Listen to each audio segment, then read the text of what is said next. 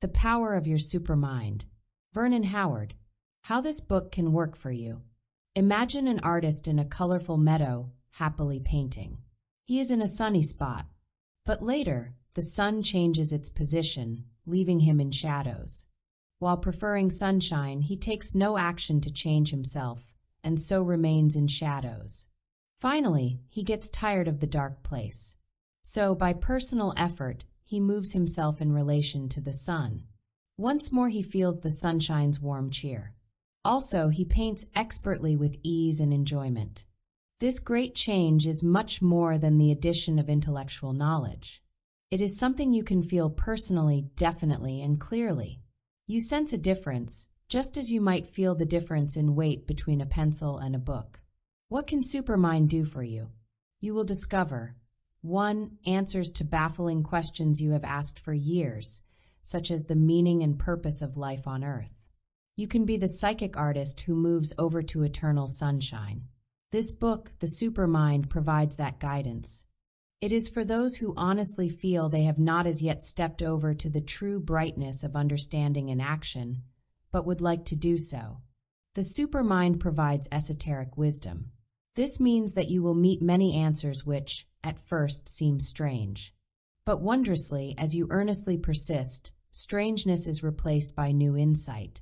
This new psychic sight changes and uplifts everything for you not previously thought possible, and what to do for true success. 2. Inspiring techniques for sensible and carefree living in a world which knows little of them. 3. How great cosmic wisdoms can be explained in a clear and practical way.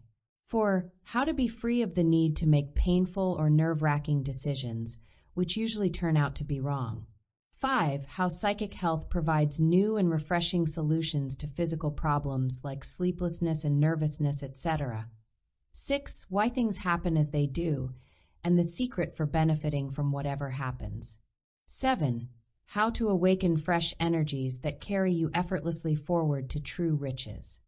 Give the principles of Supermind your special and faithful attention for the first 3 weeks. Review and ponder. Give its esoteric ideas time to work for you. Read this book in an easy manner, with relaxed enjoyment, just as if we were talking things over in your home. In one sense, that is what we are doing. Our aim is to make grand discoveries and how to use them for a glorious, new, satisfying life. It can be done by you as it has been done by others through Supermind. The exalted state of the amazing Supermind. Since it is necessary to select a single word to indicate the higher force covered in this book, I choose to call it the Supermind. The definition of Supermind is not complex. It is quite simple. I mean the mental faculty which is above and beyond conditioned human thought. It is the same thing as awareness, consciousness, esoteric thinking. It is what an Eastern mystic would call the silent mind, or what the New Testament calls the kingdom of heaven within. It is your true self. Quite simply, it is the force within every man that is as high above the ordinary mind as the sky is above earth. The state of the Supermind cannot be described with words. It must be experienced by the individual seeker. It is best explained by what it is not. It is definitely not the conditioned mind. The Supermind is free of all negative conditioning. It has no fear, no painful cravings, no doubts. It knows everything needed to be known for a successful life, and it is happy. The conditioned mind is that part of us which has been influenced and molded since birth. It is an acquired mass of opinions, beliefs, contradictions, and mechanical reactions, all of which get us into trouble. The conditioned mind does not represent a man's basic self, therefore, man can and must break away from it. Our everyday mind can start the search for the new life, but sooner or later we must rise above it to Supermind. We now come to what is perhaps the trickiest trap set in the path of the spiritual pilgrim. His blithe assumption that he can use conditioned thinking to find truth and reality. Impossible. The everyday mind, although conditioned, is strictly limited in its activities, like a collie dog tied to a post. The ordinary mind consists of stored-up memories of facts. It knows only the old, habitual ways.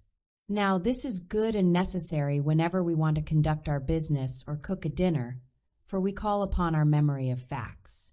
But any attempt to use the mechanical mind to penetrate the spiritual world will always fail, even if it appears to itself to succeed.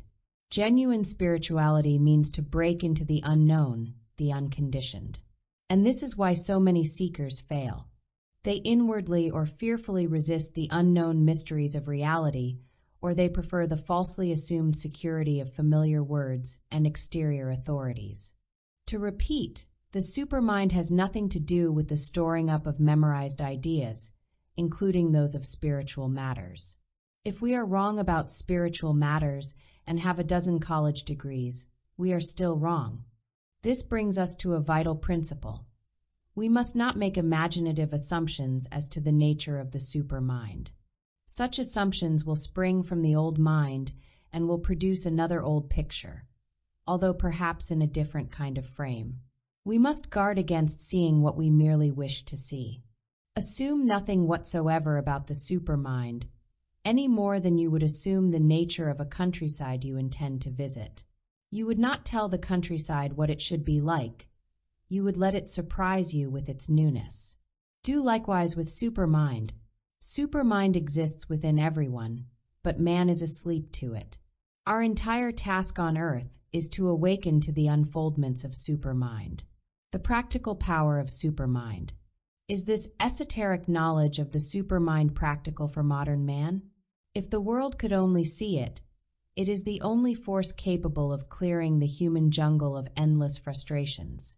Man has tried everything: science, psychology, social schemes, peace conferences, moral systems, religions, philosophies.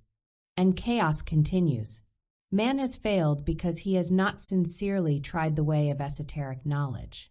But the individual man or woman who wants peace for himself in a warring world can try it with success. To determine if it is practical, let us examine the following. One of the first results of psychic upliftment is that unwanted events cease to happen. Why? Because exterior conditions spring from our inner states. So as we raise our level, exterior problems fall away. We are no longer their victims. To be in charge of an exterior situation means one thing and one thing only: to be in charge of your inner self. Fear cannot exist for the man who has risen from his ordinary mind to supermind. It is as if a child ran toward home at night after mistaking a swaying tree for a hovering ghost. If he were able to dismiss his fearful imagination, he would see the tree as a tree and stop running. When we see false appearances as false, we are at home wherever we are, because we are not afraid. He who has found the bliss of the eternal has no fear from any quarter. Taittiriya Upanishad. It is both startling and delightful to discover that another world exists far above our petty desires and demands. Then comes the great relief long sought, for everyone somehow suspects that his basic problem is the kind of mental world he inhabits. We used to think that the problem was the harsh world other people handed us. But we awakened. We saw that our own attitudes created the harsh world. With that insight came new strength to destroy the old world. Upon its destruction we built the new. Don't be afraid to play through life. Retire from heavy thoughts. Take everything with light-hearted wisdom. We are heavy because we think we must make an impression, gain something, be somebody. In spite of what society tells you, you need not be anybody at all in the eyes of men. The only genuine need you have is to be a real human being. Try to see this. Try to feel it with all your heart. Then you will know what it means to make the world your plaything. Is esoteric knowledge practical? We see that it is so when we first detect the utterly impractical ideas of the habitual mind. Imagine yourself approaching the border of a country you are eager to visit. But upon reaching the border, you are blocked. There is a pole across the road, guards demand your passport, various rules bar your entrance. What ruins your journey? Man-made regulations and boundaries of the political world. But there are no such barriers to your entrance into the nation of the inner self. Bars seem to be there, but none exist. Man-made ideas and restrictions which we adopted while unaware can be dropped. By realizing this, Anyone can enter the wondrously new nation within himself. You live in two worlds at the same time. You really live in two different worlds at the same time. We will refer to them in this book as the inner world and the outer world.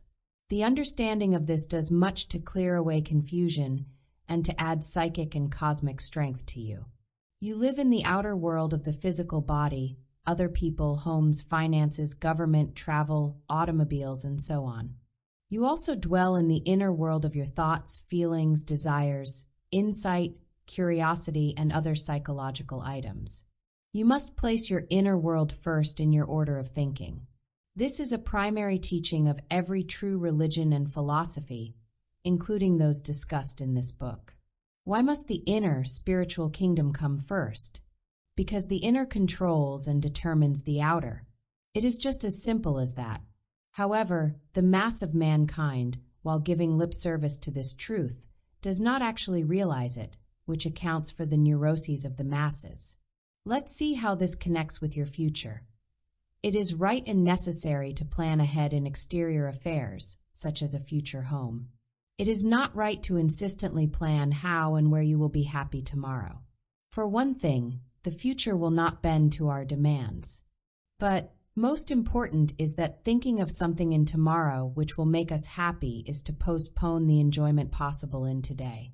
The more you live from your psychic world, the easier becomes your real living of life. Instead of fumbling with financial problems, demands of society upon you, and with your own confusions, you know exactly what to do. And one thing you do is to cease to be anxious toward them. Take the painful problem of making daily decisions. Let's see how an understanding of your two worlds abolishes this torment for you. On the physical plane, it is necessary to make decisions, but these need not bother us. We can follow the desire of the moment in selecting the blue suit rather than the black one, or take tea instead of coffee. No decisions are necessary when living from the high level of the supermind. When we have abolished the false self, which consists of contradictory desires, we need make no choice at all in matters pertaining to contentment. There are no opposing forces, therefore, nothing to choose. We just live triumphantly according to the principles of supermind. When we are in the right stream, we have no concern with the movements of the boat from left to right. That is, we need not care what life decides for us. We just let it decide and happily enjoy the ride. This idea of flowing along with life and not interfering with its natural process is a valuable contribution of Taoism. Realize that you live in these two worlds simultaneously. Again and again, place the inner world first. You will be at home in both worlds. As you read along, you may ask, "Yes, this is a fascinating search, but what should I do? I need to know exactly what to do and how to do it." Remember, everything you read tells you what to do, even though its newness makes it seem strange. It is like temporarily fumbling to open an envelope containing a map to a fabulous treasure. Just be patient. You need not visit India or Egypt to win esoteric enlightenment. You can find it right in your own mind. And it is really marvelous the way it happens. You can go just as far as you really want to go. The true purpose of life. Enlightened men are often accused of being impractical dreamers. I hear this so many times at my lectures that I can often tell the exact words to be used. Research proves otherwise. Henry David Thoreau, considered an idler by some, could be a highly practical merchant in his pencil and graphite firm. Plato was a successful salesman to his Egyptian customers. Jacob Boehme, in addition to being hailed as a mystical genius, was known in his native Gorlitz as a master businessman and shoemaker. John Burroughs, the American nature philosopher, was an efficient bank examiner. It is all a matter of values. What do you consider valuable? That question is answered by every man by the way he spends his mental money, his inner thoughts. Let's examine false values. Suppose a man was somehow under the delusion that his very life depended upon his eating potatoes every day. Regardless of an abundance of other foods, he clings to his unrealistic passion for potatoes. Now, you can be sure that this man will be whirled about by worries. He will be critical, harsh, and competitive with anyone whom he suspects is out to limit his potatoes. He will most likely join SOPP, the Society of Potato Protectors. Amusing? Men have identified themselves with far more foolish causes. Foolish? Of course. But never forget, he falsely assumes he is fighting for his very life. How can he awaken to his folly, and so erase the pain? First, he must become disgusted with pain. Then he can experiment. He can gradually do without potatoes until he sees the truth for himself. With that, potato passion falls away of itself. That is the basic system by which all artificial values are destroyed. The following queries from one of my students and my responses illustrate for you the cosmic goals to pursue. Question: how can I create the desire to be free? You do not need to create it, you already have it. As a matter of fact, you cannot escape it no matter what you do. Your part is to awaken to it, become increasingly aware of its call, and to answer that call with a mounting yes. Question: but why is it so hard to do? It is hard because we don't know it is easy, like a man paddling his boat, because he doesn't see the motor. If he will abandon his frantic paddling, he can turn around and see the motor. You have nothing to do, only something to see. This is a basic teaching of Zen. Question: but there is so much to learn. Don't worry about the landslide of principles given you to work upon. Absorb them as best you can for now, easily and without concern. They are like marbles crowded into the mouth of a funnel. Eventually they will drop through the opening, one by one, to be clearly seen and understood. Question: nothing confuses me more than my goal in life. I would breathe easier if I could just clarify my purpose. All right, breathe easily. In your outer world, have any goal you like. Be an industrial executive, an artist, world traveler. It makes no difference. In your inner world, never think you have any goal other than to return to your natural self. That is the only goal which makes any difference. What man is really like. At the very start, we must see the actual condition of men and women, and not see them as they appear to be or as ideals say they should be. Man suffers from a split self. He seeks security in people and possessions, at the same time sensing their emptiness. He has an urge to find himself, but is afraid of what self-examination will reveal. The more changes he makes, the more he remains the same.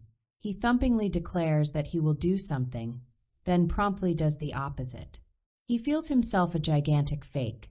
He wants desperately to share himself with others, but has nothing of his real self to share. His smile has a worried look. He tries to lose his anxiety in distracting activities and fears the silence when they end. No matter what he does, it is always the wrong thing. Most of all, he is afraid, terribly afraid. His nervousness pressures him into seeking excitements which he hopes will hold at bay the agonizing inner crisis. But he never wins. Sooner or later, he is overpowered and cast down once more. Picture a patient on his way to the doctor's office. He dallies, distracted here and there by interesting sights, a newspaper headline. Then, as the novelty wears off, he becomes conscious of his illness and continues on to the doctor's. For the next hour or two he swings back and forth between distraction and pain, until he finally realizes he had better get on his way to the cure. The human quest for wholeness is like that. We are distracted by thrills, impulsive desires, false doctrines, and most of all, by our pretense that everything is just fine, when we secretly know everything is all wrong. But at one point or another, the pain becomes unendurable and our pretenses are shattered. With a sigh of relief, we stop playing and head for the sure cure at the office of reality. How does the great change start? The first spark of awareness that there is something entirely different marks the turning point of your life. Before, you did not notice anything beyond your usual life. For instance, you assumed that all you could do with mental pain was to either express or suppress it. But that single tiny spark coming at an unexpected moment has awakened you to strangely new possibilities. That is all it lasted, just a split second. Then you fell asleep again, perhaps for a week or month or year, before it sparked again. But never mind how long it takes for the next glimpse. You have seen something. You have become conscious for a split second. Now nothing will ever be the same again. Seized by reality, you are on the way. The path back, you will find, is a combination of new shocks, deeper dismays, fresh wonderments, and happy revelations. And all the while you come closer and closer to your own inner quietness, just as the depths of the sea are calm, in spite of raging storms overhead. As Ralph Waldo Emerson writes, the soul's communication of truth is the highest event in nature. And this communication is an influx of the divine mind into our mind. Every moment when the individual feels invaded by it is memorable. It is a mistake for anyone to think he has lived too long in his old, unsatisfactory ways to make the great change. If you switch on the light in a dark room, it makes no difference how long it was dark, because the light will still shine. Be teachable. That is the whole secret. How esoteric truths elevate you. Know thyself is an essential first step. The trouble is, we wrongly take knowledge of our superficial habits as self-understanding. We fail to see that our surface habits not only misrepresent the true self, but also are often compulsive and damaging. Clear understanding of a harmful habit erases it. We must understand falseness because it consists of everything about us that is strained, unnatural, and unnecessary. It is all the imitative habits that make us mechanical instead of spontaneous. For instance, a man might appear to be the self-confident life of the party when he is actually lonely and haunted. A woman might drive herself into social activities not because she really enjoys them, but because she is afraid to stop running. To our rescue comes our real self, our essential nature, or the supermind. It consists of everything natural and relaxed. One type of falseness exhibited by people concerns willpower. What is commonly called willpower is nothing more than the temporary domination of one desire over another. A man desires to eat less in order to lose weight, but an hour later he is overwhelmed by a contrary desire for candy. But there is such a thing as real willpower. It comes as we live from the basic self, not from conflicting desires. We think and behave wrongly because we have not acquired knowledge of the supermind. For instance, stop thinking that you must sacrifice yourself to anyone in order to get friendship, marriage, success, money, excitement, sex, achievement, relief, romance, comfort, strength, security, energy, relaxation, popularity, power, pleasure, or anything else. You must not pay 99 cents in order to get a penny. Do just this much. Stop sacrificing yourself in order to get these things. When you have done so, you will understand why it was essential to your happiness. Do not confuse lack of knowledge with lack of intelligence. They are different items. Intelligence is the gathering and grasping of knowledge. A man is not stupid because he fails to understand the workings of a space rocket. He merely lacks information. If interested in space rockets, he could use his intelligence to collect knowledge. I mention this because many people feel themselves incapable of grasping cosmic facts. This is not so because by seeing that intelligence is the patient gathering of knowledge, anyone can confidently gain self-transforming information. However, esoteric facts by themselves cannot awaken a man. A mentally memorized fact is not the same as the psychic realization of that fact. This accounts for people who are familiar with religious teachings, but whose private lives are shaky. Such people need more than a storehouse of bare facts. They need the kind of psychic sight which leads to inner alteration. We can know 1,000 facts about religion and not know a single fact about ourselves. The greatest tragedy is that everyone assumes he already knows himself. This must be worked against constantly. The most tragic deception is self-deception. Esoteric truths resemble a coded message which must be deciphered by people eager enough to get the message. The way to true cosmic guidance. A confused person exclaims, "But I don't know what to believe." To which the enlightened teacher replies, "Why believe? Just see. Certainly it is possible to see. And then you know." The famous lines of William Blake explain, if the doors of perception were cleansed, everything would appear to man as it is, infinite. Certainly there are men whose psychic sight enables them to see things as they are. We meet many of them in this book. Plotinus, a famed Greek mystic whose inner light projected itself outwardly for all to see, is an excellent historical example. He was born in Egypt in AD 204, and after traveling in the East, absorbing its esoteric wisdom, he settled in Rome. Founding a philosophical school, Plotinus soon attracted fame as a teacher and writer. Hearing of his psychic intelligence and gracious character, the famous people of the day sought him out. His visitors included the royal couple, Emperor Gallienus and Empress Salonina. His home was a haven of rest amidst the alarms and chaos of warring Rome. Enneads, the writing of Plotinus, deeply inspired Augustine, Dante, and other thinkers who followed him. And no wonder, when Plotinus wrote, "When we meet with the self thus purified and see the entire self as a single radiance, a radiance beyond measure. The vision has come. Even while here below, we have attained the heights and need no further guidance." Guidance? Here is the entire secret. Quietly pass through each hour as if you don't care what happens to your happiness. Do this not with what is commonly called carelessness, but because you wisely see that you need not care. Understand and do this as far as your inner world is concerned, and you will have no behavior problems in the outer world. The reason we have exterior problems is because we seek guidance from the ego self, which is nothing but a mass of confusions. Friedrich Nietzsche declared, "To learn to look away from oneself is necessary in order to see many things." Can you get out of your own way?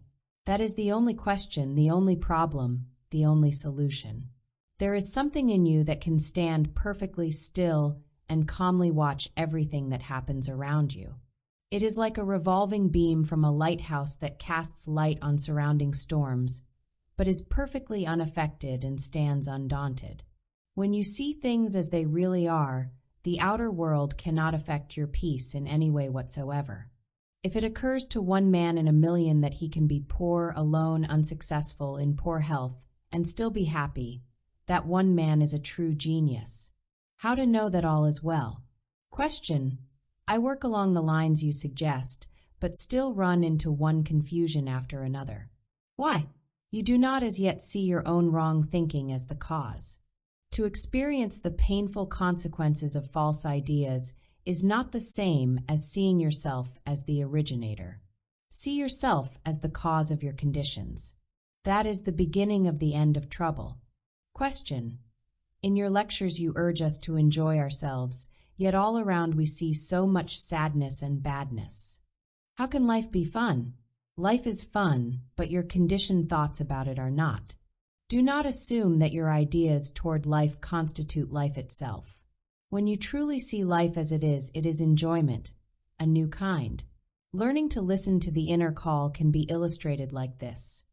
A seaman, lost in an island jungle, hopes to hear the roar of the waves as a guide back to the sea. He listens as best he can, but jungle noises of animals and winds block his hearing. But he persists in alertness as he wanders about. Suddenly, as the jungle falls silent for a moment, he hears the faint but definite sound of the sea. At this point he knows that all is well. Even when the jungle noises distract him temporarily, he still knows that he is headed in the right direction. Likewise, when the unnatural mind ceases its frantic struggle and falls silent, we hear the guiding voice that was trying to reach us all the time. Count Leo Tolstoy, who saw the light, points out, "Men need but understand this. They need but stop troubling themselves about external and general matters in which they are not free and use but 1/100th part of the energy. On the recognition and profession of the truth which stands before them, on the emancipation of themselves. When anxious thinking, planning, and deciding come to an end, anxiety also terminates. The conditioned mind has no answer to anything. Sooner or later we must come to this realization. We must see by observation and experience that this is an actual fact.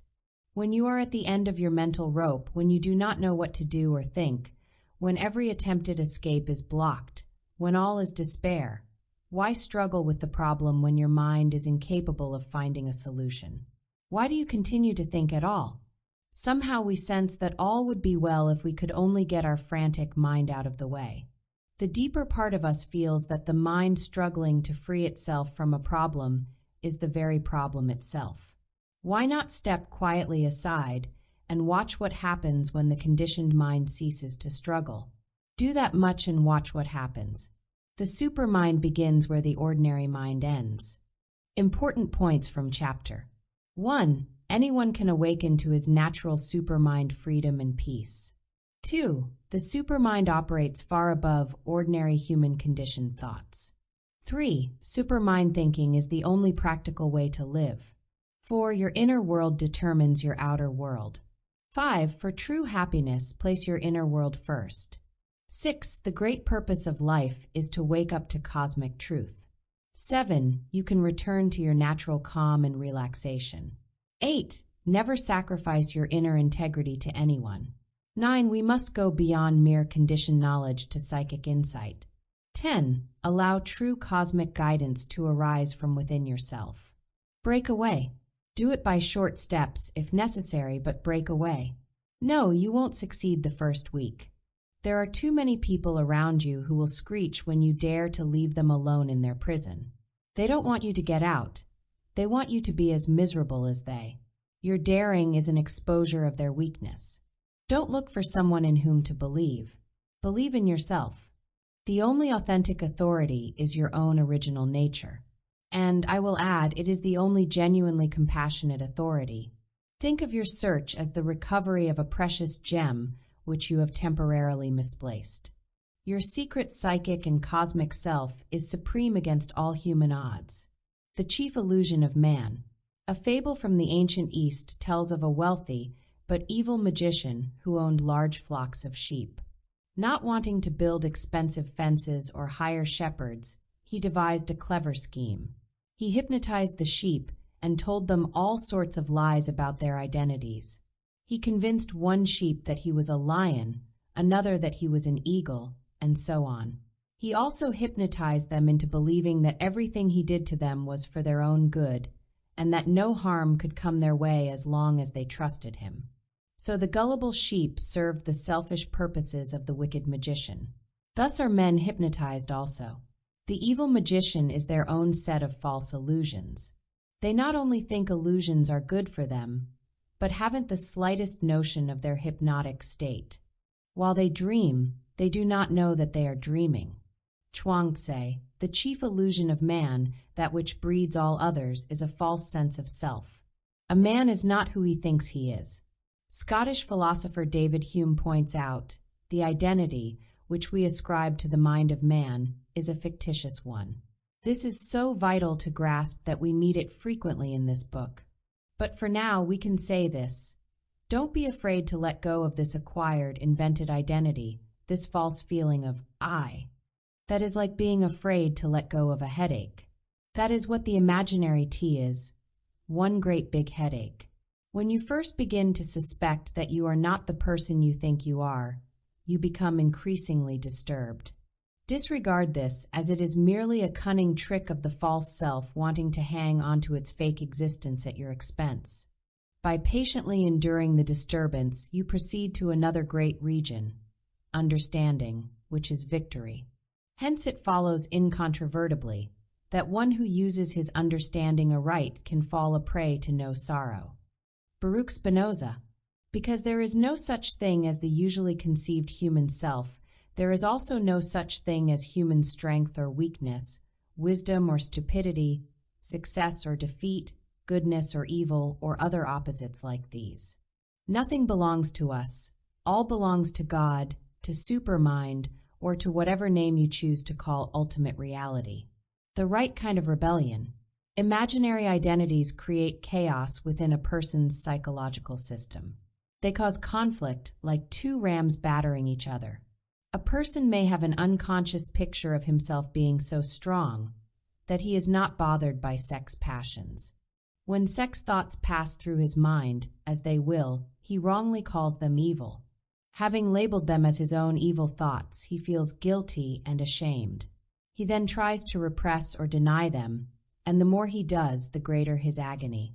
He does not see that he must let thoughts pass through his mind without identification, judgment, condemnation, or any other reaction. Now he is behaving in the intelligent way which cannot create conflict. There is conflict only when an artificial identity clashes with what actually occurs. As the invented or man-made self disappears, painful thinking also vanishes. One such phantom is thinking that someone or something is chaining you down, restricting your opportunities for advancement or enjoyment.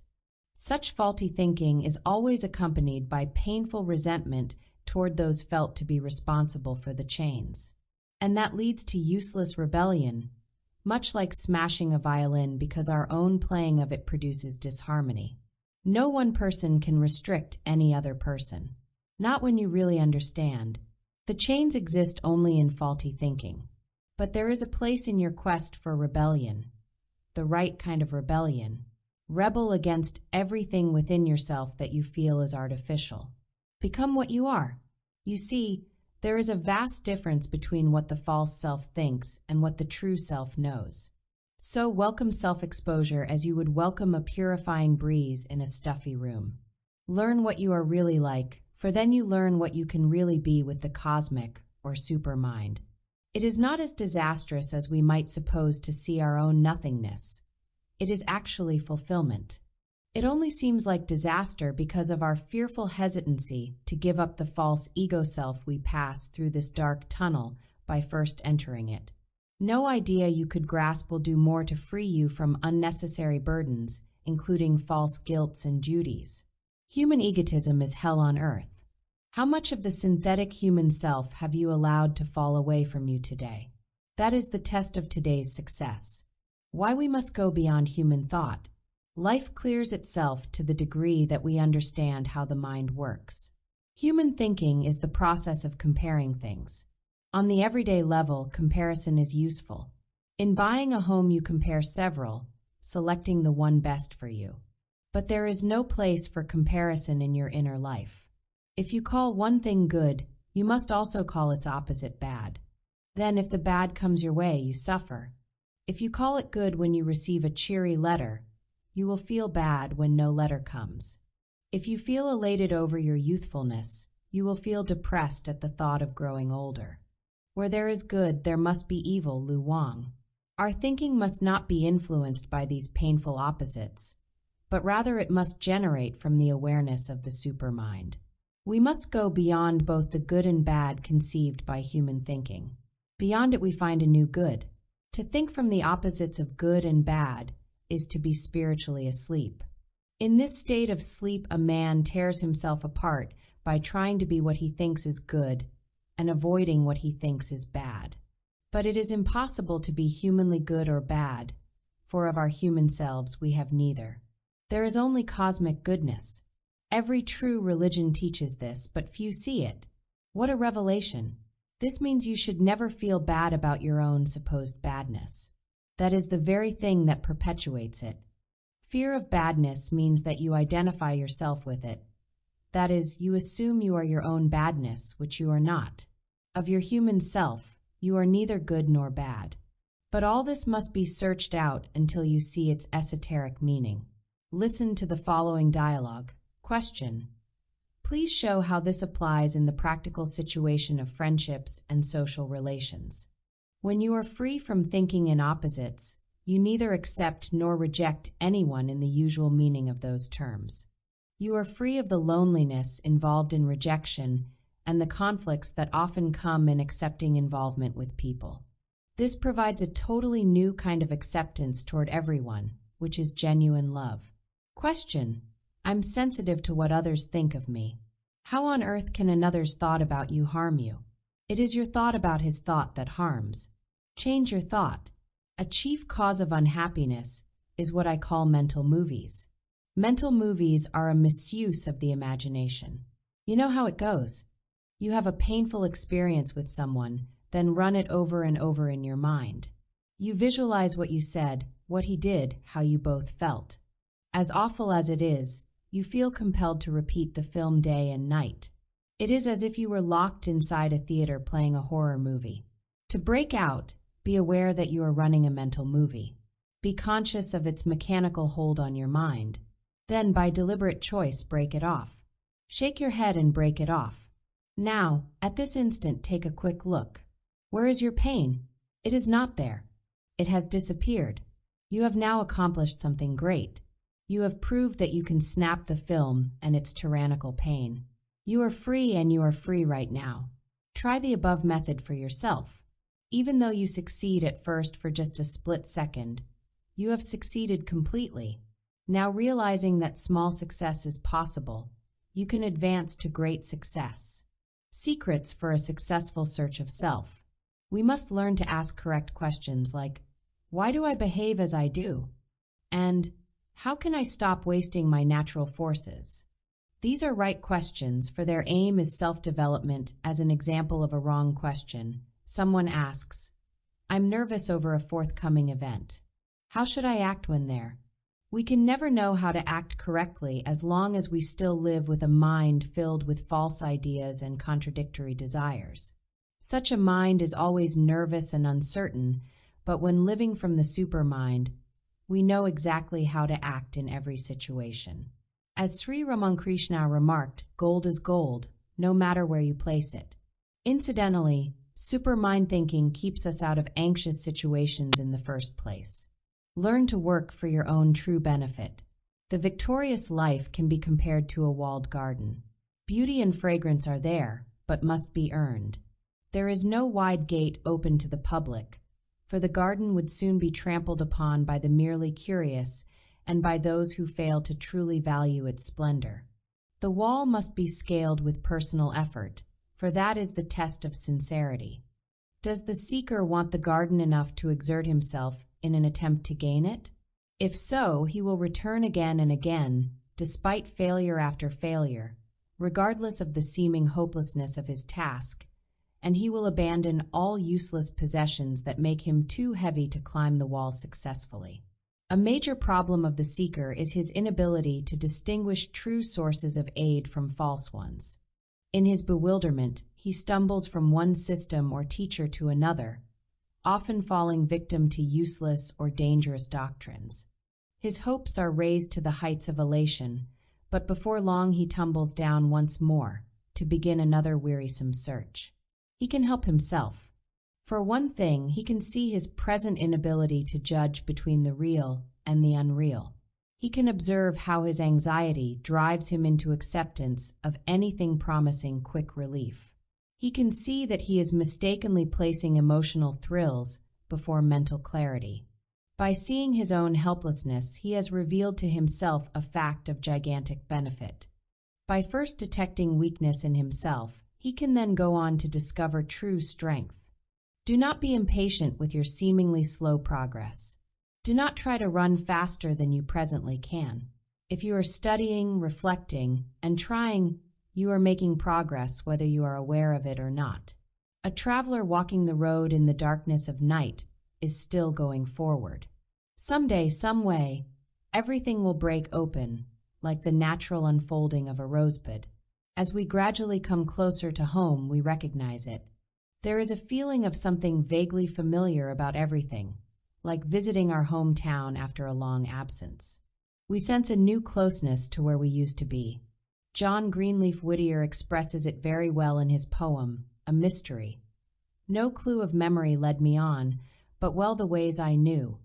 A feeling of familiar things with every footstep grew. How to win the truly valuable gain through loss. We now take up a psychic law which the human mind resists with all its might. Yet when received and understood, it provides the inspired life. It is the law of gain through voluntary loss. In order to gain the new and superior, we must first lose the old and inferior. In the physical world, an old chair and a new chair cannot occupy the same space at the same time. Likewise in the psychic world. The mind has no room for both a true and false idea. One or the other must be there. For us to win the truly valuable, we must willingly give up the shallow and invaluable. A story will illustrate the point. It is retold from the Gulistan or Rose Garden, the Persian classic by Sadi. Two friends, both the sons of emirs, were in Egypt to pursue their goals. One of them devoted his efforts to the attainment of wealth and political power. He succeeded, eventually becoming an Egyptian prince. The other son sought the fruits of science and mysticism, also succeeding. When the prince scorned his friend's lowly position, the philosopher replied, "I am grateful for having ignored worldly fortune in favor of true wisdom. For one thing, I do not possess the power to harm mankind." Will you voluntarily let go of the old, the shallow, the useless, without demanding to know the nature of the new? That is the challenge at every step toward the supermind. Let the following questions and answers show you how to proceed. Question: you say that esoteric ideas are simple to grasp, yet they seem difficult. Why? An idea can be simple and yet not clear. Simplicity is in the idea itself. Misunderstanding is in the mind. When the mind becomes clear, so does the idea. Question: I still don't know how to become a self-aware person. Is there a practical technique I can practice? Jot down every strong impression you see in yourself during your day. Collect only the stronger, more emotional ones. Note them briefly, like annoyed by weather and elated by good news. Before bedtime, review the passing parade you observed. This makes you aware of the contents of consciousness, which changes you. Question: I want to help others. Please don't go around trying to save the world. You have all you can do to save yourself. 20 basic and supreme principles of Supermind. 1. To recognize and dissolve the false sense of self is a brave and rewarding task. 2. The help you need is always available, but you must want it, receive it, work sincerely and persistently. 3. Your central self is totally untouched by grief, confusion, desperation. 4. It is possible for any man or woman to achieve constructive self-change in a fantastic way, a way presently unseen. 5. You transform your life by understanding your desires, rather than by attempting to gratify them. 6. Real courage is to tell yourself what you don't want to hear. 7. Do not accept the inferior in the belief that it is the best you can do. 8. Just as a fruitful branch extends from the tree trunk, so does personal stability come out of esoteric knowledge. 9. Invented values bring despair. Natural values bring freedom. 10. If you don't like the effect, don't produce the cause. 11. Punishment comes only from false thoughts, therefore, to stop punishment, stop illusory thoughts. 12. The way you react to daily events is exactly what makes your day what it is. 13. The truth is a very serious threat to misery. 14. A nagging dissatisfaction with slavery proves the existence of liberty. 15. Within you at this very moment is everything you seek, but you must awaken to it. 16. Do not let yourself be attracted by anything but cosmic, supermind truth. 17. Never struggle to change your conditions. Instead, seek a change in your level of consciousness or awareness of cosmic truth. 18. Anything you get from another human being that requires a sacrifice of your integrity is not worth getting. 19. You can do 1,000 times better than you think you can. 20. The grand purpose of life is to wake up to the cosmic truths of Supermind. Let your familiarity with the teachings of Supermind turn into acceptance and understanding. Do not unconsciously or subconsciously oppose the unfamiliar as it may appear to you. A Western reader might find Eastern mystic ideas, like those of Zen and Vedanta, somewhat strange at first. But eventually he will see that many Western teachings include Eastern mystic thought, including those of Swiss psychiatrist Carl Jung and those of Ralph Waldo Emerson, the great humanist. An architect was commissioned by his friend and employer to build a new home. Wanting only the best for his lifelong friend, the architect poured his best effort into the project. Whenever there was a choice between good and mediocre materials, the finest was used. If best results could be obtained only by spending an extra day in a particular task, he spent that extra day. When the fine home was finished, the employer held a celebration. After dinner, he presented the home to the architect in honor of his many years of faithful service, who had unknowingly, but actually, built it for himself. Select only the best for yourself. You already sense what it is by following the guidance in this book. How to get the power of understanding. Suppose a child in Los Angeles writes his first letter, intended for a young friend in London.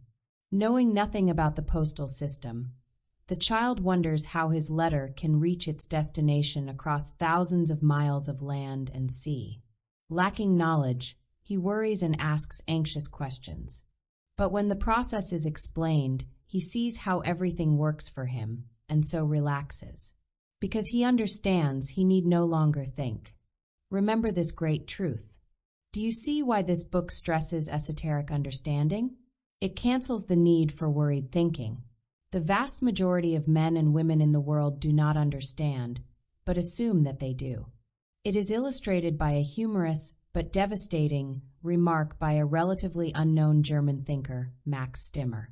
Stirner commented that men arrogantly wander about the grounds of their madhouse, not realizing where they are, because the grounds of it are so large. When encountering an esoteric truth you do not understand, the correct reaction is, "Now then, exactly what is this trying to tell me?" Esoteric knowledge clears up every confusion created by lack of understanding. Take worldly prosperity. Cosmic progress does not require you to abandon the people or possessions in your life. You need only give up your identification with them. That is, you must drop the fleeting excitements they create. When this is achieved, you have a spiritual indifference toward them, for you realize that mere excitements add nothing to your eternal self. You also see that exciting feelings always react with their opposite, to feelings of pain. When free of both excitement and pain regarding people and possessions, you enjoy them without fearing their loss. Understanding frees us from that terrible tyrant frustration.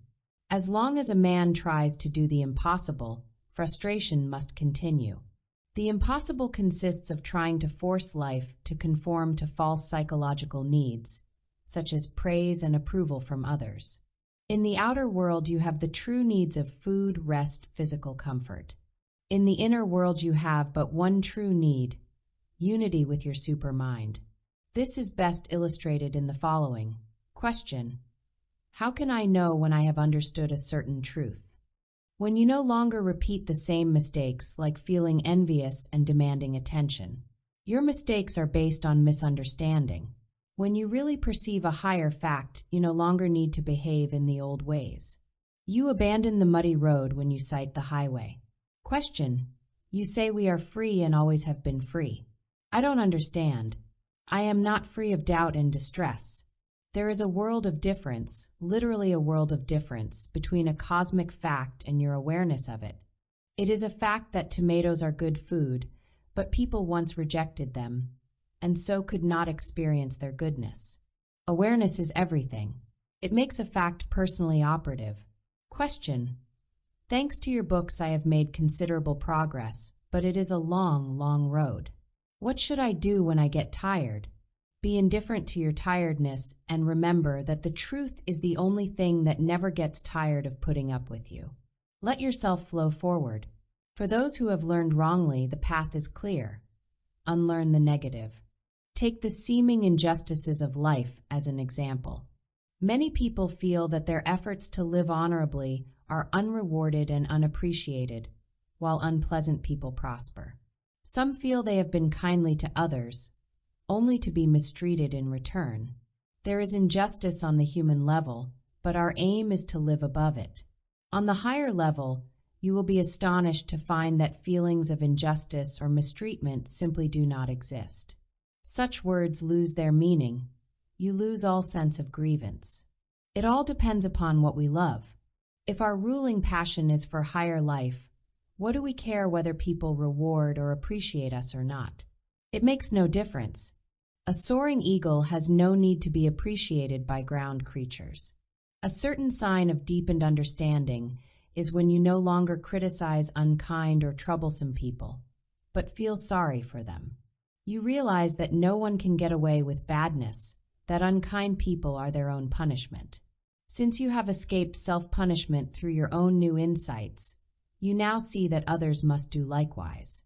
And so you are kindly to the unkind.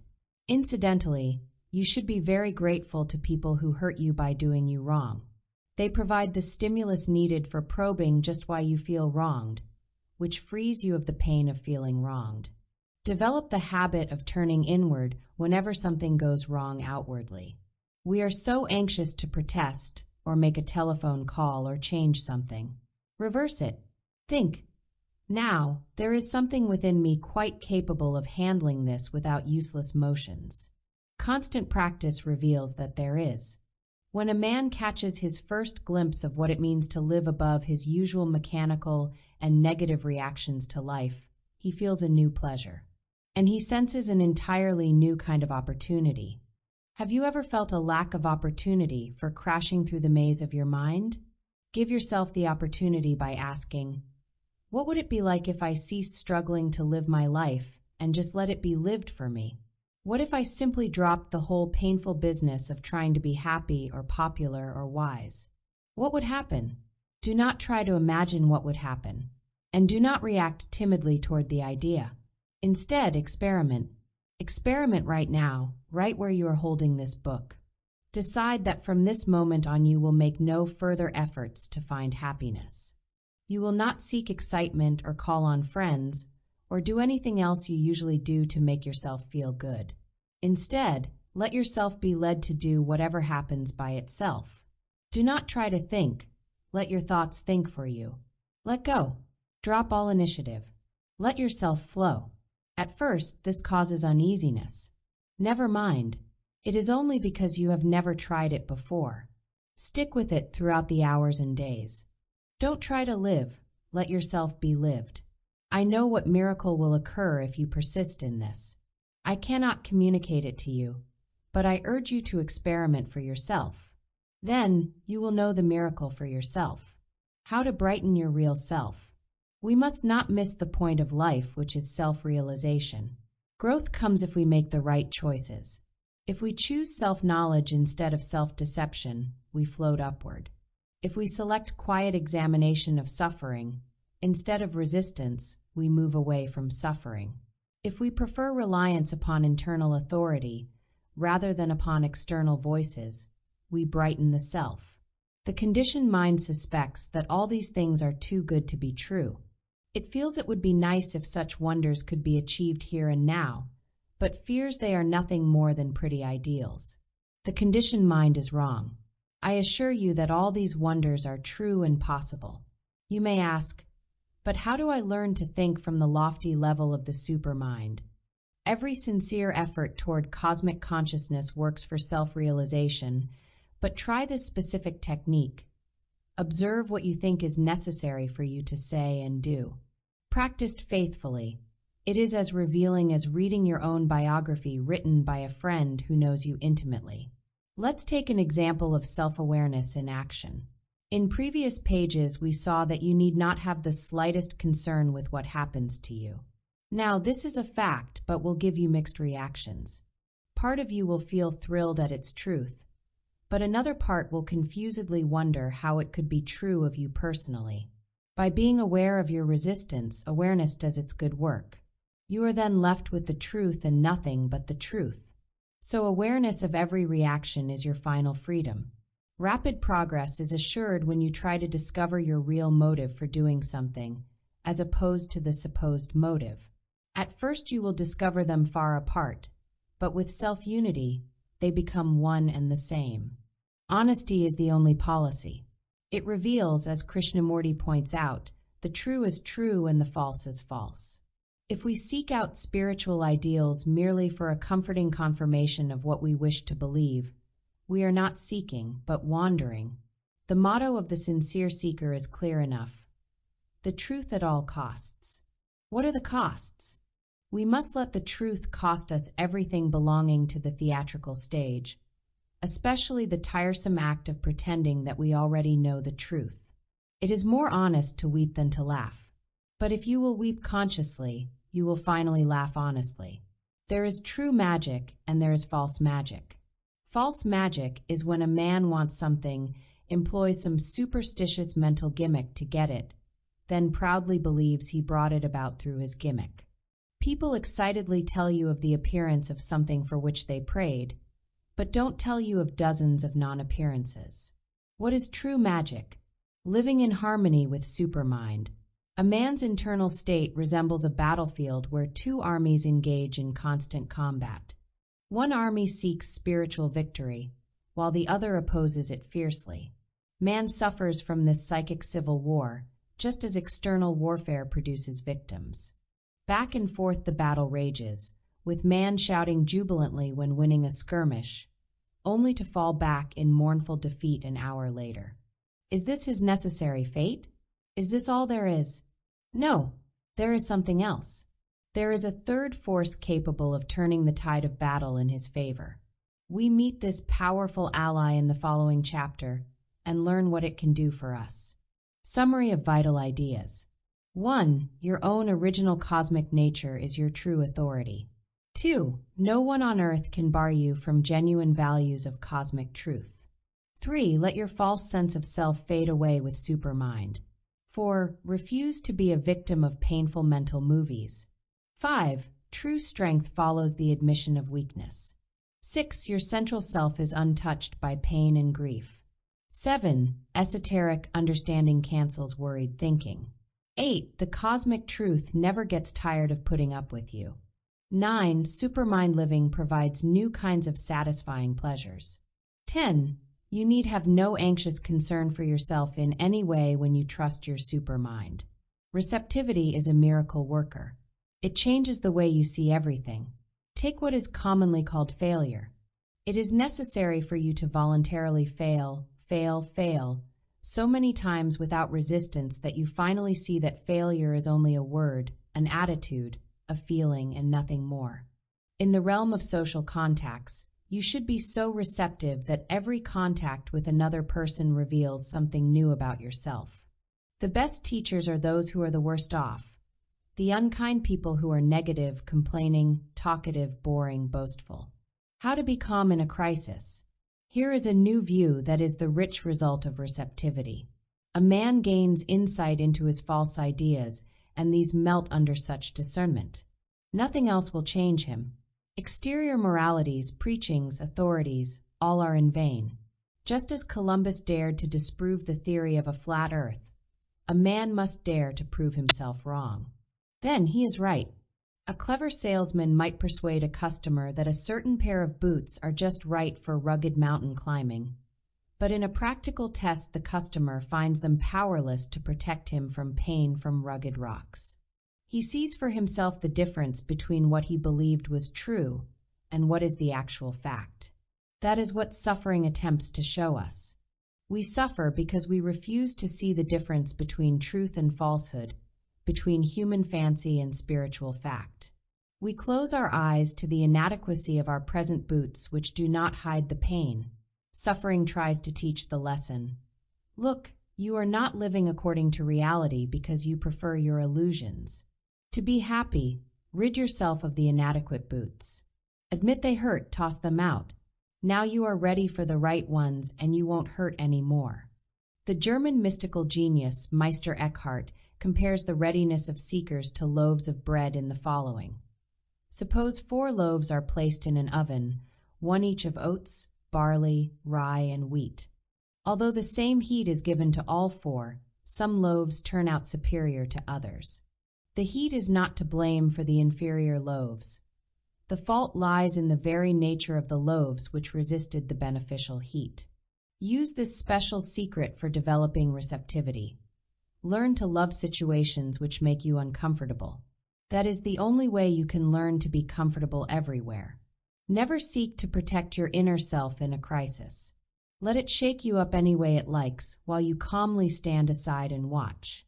When you totally permit this to occur, you can never be shaken again by life. Willingly listen to a true teacher. We cannot gain what a teacher has to give unless we submit our mistaken ideas to him for destruction. If we withhold, conceal, argue, or defend, we make it impossible for him to give us what we need. Esoteric gems are for the asking. We are wise when we listen to true teachers, for, as the Persian poet Sa'di points out, you should know that foolish people are 100 times more unwilling to meet the wise than the wise are reluctant for the company of the foolish. Imagine yourself and a temperamental friend driving along the highway toward a particular destination, perhaps a restaurant. You know the way, but your friend who is behind the wheel does not. When you offer him guidance, he irritably refuses to listen, insisting that he already knows. Even after a dozen wrong turns, he still rejects your guidance. What would you do? You would wisely remain silent, realizing that only he can solve his problem. You hope his repeated mistakes will compel him to acknowledge that he really does not know, after which he will listen to you. As for your own state of mind, it is entirely at ease. After all, you are not lost. So it is in the spiritual life. Truth cannot and will not force itself upon anyone, because the unnatural part of man always attacks and distorts an unwanted truth. We can only have what we actually want, not what we say or think we want. This is why a true teacher never gives esoteric gems unless the seeker first asks. Here are some deep questions people have asked and my answers to them. How to get at the turning point of your life? Question: many people study religion and philosophy, but that doesn't seem to make them any happier. Why don't their studies pay off? That is the whole tragedy. I encounter it every day.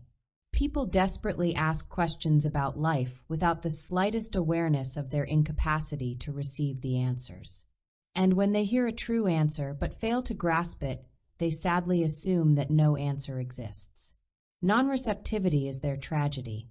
Question: you have made me aware of my foolish following of the ideas of others. How can I break this dependency? To do this, you must challenge every idea presented to you. If all the world believes that 2 and 2 make 5, you know it still makes 4 and must courageously insist upon it. Question: is there really an answer to the mystery of life? Of course there is. The true guidance of Supermind. Waves of power from the Supermind try to reach us constantly. They seek entrance in order to guide, heal, and comfort, but our inner noisiness blocks their beneficial influence, just as a person chattering endlessly on his telephone cuts himself off from incoming calls. We block our incoming cosmic good through Supermind by our refusal to give up our false identification and by our fickle desires. Let me explain the esoteric meaning of the New Testament advice: take no thought for tomorrow. Suppose you decide on Friday to behave in a certain way in a situation on Saturday. What makes this decision? Simply the particular desire in charge of you at the moment. But on Saturday, another entirely different desire takes over, so you behave entirely different than planned. Your desires have no power of either consistent or correct behavior, so you must not trust them. Rather, enter the Saturday situation with no preconceived ideas of what to say or do. This leaves the mind pure, unhampered, and able to receive the guidance of Supermind. By examining the point where man reverses his direction, that is, where self-defeating resistance fades and enriching self-acceptance appears, we determine that the critical turning point comes when he just can't take it anymore. Sensing the secret tragedy of his life, consciously, he lashes out in his first rebellious attempt at escape. Man is frustrated, as we have seen, because he has everything exactly backward. What could save him, he rejects. That which slowly destroys him, he frantically embraces.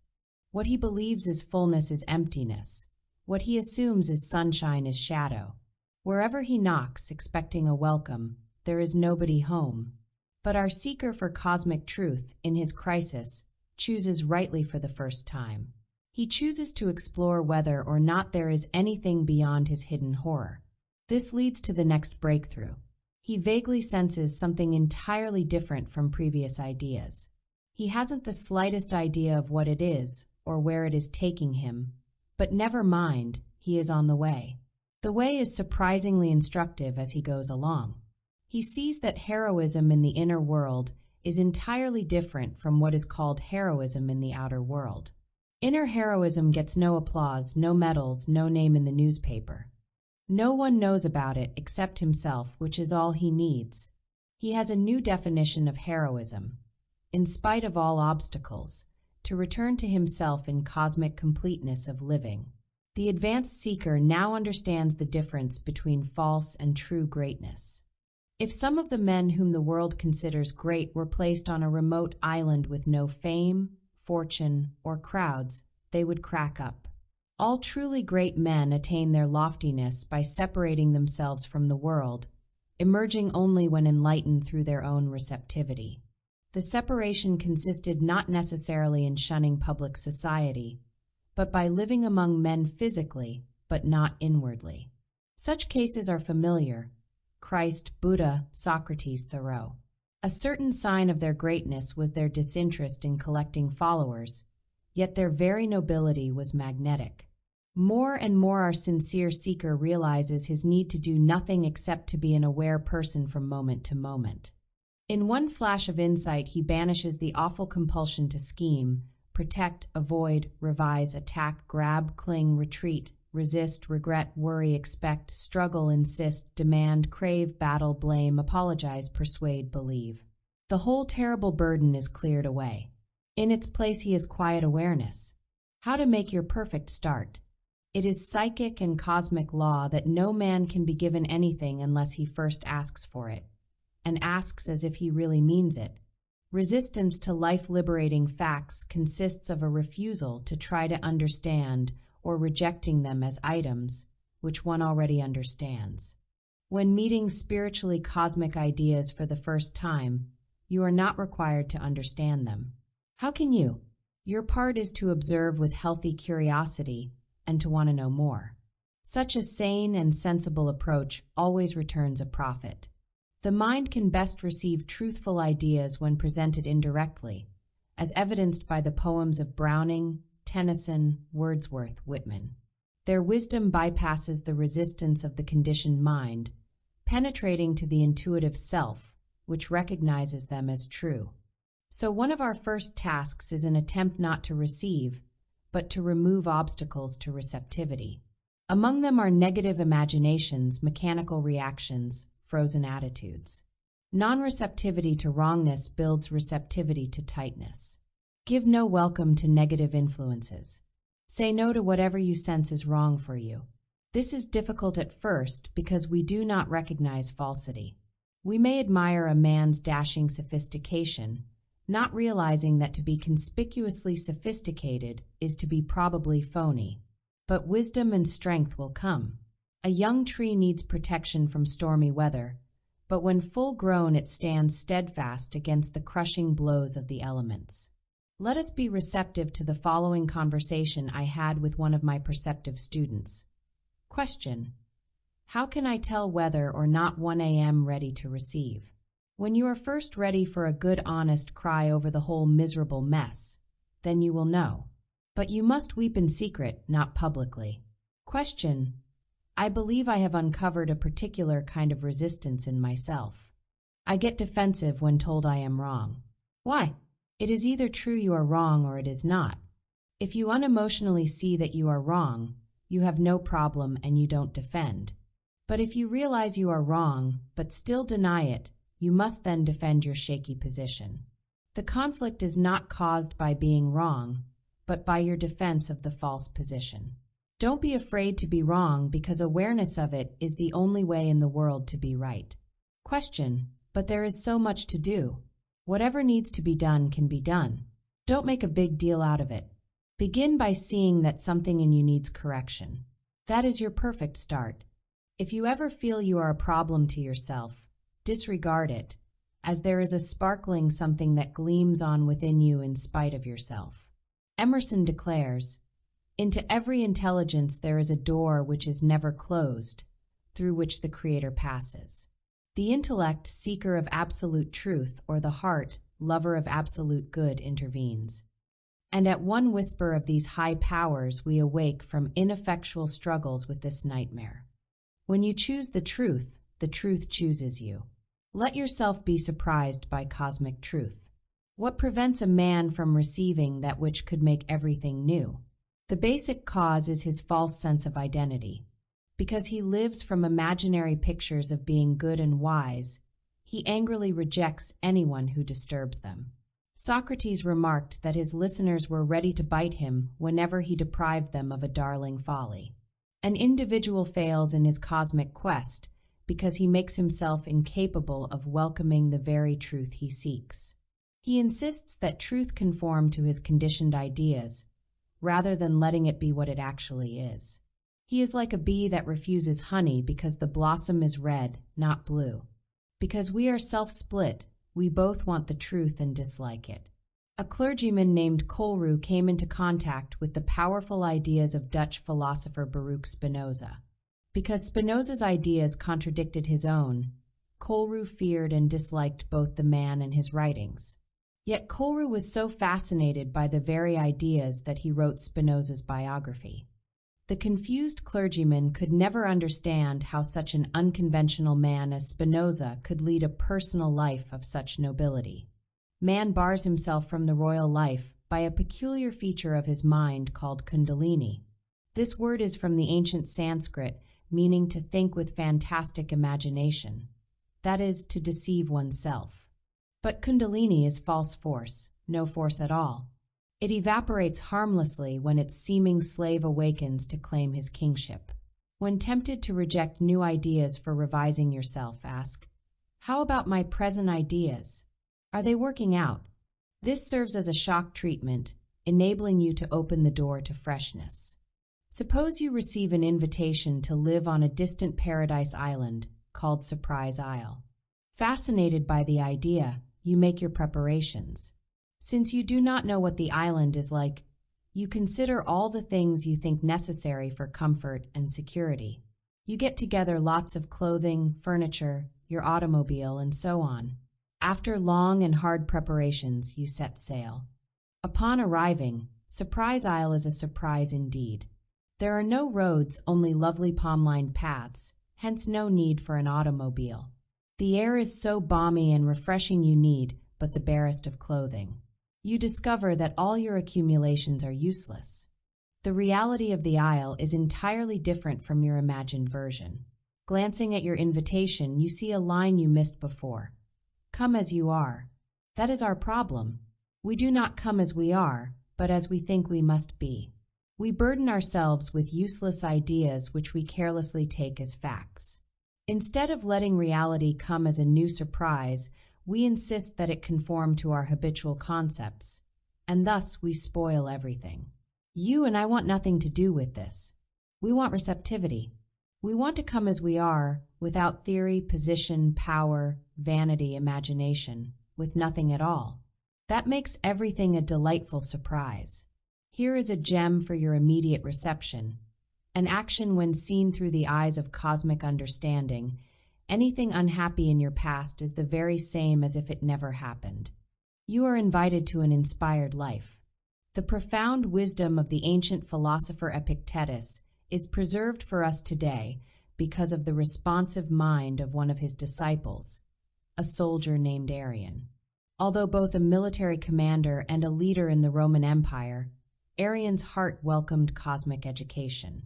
He sensed the magnificent message of his teacher, Epictetus, who was a former slave, and faithfully made notes. Epictetus spoke of love, life, and said, "Consider who you are. To begin with, a man, there is a peculiar feature of the mind which we must understand. The conditioned mind cannot possibly value esoteric knowledge. It simply does not exist for the person living from his false self. A small child is more attracted to a shiny stone than to an unpolished diamond because he does not know the diamond's value. So it is with the unawakened man. He scorns or ignores cosmic facts. He does not know that he does not know. Receptivity is not merely reading about esoteric ideas. It is not attending lectures, taking courses, or teaching others. Many people do these things for years, yet never change a single thing in themselves. They are unconsciously trapped by the delusion that doing is the same as being. But it is not, as their daily irritation and nervousness testifies. Receptivity is something entirely different. It is an inner process that changes your values and uplifts your spirits.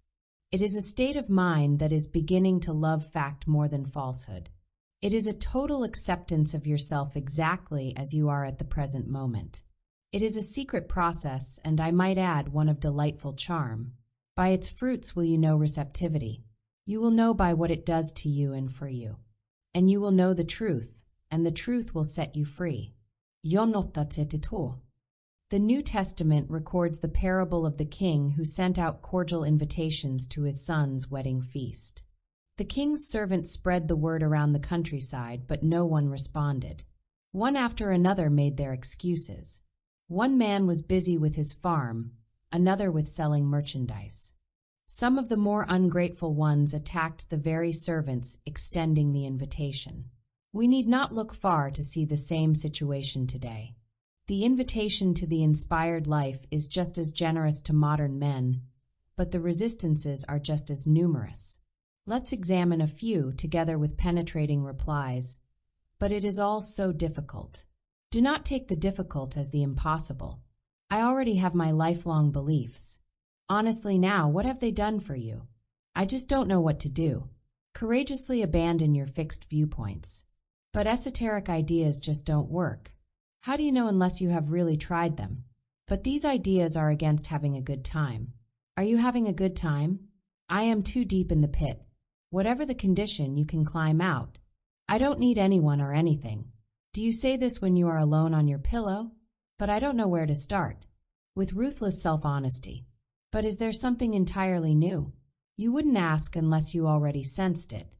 How to begin to awake to the cosmic way of life. An anecdote from ancient days tells of two water carriers who met on the road.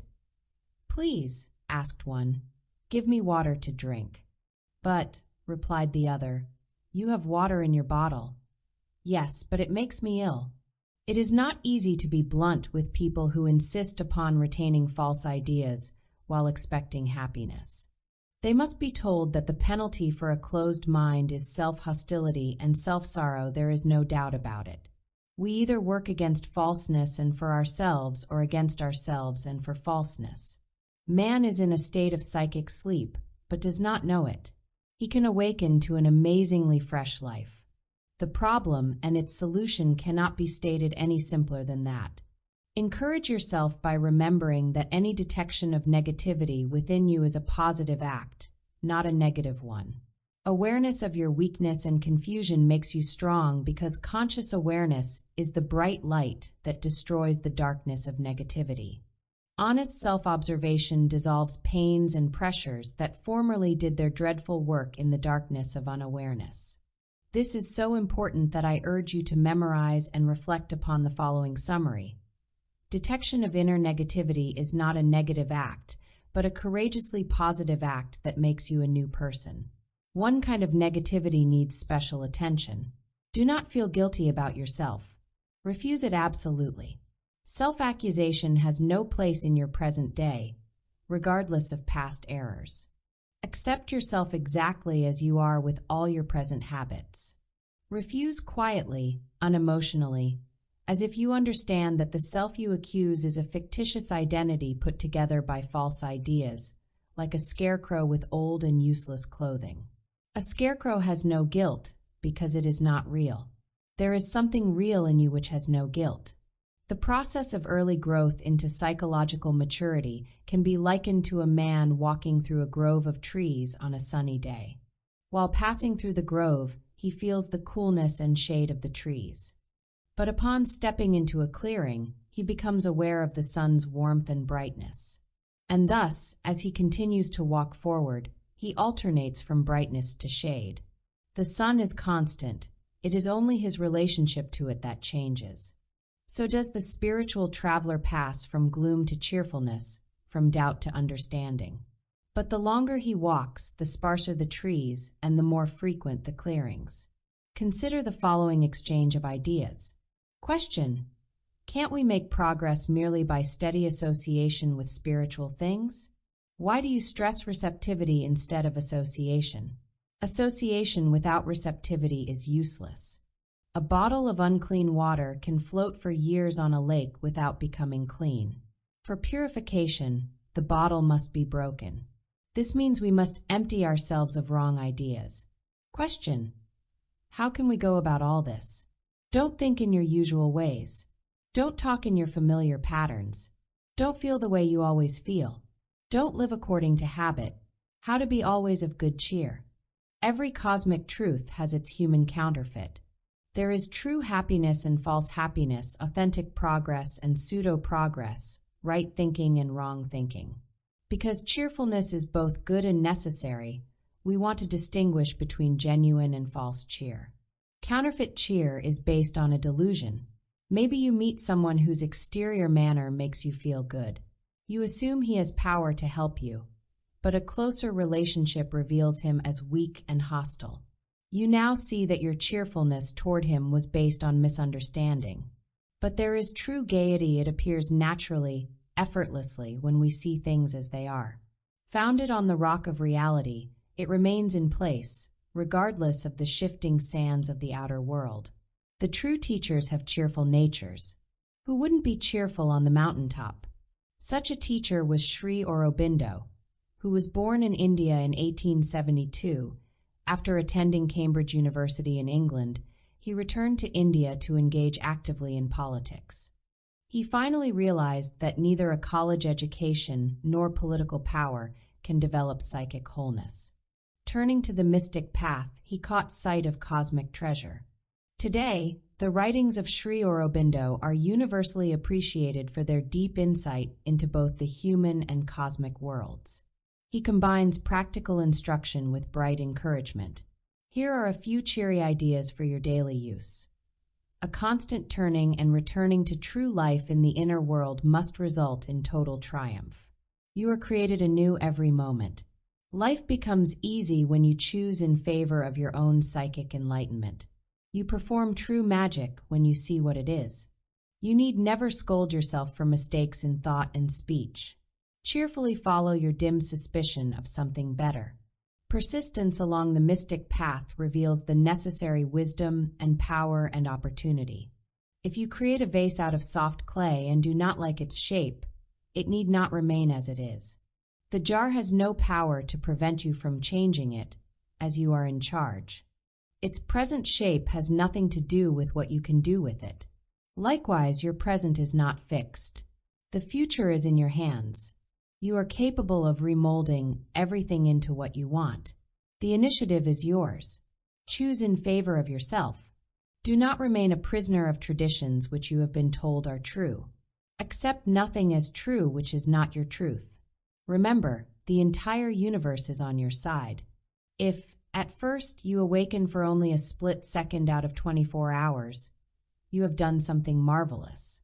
With consistent initiative, that split second will grow into a full second, then a minute, an hour, a day, and finally into endless independence. Special points to remember. 1. Receptivity to cosmic truth is a great miracle worker. 2. Your cosmic growth comes by not resisting uncomfortable situations. 3. Receptivity to Supermind provides guidance, healing, comfort. 4. Be a self-aware person at all times. 5. Give no welcome to negative influences opposed to cosmic truths. 6. Awareness of your being wrong leads to true strength.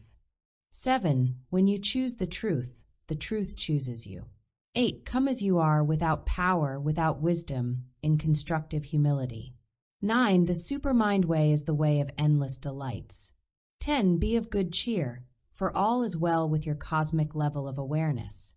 How this miracle happens. When troubled, we have our choice of either surface comfort or psychic understanding. If the choice is for comfort, such as associating with those who sympathize, we cannot have understanding. The demand for comfort blocks psychic insight. But if the choice is for understanding, which forces you to stand all alone without comfort, understanding breaks through. Every time we choose understanding over comfort, we walk a greater distance away from troubles, for such are caused by misunderstanding. If you have a reason for knowing that all is well, for example, because you are financially sound or because you have family and friends, you have no genuine security. Dependency upon such things breeds fear, for you sense their impermanency. You can only know that all is well when you have absolutely no reason for it, when you have no psychological support. This is one of the seeming contradictions of the inner life which you must understand. Only when you have no support are you supported. Also, only in this free state can you fully enjoy your finances and your family, for you have no fear of loss. The miracle happens when a person has the courage and honesty to see that he does not know what to do with himself.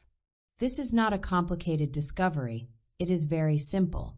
You calmly and clearly see that you don't know how to run your inner life, and never really did. You willingly give up the prides and vanities that insisted that all was well, when it really wasn't. You can fight no longer. You are too tired and broken. With fear and trembling, you surrender your human armor and stand there ready to be slain. Instead, the miracle happens. Having made room for the higher force, it now enters to do everything for you. You no longer try to live. You just let life itself live. Every area becomes new and different. Your thoughts, feelings, finances, marriage, home, friendships are all magically transformed. With great relief, you now realize that the very lofty force you once feared is your only salvation. You are happy now and know that nothing can ever take it away. Take strength from the following points. How to end hidden pain and sorrow. Question: what prevents us from doing what must be done to abolish pain? The inability to get to the point. What is the point? The plain fact that pain exists within a man, and he doesn't know what to do about it. Not knowing the right tiling, he does the wrong. Question: what are some of the wrong approaches? You take the wrong approach when you refuse to see your own suffering as a fact, trying to evade it instead of facing it. You strike out in hostility in an attempt to relieve the pressure and are unwilling to know what must be known about suffering. You pretend that all is well when all is wrong. The supreme secrets of cosmic powers. There is a supreme secret which few people realize. There is a power beyond human mind power. It is the ever-present force of reality, of truth. Our awareness of this power makes it ours. Awareness sparks the powder trail to an explosion of consciousness. Don't complicate your life by thinking so much about it. It is conditioned thinking, not the realities of life, that pain the heart. Habitual thinking, reasoning, and rearranging do nothing for you and have never done anything for your inner contentment. Habitual thinking does you good only on the everyday level of things, like planning a vacation or reasoning out a balanced dinner. But conditioned thinking about psychological matters, like happiness and a purposeful life, cannot succeed. Mental power is limited to earthly activities, like a flightless bird. People are actually afraid to stop pointless thinking. They are afraid to stop doing the wrong thing because they mistakenly assume that it is the only thing to do, and without their frantic mental chasing, everything will fall apart. The opposite is true. When human thinking stops and spiritual awareness starts, we become unified. Attempts to use the earthbound mind to fly into spiritual skies is what makes everything crash. Try not thinking about happiness and a purposeful life. Stop planning and calculating. It is possible to be happy and purposeful, but not with a hypnotized mind. The English philosopher John Stuart Mill believed that only the awakened mind was capable of selecting true satisfaction. Don't be afraid to lack the answers. Don't fear being empty and uncertain. These are challenging at first, but are perfectly natural stages to pass through, like emerging from a dark tunnel into the sunlight. Stick with it. Don't demand comfort or security from anyone or anything. Abandon yourself to this tunnel which seems so dreadful, just to see what happens. What happens is the miracle you seek. It cannot be described with words. It must be experienced personally. This is the experience you want and which you can have. Reunion with your true cosmic self. Ponder the following points brought out as follows. Question: there seems to be a conspiracy of silence about personal hatred. People don't like to talk about it, yet it seems to go hand in hand with personal misery. Why is there so much hatred in people? Hatred is a desperate attempt to protect a false sense of identity. If a man leaves a woman, she hates him because her own actual emptiness has been exposed. Because hatred is such a fiery emotion, it supplies a false feeling of aliveness and strength. Hatred is terribly self-destructive. As the false self fades through insight, hatred disappears. Question: you say that heartache is caused by not living in the freedom of the present moment. I don't understand. It is as if you wearily dragged a heavy rock behind you on a long chain. That rock was not part of the journey to where you now are. It only appears that way because of the chain of memory to which you needlessly cling. Drop the chain and you experience freedom in the place where you now are, that is, in the present moment. You sometimes glimpse this freedom when half awake in the morning, before the chain of memory attaches itself to you. Solving the mystery of suffering. Suffering of any kind means one thing: we are out of tune with cosmic harmony. As we learn to harmonize, suffering ceases. A small child who insists upon running into the street will be spanked. He is incapable of understanding any other language. His parents spank not to deliberately hurt him, but because they love him. As the maturing child understands, the need for painful punishment ceases. That parallels the human situation. Suffering tries to tell us of the danger of running into the streets of unreality. But stubborn little man, who always thinks he knows best, refuses the lesson and gets hurt day after day, year after year. By studying his psychic spankings, he could grow to where they are unnecessary. The source of tears is a mind that refuses to abandon its egotistical notions about itself. To be free of pain, we must go to the very end of it. We must neither resist nor resent it. We must not be unhappy over being unhappy. Then, suffering becomes a great revelation. It enables us to see the false supports we have been leaning upon. By dropping them, the truth comes to support us completely. Everything depends upon whether or not we use our pains wisely. The first wise action is to become consciously aware of how unhappy we are. Suffering is 99% unconscious in most people. They do not see the underground fire, only the volcanic explosions from time to time. Take temper as an example. A man suffers whenever he gets angry, but does he see it as pain? No, he may even take pride in it, thinking temper is a sign of strength. I will show you how to make a definite breakthrough. Take something that distresses you, such as an annoying person in your life, a heartache of some sort, anguish over an inability to solve a problem, anything at all. Be fully aware of it. Isolate the distress from everything else and look at it with scientific curiosity. See how it distresses you, how it makes you feel things you don't want to feel. Be conscious of what it does to you, especially how it robs you of ease. Now rebel against your own anguish. Do not rebel against the seeming cause of anguish, such as other people, but against the very anguish within you. This is extremely important. Don't hesitate to declare, I am sick and tired of enslavement to this thing. I have gone as far as I am going to go. I will not put up with it any longer. I do not need to endure it, and I will not. This is the end. Become emotional about it if you like, but do it, mean it, and it will be the beginning of the end. Suffering must not be escaped, but it can be dissolved. So we must now explore a great error which prevents the dissolution of pain. How sorrow can end for you. Suffering humanity is like a group of people living alongside a raging river that threatens to overflow its banks. One man says, 111 escape by staying in my home and occupying myself with my stamp collection. Another thinks, till escape by getting involved in a love affair. A third believes, the river won't get me if I go around doing good things for other people. All miss the point. So does mankind. The flood is within. That is the only place for our attention and effort. Anything else is dangerous distraction, like looking in one direction but walking in another. What should you do when suffering a loss of any kind, whether of spouse, friend, popularity, comfort, happiness, or anything at all?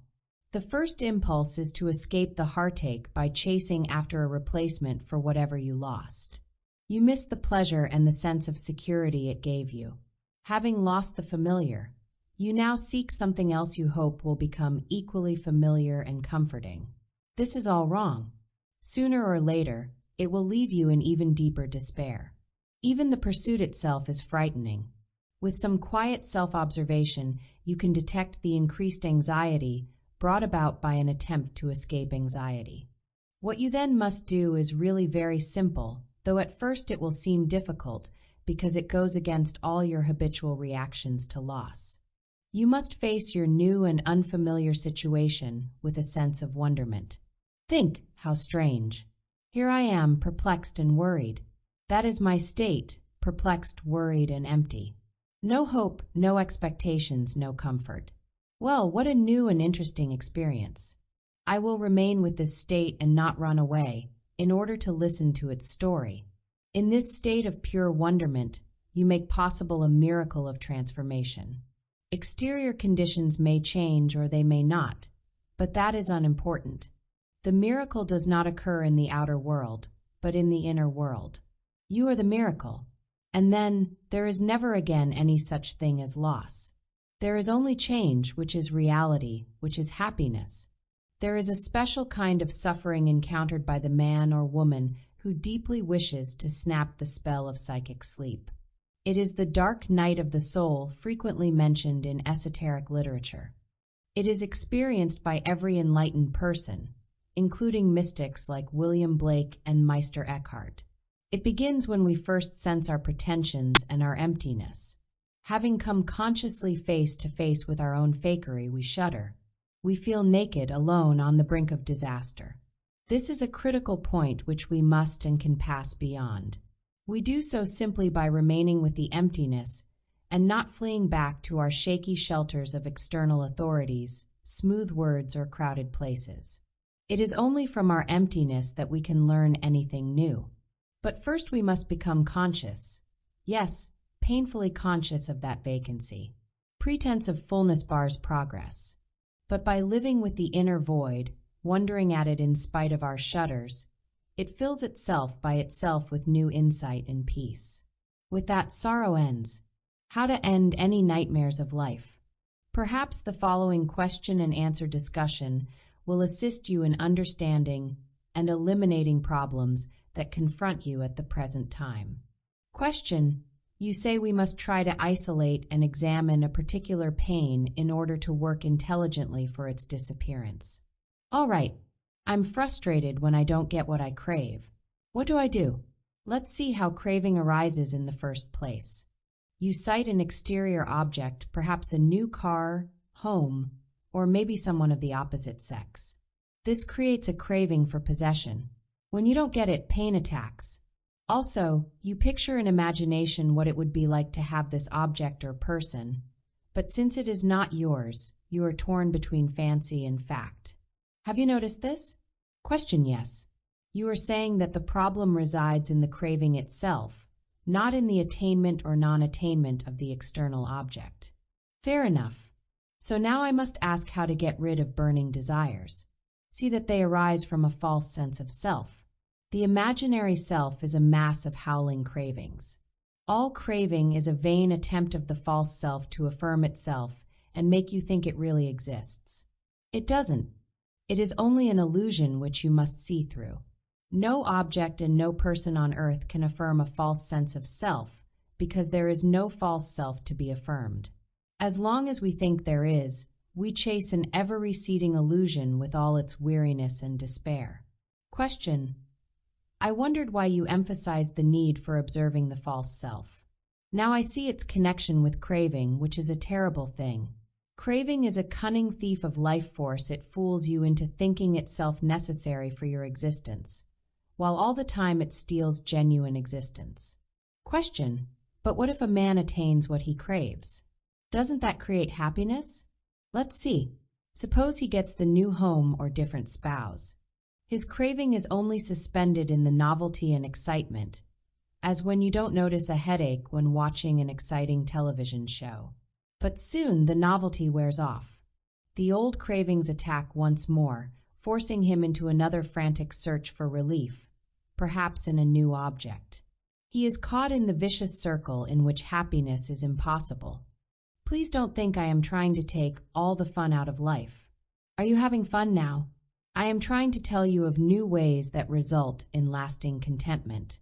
The devastating problem of craving can be summed up as follows. By living from a fictitious self, we are trapped by its fictitious appetites. Trying to feed such cravings is like trying to satisfy the hunger of an imaginary horse. The entire attempt is ridiculous. But as we destroy the false self, its howling appetite vanishes, just as the terror of a nightmare disappears when we awaken. Henry David Thoreau confirms, when in some dreadful and ghastly dream we reach the moment of greatest horror, it awakes us, thereby banishing all the hideous shapes that were born of the night. And life is a dream. When the moment of greatest horror compels us to break it off, the same thing happens. The test of your cosmic progress. The test of progress is not how much intellectual knowledge you have added, but how many mental illusions you have discarded. There are those who know many things, yet are lacking in wisdom. Democritus. It is painful to live from illusory pictures of who we are, instead of from reality. A man picturing himself as a money-making genius will be upset by anything contradicting that picture, such as slow business. It is not really the slow business that bothers him, but the conflict between his pretentious self-image and the fact of slow business. He could be happily unaffected by all exterior conditions by being a simple, unassuming, self-unified businessman. If you really want things to be different, the ideas under discussion will point the way. Imaginary self-pictures are very cunning, and the false self refuses to see them. The unnatural self never wants a man to awaken. It wants to retain him as its anxious slave. To escape from the slavery of imaginary pictures, we must first realize that they are within us. Honest self-observation weakens their hold. As we become conscious of them, they fall away. The clink of falling chains is beautiful music. Advancement is certain from the moment we cease to defend the false self with all its false values. The pain of defending the ego self can be illustrated by a warrior who is told by deceitful friends that a great treasure lies hidden in a cave. No such treasure exists, but for selfish purposes his friends wish to decoy him away. Attracted by the promise of a rich reward, the warrior leaves home to stand guard. Day and night he attacks everyone who approaches, even those wishing him well. His belief in an illusion makes him suspicious and hostile. But as the weeks drag on, he grows weary of the strain and wonders why the promised reward never arrives. So he investigates the cave and uncovers the hoax. His awareness of his false position sets him free. He then goes wherever he wants and does what he really likes. That is what happens to the man with courage enough to abandon imaginary values of the ego self. He roams everywhere, tied to nothing, craving nothing, enjoying everything. You are not your thoughts. Thoughts are but a stream flowing through your mind. You need not fight to control them. What you must do is become a passive observer of whatever passes across the theater of your mind. If you were seated in a theater, you would witness one actor after another cross the stage. If one portrayed a vicious monster, you would not really be scared. If another announced in a gloomy voice that all is doomed, you would understand that it is all an act which cannot harm you. Do not identify yourself with troubled thoughts. Do not say, I am scared, or I am gloomy. Instead say, a scene is passing through my mind, but it is not part of my true self. When you say this, you declare the cosmic truth. It is the truth even if you do not presently feel that it is so.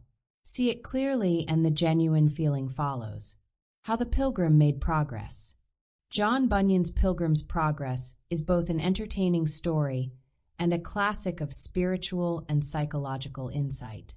It tells of the adventures of Christian, who leaves everything behind to set out on the perilous journey to the celestial city. He encounters weird people with names matching their character, like Superstition, the hypocritical talkative, the terrifying giant Despair.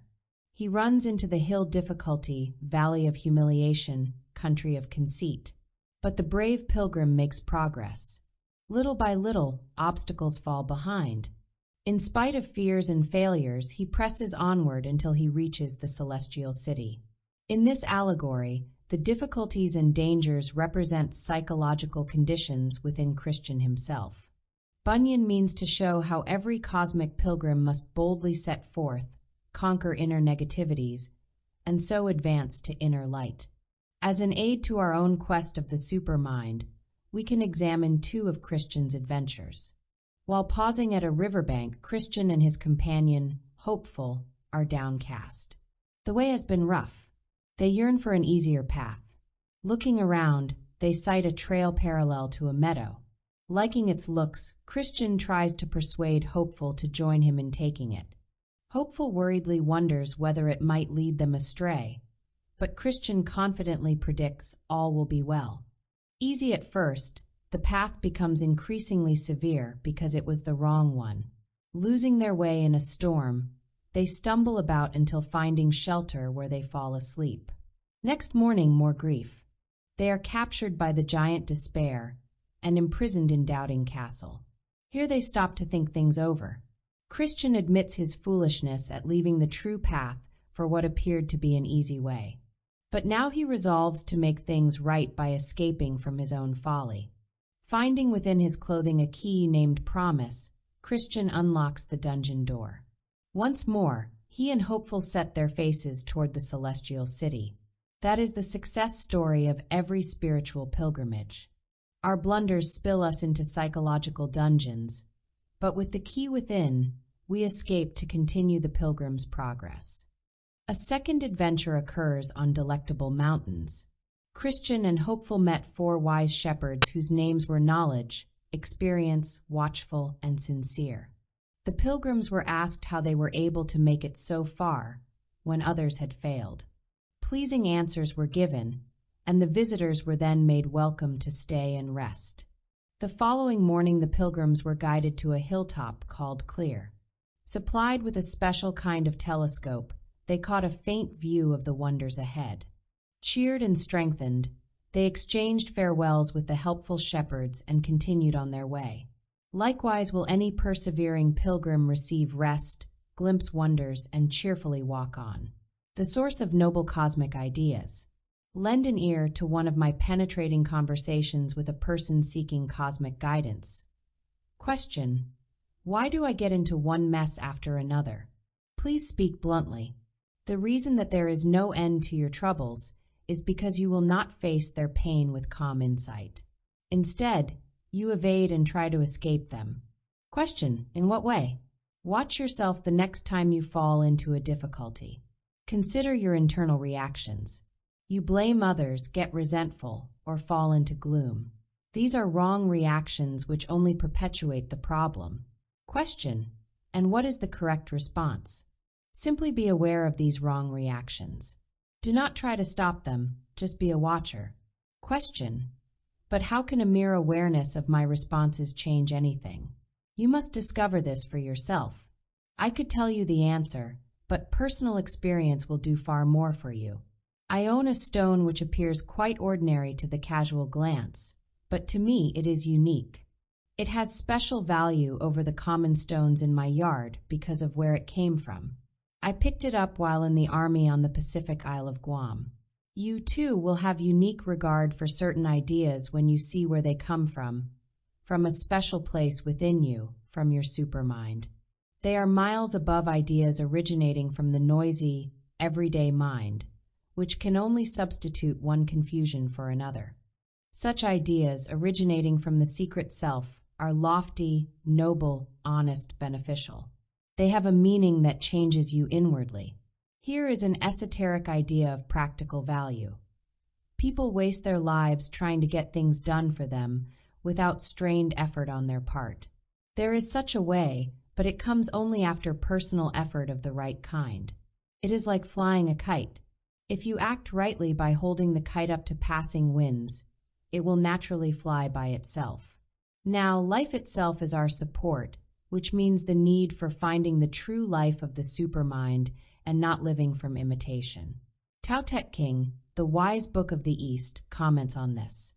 It says that when a man abides in the way, his satisfactions are inexhaustible. Suppose a small child wants to fly a kite, but knows nothing about natural winds. He sets the kite on the ground and tries to fly it by blowing heavily with his breath. His frustration could make him receptive to an older child's information about the wind. Then, by replacing wrong effort with right, his kite flies effortlessly. Cosmic power is always with you. What about grief caused by the foolishness of someone close to us? Whenever a person behaves foolishly, it is useless to ask him why he did it. He doesn't know why he did it. If he did, he wouldn't have done it. He is asleep. He cannot see his enslavement to compulsive drives and destructive obsessions. While slumbering in unawareness, he will mechanically repeat his foolishness, though with new variations. Nothing can prevent this except his own effort to snap the spell. So once and for all, we must cease to expect good behavior from those whose psychic darkness makes it impossible. Do not expect anyone to behave better than he is able. Do not think that with a little effort he could be nicer. He cannot. He is compelled to act out the nature of his present psychic structure. If he would work with his supermind to uplift his insight, behavior would change.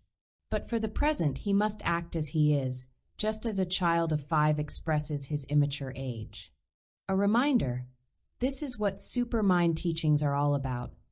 With absolute clearness, we want to see a difference between our present self and the way we used to be. Don't let errors in the outer world turn themselves into accidents in your inner world. Set up a psychic wall between them. Here is what this means. Suppose you make an error in driving your automobile, which almost results in a collision. Do not fall into emotional panic, getting angry, upset, or nervous. Clearly analyze why it happened. Perhaps your awareness of traffic was blurred by daydreaming. Your refusal to let an outer error make you inwardly negative maintains self-command and makes you a better driver. Following are gems of cosmic understanding wrapped in a brief conversation I had following one of my lectures. Question: in your own work with people, what do you find to be their greatest barrier in finding newness? One major task is to get a man to see that he does not know what he imagines he knows. So it is essential that he observe his self-deceptions and vanities. He can find newness by consistently sacrificing the pseudo-pleasure of vanity to the true pleasure of being a real person. Question: why am I so inconsistent in my efforts at self-discovery? For one thing, because you merely seek relief from your pain rather than total healing. The pain drives you to the doctor, but when it passes, you carelessly forget that it must attack again. Consistency comes when you get tired of the pain. When you finally discover that you are both your own pain and doctor, you can stay home and heal yourself. Do you wish to understand all this and so make the crooked places straight? You can. Just as the power of the entire ocean is behind a single wave, so is the whole cosmic force of the universe in back of your intention to win. To end hidden pain and sorrow. 1. Liberation from all sorrow is possible in Supermind. 2. Reject surface comfort in favor of psychic insight for true serenity. 3. Do not be afraid to be without worldly answers when you rely on Supermind. 4. Never resist nor resent personal sorrow. 5. The wise use of suffering brings it to an end. 6. Anyone can awaken from the nightmare of pain. 7. Be an alert observer of the dawning cosmic ways of your mind. 8. Supermind thinking dominates negative thinking and assures your freedom from failures. 9. You can be your own healer through Supermind. 10. The power of the cosmic universe supports your intention to win. Evidence of psychic darkness is so overwhelmingly abundant that we miss it. You can find evidence very quickly. What is bothering you at this very moment? Whatever it is, you can awaken out of it with cosmic intelligence and the Supermind. How to become a new you? If a violinist wishes to become a pianist, he must change his musical execution habits. If a resident of London wants to live in New York, he must change his dwelling habits. Here we have a clue to psychic success. For a spiritual desire to be fulfilled, inner ways must be changed. It cannot be fulfilled by thinking, talking, or reading about change. It cannot be fulfilled by social improvements or church activities. Self-change means just one thing: self-change. Beneficial change cannot occur through intellectual reasoning or analysis. It cannot happen because all thought is conditioned. It can only repeat what it has been taught to repeat, based on distorted self-interest. Emerson says you find men talking everywhere from their memories, instead of from their understanding. This is a great cosmic truth. In the outer world, for example, the politician forcefully declares we must change our foreign policy in order to maintain international peace, while another politician insists upon its retention. Both are foolish, for neither exterior action will change the warlike inclinations of unregenerate human nature. People always fail to consider the concealed perversity of human beings, including themselves. Nothing good can happen on the international scale unless each individual changes himself from a parroting machine to a truly spiritual person. If you ask, "How can I change?" you find the answer in every true teaching. The wording is different, but the meaning is the same if you will seriously ponder the following human thought structures of religion and philosophy. Hinduism: discover your true self. Taoism: flow along with event. George Gurdjieff: wake up. Christian New Testament: be born again Zen. Let the mind be silent. William James: be genuinely practical. Krishnamurti: be alertly aware of yourself. Buddhism: abandon egotism. Soren Kierkegaard: be a true individualist. Mysticism: see things as they really are. Two valuable questions to ask yourself. Just as the maple tree takes what it needs from earth and air to create maple sap, so can we use daily experiences to create mental newness. Whatever happens to you is the perfect teacher for learning how to take everything with quietude. It is certain that by placing the kingdom of heaven first, all else is added to us. This is not an airy religious sentiment. It is more practical than a chair. We exactly place it first by valuing it above everything else, and most of all, above our own pretenses of wisdom. This higher evaluation comes by degrees, as we recognize the spiritual life as something entirely different from human affairs. Sincere self-work enables you to value something truly valuable, something that endures when the excitement of worldly success fades away. You can feel it coming into your life, just as you can feel the heat of the sun, even though the sun itself is temporarily behind a cloud. This glimpse of the new provides strength to climb even higher. Necessary knowledge comes faster. We face negativities with less timidity. Self-defeating attitudes lose their power. We make things easy for ourselves, where previously we did everything the hard way. Life becomes the great adventure it was meant to be. Return again and again to the two most valuable questions you can ever ask yourself. 1. What is my actual condition? Regarding the actual condition, try to see yourself as you really are, not according to habitual assumptions. Perhaps through sincere self-observation you find yourself less sure of yourself than admitted. Such self-honesty radiates light. For changing the observed condition, work with the principles of the supermind. 2. How your fate can be changed. Tune in your idea of fate with the following thoughts. Question: sometimes I feel a terrifying sense of futility toward it all. Isn't that pretty awful? It is pretty wonderful. It is absolutely necessary to consciously catch a sense of futility. Most people don't, and so remain in darkness. Try to become more aware of the feeling without being scared of it. What an opportunity! Question: will you please comment on what is commonly called destiny or fate? Can we change our fate, or is it fixed? Certainly it can change. Do you really want it changed? That is the only question. Please do not hastily assure me of your eagerness to be different.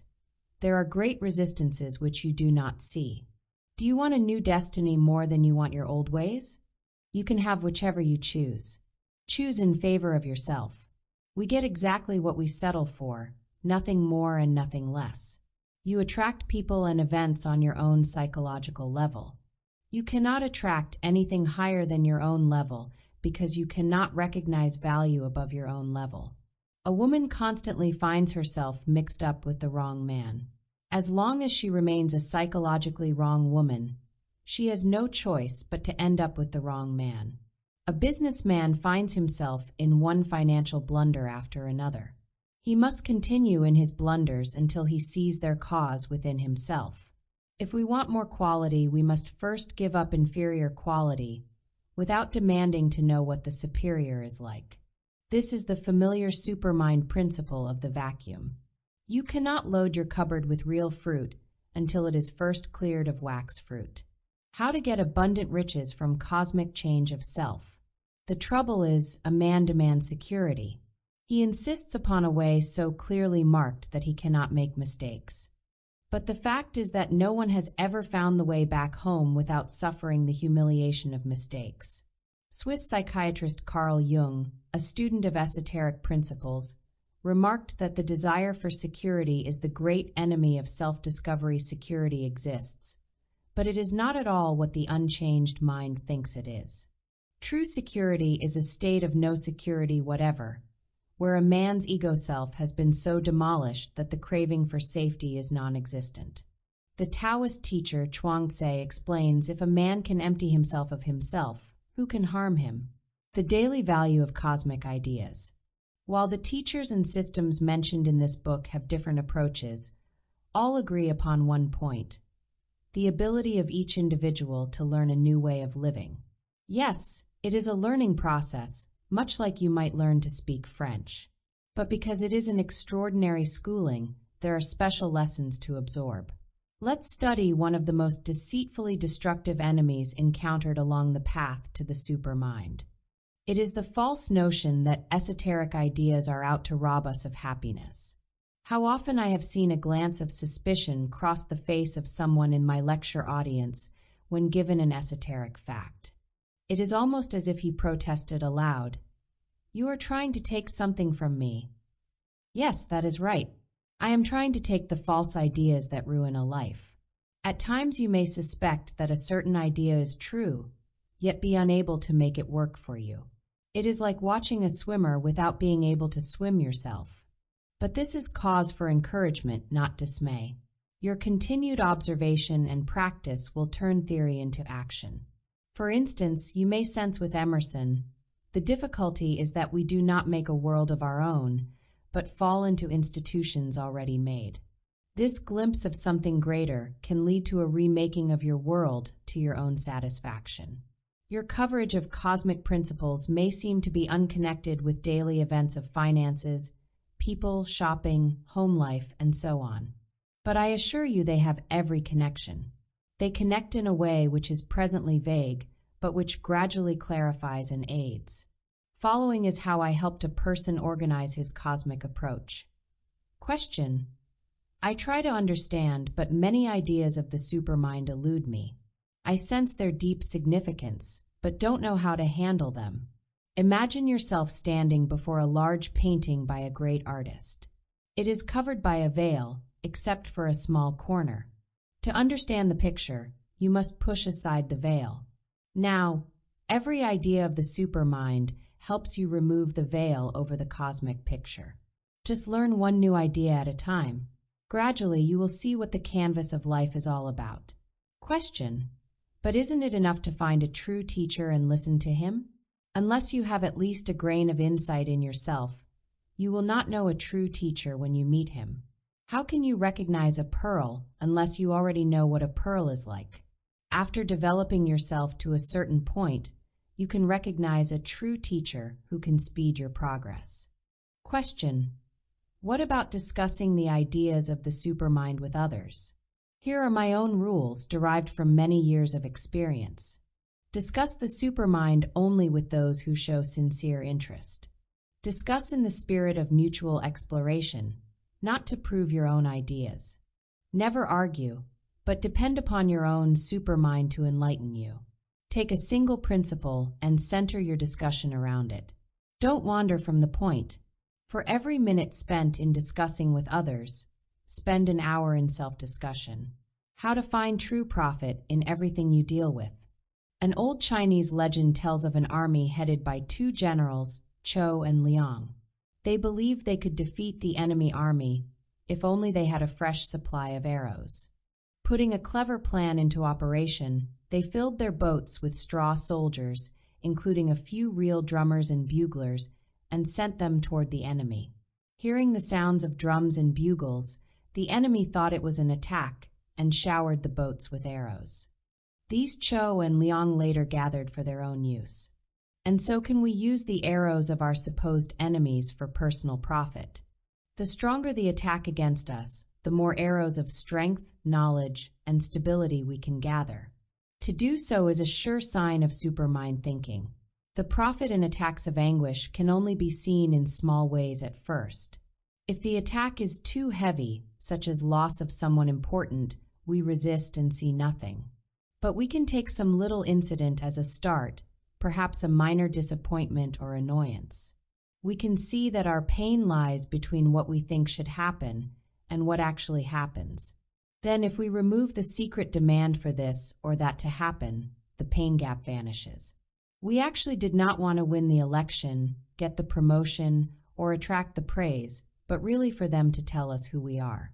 However, when we have no concern for who we are, we can win or lose the election, and it makes no difference whatsoever. There is a fascinating feature about the mystical life experienced by everyone who has found higher ground. When he appears to lose, he really wins. Here is a man loaded with a sense of self-importance, a painful state, always calling for tense defense. As his growing honesty compels admission of vanity, it falls away, leaving temporary distress for vanity was his support. But, of course, he has one new freedom and stability. Following is a summary of a long conversation with a college professor. Question: why do we cling so desperately to people and objects? I see this quite clearly in myself. Sensing change and impermanency in ourselves, we attach to people, ideas, and objects in an effort to feel secure. But the effort only breeds more anxiety. It is like trying to hold back a river with bare hands. Change is a natural flow of nature. Don't fight it. Understand it. Then, everything is different. Question: I admit that money-making is almost an obsession with me. If I could just resist it, I could get somewhere with my inner life. You must resist nothing. If you merely repress your desire for riches, you will never understand. Go ahead and earn all the money you want, but continue with your inner work. The time will come when money ceases to cause conflict. Question: please explain boredom. Boredom occurs when you run out of distractions, when you have nothing to supply a false feeling of aliveness. Boredom and anxiety go together. At the same time a man seeks excitement through a contrived activity, he also senses its futility. Boredom is impossible when living from the supermind. Everything from cosmic viewpoint is truly all right. Everyone on earth lives from one of three outlooks. 1. Everything is all right. 2. Everything is all wrong. 3. Everything is truly all right. The vast majority of human beings say the first, but don't mean it. They pretend everything is all right because they simply don't know what else to do. They are all dressed up with no place to go. A few go on to the next critical step. Unable to deceive themselves any longer, they dare to abandon their fate to the frightening unknown, a place where everything seems lost. A mystical teaching expresses it as follows: even as water pours into a broken ship, nevertheless, such adventurers have broken through toward the shore. Here and there, a brave individual presses on to the third step. Heeding the New Testament advice to endure to the end and having faced himself honestly, he finds himself fully. No longer self-split, he is one with the universe, like a single wave is part of the ocean below it. His triumph expresses itself. Everything is truly all right. The question may arise, but how can I know that I am actually moving forward and not in circles? You will know because you sense something different going on. There is no mistaking it. It is like sighting an obscure tree that becomes clearer and clearer as you walk toward it. There are hundreds of hints. One of them is your greater consistency of effort. You keep on the track for longer periods of time. Moods of doubt and depression gradually decrease. Having used your insight to dissolve a small amount of anguish, you realize that greater accomplishments are just ahead. Just as a thirsty animal senses unseen water miles away, so do you sense an unseen magnificence. Your psychic understanding develops naturally. You realize that the lower nature always tries to shove back into your day, tries to drag you down. But your understanding thwarts its deception, and you say no. Have you ever noticed how intuitive knowledge comes? You read an idea in a book a half-dozen times, but then on the seventh reading, you understand. When you become a new person, everything is different. What formerly seemed strong is now seen as weak. What appeared clever is now recognized as foolish. The empty becomes full, the shunned treasured, the healthy sick, the intelligent stupid, the dark light, the thrilling dull, the friendly hostile, the harsh gentle. Do not cease to work on yourself when things are going well. I have seen many people cease work, only to come running home when hurt by a playmate. If you do not work when everything is all right, you will lack the needed wisdom when life gets rough. Learn to live from your supermind. You will be at home wherever you are. Change your inner world. People ask, but how do I get out of this mess? Mysticism replies, if you were on a higher level of consciousness, you would not be in it in the first place. True teachers rarely give advice on the conduct of external affairs. They see too deeply for that. Knowing that causes, not effects, must be altered, they try to convey this to seekers. It is pointless to advise a confused person to change or not change his employment, break off, or retain a human relationship. Anything done while in psychic sleepwalking can only result in another bump against a new wall. It is really amazing how human beings can repeatedly bump for years and years without awakening from psychic sleep. Your inner level of consciousness or awareness determines your outer conditions. To change your outer world, change your inner world. This does not mean that every changed condition comes from a higher level of being. Changes also occur accidentally, promoted by human desire and desperation.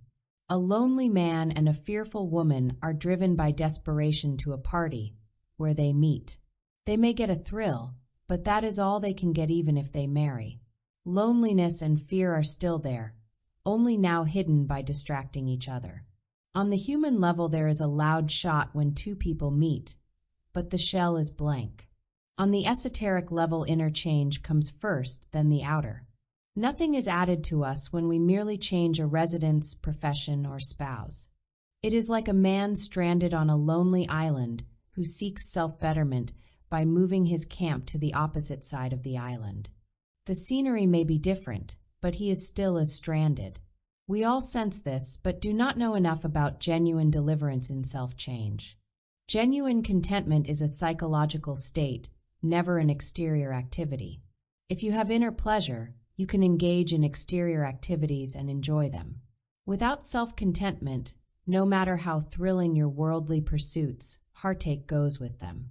I will now slip in a special secret about external conditions that can change everything.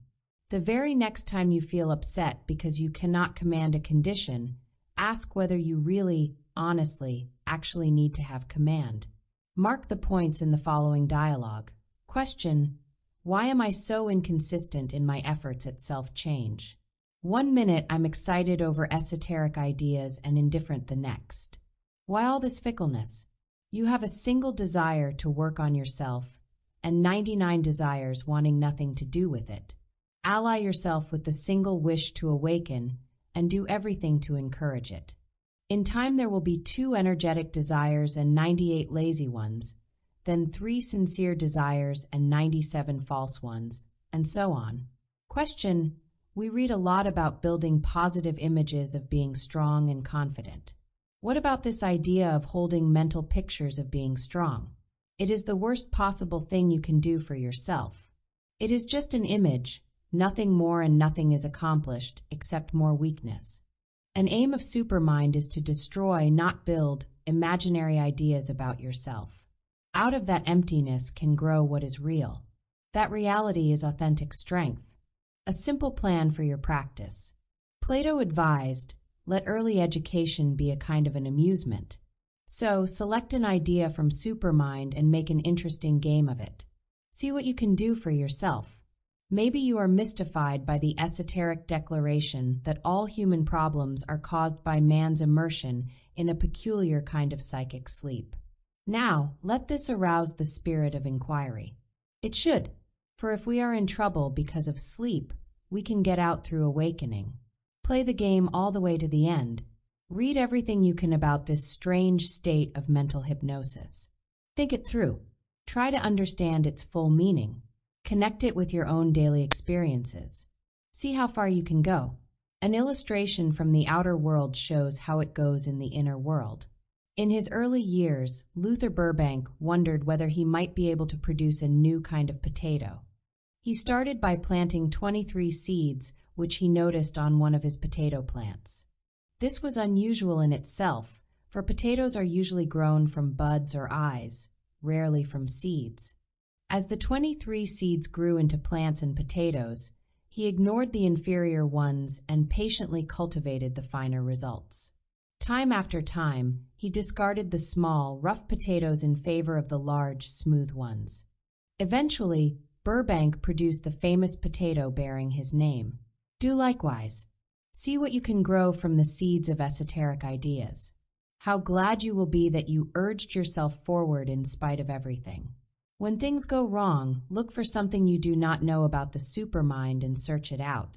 Over the years, I have found no simpler nor more helpful practice.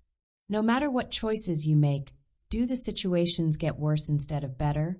Surrender the notion that thinking from a conditioned mind can solve anything. Are you attacked by feelings of blame and inferiority because of unwise actions of yesterday? Meister Eckhart remarked that if a man committed all the mistakes made since Adam, but truly turned toward the light, it would be the same as if he had never committed them. You have worked and studied for years, and yet see no significant betterment in your life? Through receptivity, head knowledge must be transformed into inner experience. Some of the ideas about the supermind are so vastly different from your usual beliefs that you hesitate to explore them. Stick with them patiently, permitting revelation of their power, after which you will see them as best friends. You do not understand how it is possible to be in this world and yet be free of its disorder? J.P. de Caussade compares it with a great mountain, with rain and hail at its base, while above it all, at the summit, the weather is beautiful. You cannot understand why you are so upset and uncertain.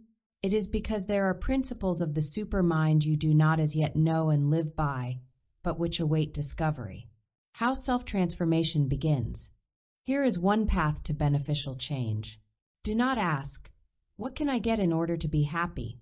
Switch to, what can I give up in order to cease being unhappy?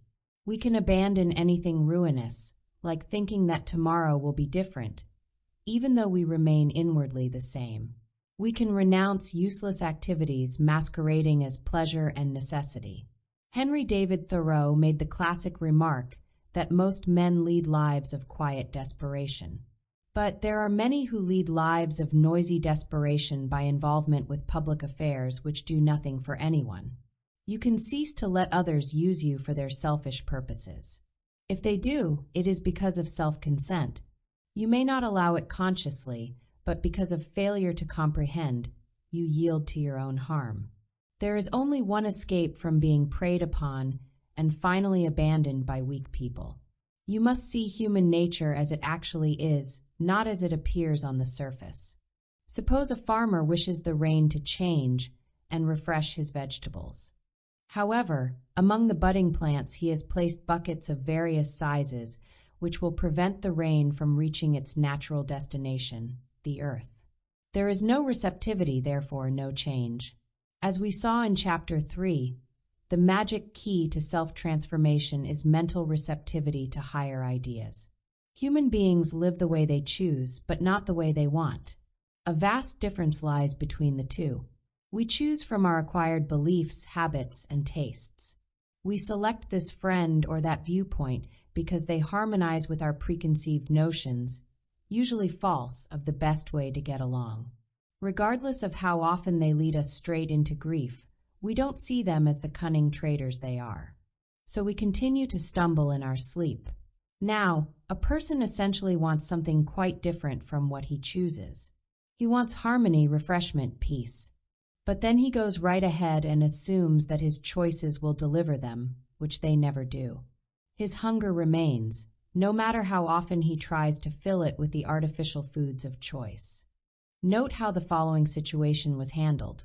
Question: will you supply a method for changing myself? Self-transformation begins the moment you honestly place truth before desire. Question: please explain. You desire social popularity? Face the truth that popularity is emptiness. You like to run mental movies through your mind of how someone mistreated you?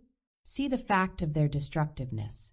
You want security from a religious or philosophical doctrine. Realize that no man-made creed can save you. Question: this will make me different? Placing universal truth before personal desire sets in motion a great force in your behalf. You must place yourself aboard the airplane, after which it carries you aloft of itself. This chapter in review. 1. You must start with a deep desire for self-transformation. 2. Let every experience teach you self-knowledge and cosmic awareness. 3. Make self-change the great adventure of your life. 4. By raising our psychic level of awareness, we attract new riches. 5. True security comes with rejection of conditioned thinking. 6. When living from the supermind, boredom is impossible. 7. Everything is truly all right in cosmic consciousness. 8. When you are new with supermind, everything appears to be different. 9. We must abandon imaginary and conditioned ideas about ourselves. 10. Place cosmic truth before personal desires. Like the legendary monster, the feeling of failure is a hit-and-run creature. It pops up whenever we meet a crisis in business, marriage, or with an ambition. It strikes swiftly, withdraws and conceals itself, then strikes once more from an unexpected direction. Failure does not exist. A feeling of failure is useless and unnecessary. Its exposure comes when we see that 1. It exists within us, not in the outer world, and 2. It has no power nor meaning in itself, only that which we carelessly give it. Suppose I am in a haunted house which is next door to my own home. It is dark, dreary, frightening. Not liking the darkness, I beat away at it with a stick. Will that give me light?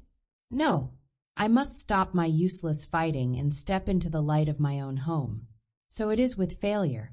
I will always feel lost as long as I remain in the haunted house of darkness and illusion. But when I come home, there is light and warmth. Now, here is the idea. When I was in that haunted house, should I feel myself a failure because I could not remove the darkness by beating at it? No. Would my neighbors call me a failure? No. The word has no meaning. It was not my business to either succeed or fail in the haunted house. My only task was to get out and get home. Do you see what we are getting at? If you do not call an event or condition a failure, it cannot represent failure to you. This means the event or condition cannot bother you in the slightest, regardless of its worry to others. So we must find out why we call anything a failure. It is because we have in some way connected it with a sense of identity. We desire the event to give us money or medals so that we can picture ourselves as wealthy or famous. But all is vain. Even if we get the money or medals, we have done nothing for our true selves. You see, man's greatest fear is the fear of being nothing. So he attaches himself to ideas of success in an effort to call himself successful. But because success as well as failure is a mere idea, he is forever doomed to disappointment. As difficult as it appears, we must abandon all imaginative ideas about ourselves. Beyond our imagination is what we truly want. When this is fully understood, life is no longer a mystery nor a misery. Francois Fenelon knew this when he wrote, "The more we give ourselves up, the more we find peace." Let's test all this.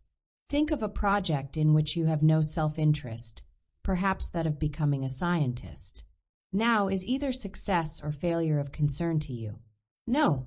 We concern ourselves with success or failure only when damaging self-interest is involved. So to be free, we must abolish all harmful self-interest. This does not mean you will not be able to earn a good living or carry on with the usual affairs of life. In fact, you will perform much better in everyday matters, for you are not concerned with failure in any way. You just do what you do with no inner conflicts. Strangely, when you have no harmful self-interest, you are interested in everything, but not tied to anything.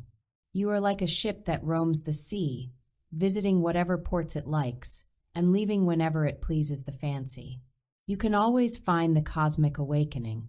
Are your failures similar to those of a student who had to be handled vigorously as follows? Question: I have failed somewhere along the path. My behavior is pretty awful at times. Yes, because you are asleep but don't know it. The essential you does not consist of awful behavior. The behavior results from spiritual sleep. You must understand what it means to wake up, after which awful behavior ceases. Question: why do you emphasize the need for psychic awakening rather than a life of action? It is because no matter where a sleepwalker goes, he gets nowhere. Question: why don't I know I am in this peculiar state of psychic slumber? You have not as yet worked long enough to see the difference between sleep and consciousness. If all you know is sleep, you have no way of recognizing the awakened state. Your present way of life is not all that there is. We can rise above our habit-heavy mind to find the new, the different, and the superior. The following story illustrates the point. There was once a citizen of a country which was famous for its great apple orchards. The country's industry was founded upon apples of every color and variety. Proud of its reputation, the nation restricted itself to apples only. No other fruits were grown or imported. One afternoon, while on a long journey to another country, this citizen became tired and hungry. Stopping off the road, he was hailed by a friendly orchardist who offered food and rest. When a tray of fresh fruit was placed before him, the citizen offered his thanks, but declined the food. Then he asked, "What strange fruits are these?" His host explained, "Peaches, pears, dates, pineapples. Delicious and refreshing." The hungry citizen timidly hesitated until it became a choice of eat or collapse. Testing the strange fruits, he found them as delicious as described. From that day forward, he no longer thought that apples were the only fruit in the world. We must not think that the present way of life is all there is. Step by step, a man now arrives at self-realization when he 1. Dimly senses something wrong with himself. 2. Realizes it can no longer be ignored. 3. Searches for answers. 4. Encounters disappointments and frustrations. 5. Gallantly persists. 6. Dimly senses something new and unique within. 7. Begins to change inwardly. 8. Alters his external ways. 9. Becomes freer and happier. 10. Continues to let the truth renew him. How to end defeat and failure. The sure cure for feeling defeated. A sense of defeat and failure can exist only when we live from unnatural ideas about who we are and what we should accomplish. When false notions melt in the light of psychic intelligence, defeat and failure disappear forever. Man is always chasing around trying to get credit and approval. That is one kind of false notion. If a man would cease taking credit for whatever good comes his way, he would not suffer from ego injury whenever ill fortune arrives. When you get rid of self-credit, you also abolish self-condemnation. Credit and condemnation are a typical pair of the opposites we discussed in Chapter 2. In other words, freedom lies in rising above mere definitions of failure and success, above self-approval and self-reproach. Note how the following questions were handled. Question: I want people to notice me, to be attracted to anything with which I am connected. What is wrong with this kind of success? Why do you want others to be attracted to you? Question: it makes me feel good. What's wrong with that? In other words, your source of pleasure is in the behavior of others toward you. Question: well, yes, since you put it that way. Why isn't that all right? Don't you see that you are at the mercy of the fickleness of others? Their behavior tells you how to feel. Do you realize the slavery in this? Question, but what else is there? How else can I feel good? If I give up all this, I wouldn't be able to stand the isolation and loneliness. There will be no isolation or loneliness when you return to your original self. Question, I would like that. But how do I return? We can discuss it. Follow along. There is a sure cure for feeling isolated and desolate. Liberation from these states also frees one from their offsprings in the form of psychosomatic illnesses. The basic idea is not to identify with a feeling of depression, not to take it as being part of the essential self. Instead, stand aside with objective examination, just as a weather scientist might examine a dark cloud. Such a cloud would not make a scientist feel gloomy. Neither should the psychic scientist feel depressed over the observed depression. Observe how the feeling arises, how it presses heavily for a while and finally fades away. Suspend personal reactions. Do not personalize by thinking, I am depressed, but impersonalize with, a feeling is passing through. Whenever this technique is practiced, you detach yourself from despondency to a certain degree. You weaken it. The heaviness can never return with quite the same intensity. Constant practice gives astonishing results. You can use the same method for dissolving other negative feelings, such as panic and boredom. The mystics have practiced this idea throughout the centuries. An early mention is given by Arcesilaus, an Athenian disciple of Plato, in the following: suspension is accompanied by quietude. How to handle defeat without despair. I will tell you of a strangely wonderful way to live. It is to live in defeat without despair. Think about this idea very attentively. What would your day be like if you were defeated at every turn, but reacted with no despair? It would be the same as if there was no defeat, wouldn't it? You go through your day, defeated by one event after another.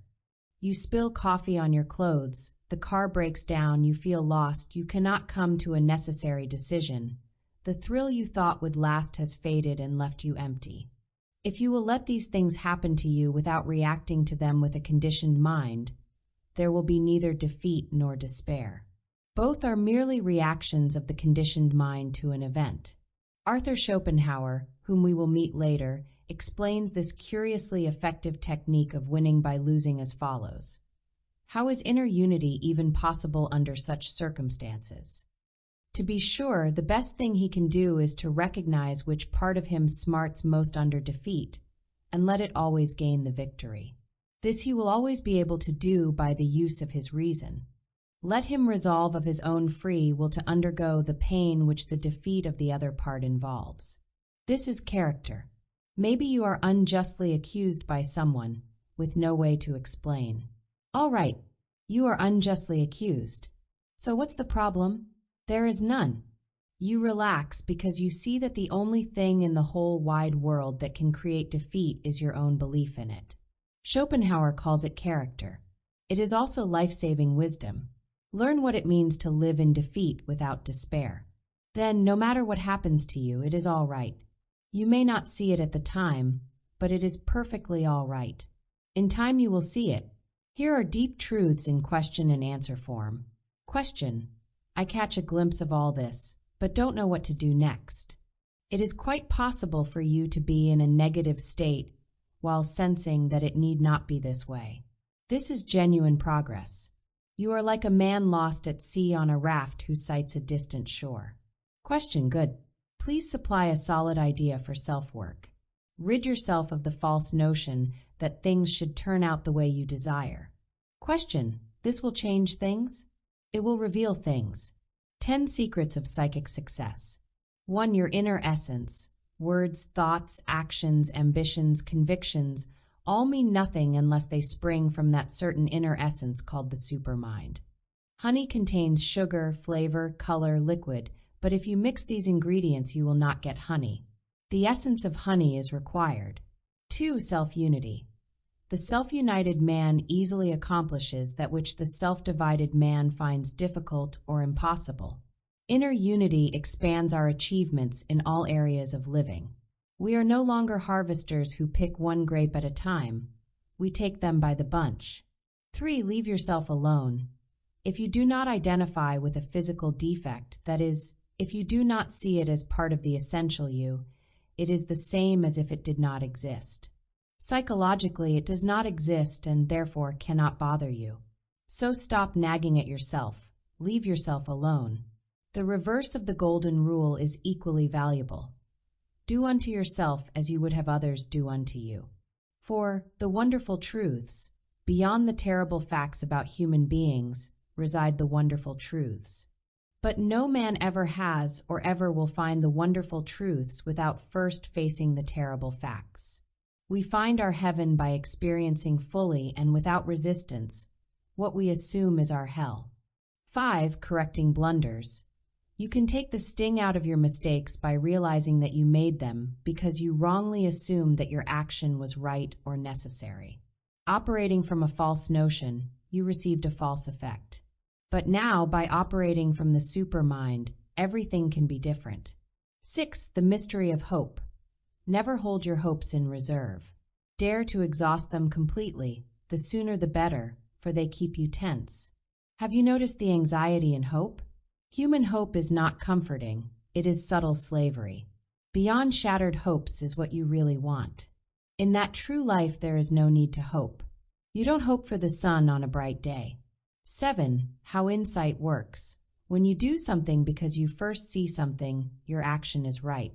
In fact, the seeing is the doing. When you solve this mystery, life will never again have a sorry sense of sameness. 8. Avoid distractions. Don't take side trips. That is, pay no attention to useless items like traditions and popular opinions. It is also useless to wonder whether you can make it or not. Keep trying. It is pointless to chase from one teaching to another. Seek within yourself. Never mind what other people do with their lives. Do what is right for you. 9. The richer life. The greater distance a man is from the truth, the more he will be indifferent or hostile to it, though he may give public lip service to it. The closer one is to the truth, the more he welcomes it. Spiritually speaking, the rich get richer and the poor get poorer. 10. Sailing forward. Just as a ship sails through opposing winds by setting its sail at a certain angle, so can we, by right insight, sail through all seeming opposition. Forget opposition. Remember insight. Practical wisdom from the Sufis. You show your skill as a psychic artist by doing the little things you can do, while not trying to reach too far. Perhaps you cannot break that habit as yet, but you can investigate its mental causes. Maybe you cannot understand why you slam into one frustration after another, but you can see how labeling an event as frustrating arouses a similar feeling. You may be unable to stop self-condemnation as yet, but you can absorb Supermind teachings. There is always something you can do, so concentrate your efforts on it. A small task, well done, qualifies you for a slightly larger success.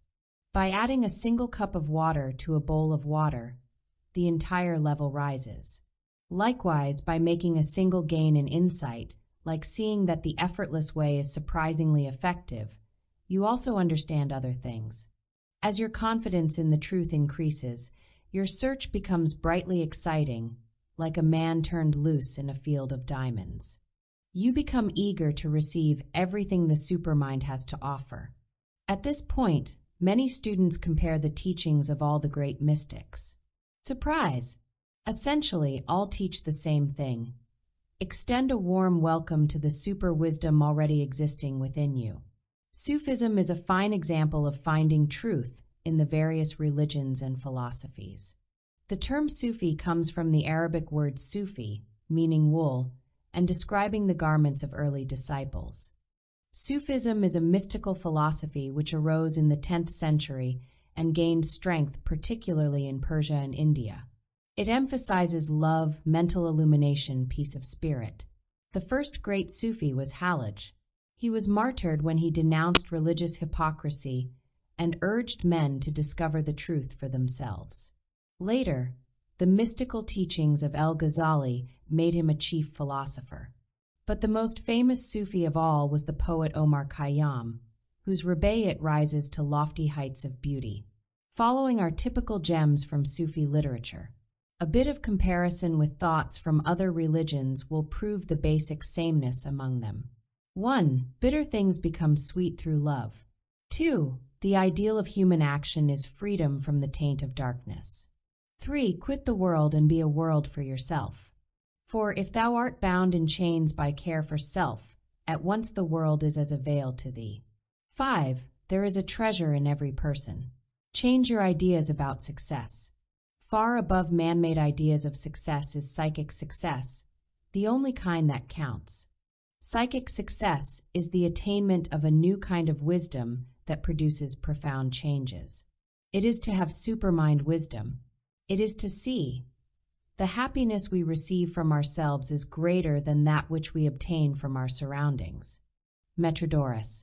Let's take a practical example of how true understanding changes things. I select that bothersome condition known as competition. Look around.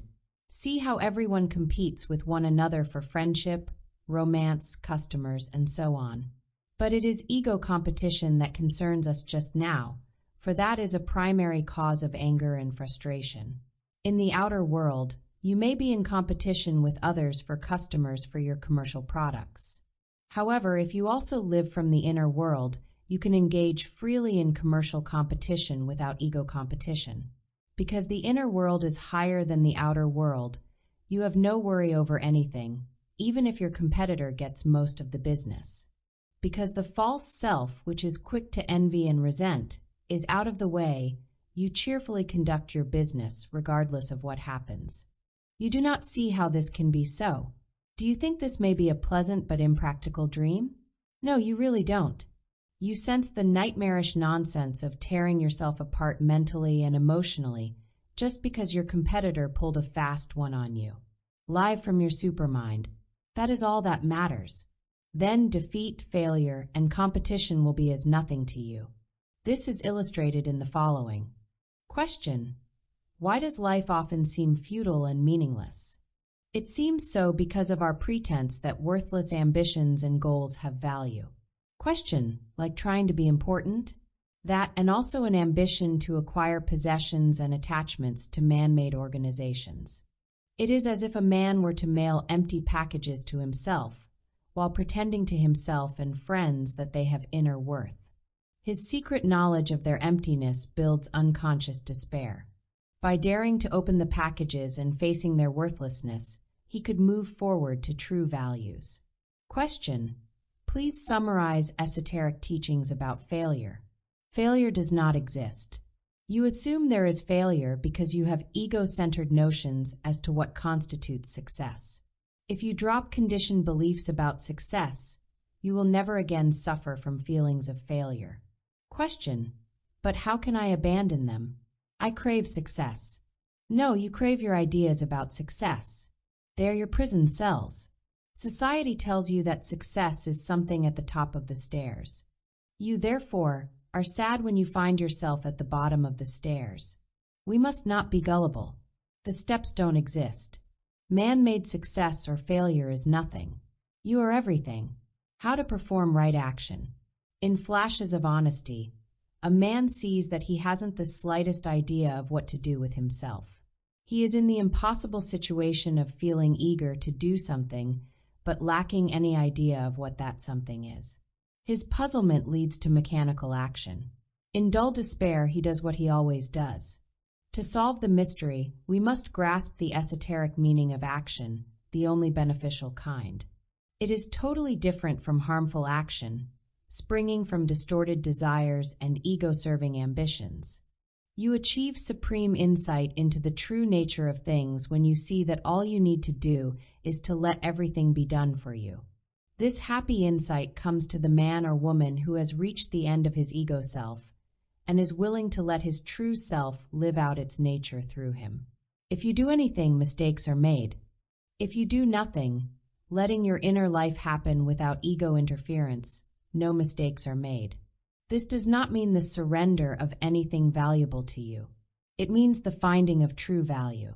You see, the secret terror of a man is that although many things happen to him, nothing happens that is real. It may be new, exciting, or even gratifying, but it is just not authentic to the deeper self. The more you are your real self, the less you do unreal things, and the happier you are. How strange that people repeatedly suffer from wrong actions without questioning them. In the physical world, we are very practical. If the dinner is less than tasty, or if the business project goes wrong, we make examination and correction.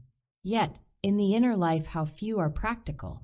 It is not enough to sense that something is wrong. We know something is wrong, don't we? We must get sufficiently tired of the same old panics and boredoms to start right action. Right action starts with observation of and dropping of the false self. You do not need to plan right action toward inner advancement. You need only cease wrong action which you assume is right. That makes room for action without conditioned thought, which is always right. Taoism says of the enlightened man, he does not plan, contrive, or calculate. Do you need to plan how the sun moves in its natural course across the sky? Believe me, it is just like that. Everything happens the way it should when you have no preconceived ideas about what should happen.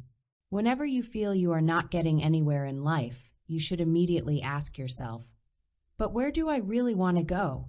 You will then notice the surface mind fly into frenzied action to supply you with false answers, perhaps suggesting that you want new friends or more money. But beneath these deceptive answers is your supermind, which sees them as false. Your task is to be aware of the false voices, which destroys them, just as sunlight dissolves dew. The time will come when you no longer fear not getting anywhere. You will see that you are already there and always have been. You can be sure you are performing right action when you sincerely try to understand cosmic principles. A fascinating fact of esotericism. When you step into a grocery market, you can buy as much as you have money to pay for. With $1 million, you can will out the entire stock. Similarly, you can carry out of the spiritual market according to your money. What is this money? It is just the opposite of the material world. Your spiritual cash is not something you have, but strangely something you have not. You must come, as the New Testament repeats, with nothing at all. This is the beauty of it all. Now we must discover the meaning of having nothing. It means to be without our intellectual opinions and memorized ideas about the inner life. In other words, we have here one of the most fascinating of all esoteric ideas. Nothingness is richness. You see, knowing the words is not the same thing as living the meaning. Suppose I memorize the printed instructions on a first aid kit. Does that mean I can give first aid? No. The full meaning comes when I admit I know nothing and then try, practice, succeed. I have known men, proud of their intelligence, who grandly announced that they had memorized entire chapters of a religious book. But that is not intelligence. The very same men linger in a doorway for a half hour, chattering endlessly, while occasionally telling you they must leave at once. So we need not strain toward spirituality. Such effort is a terrible burden. The genuinely spiritual person is one who has lost all desire to be anyone but exactly who he is, without labels and without apologies. He is what he is, and that's all there is to it. Such a man is undivided, uncomplicated, and contented. In an attempt to find himself, a man may associate with religious or philosophical ideas. But this by itself accomplishes nothing.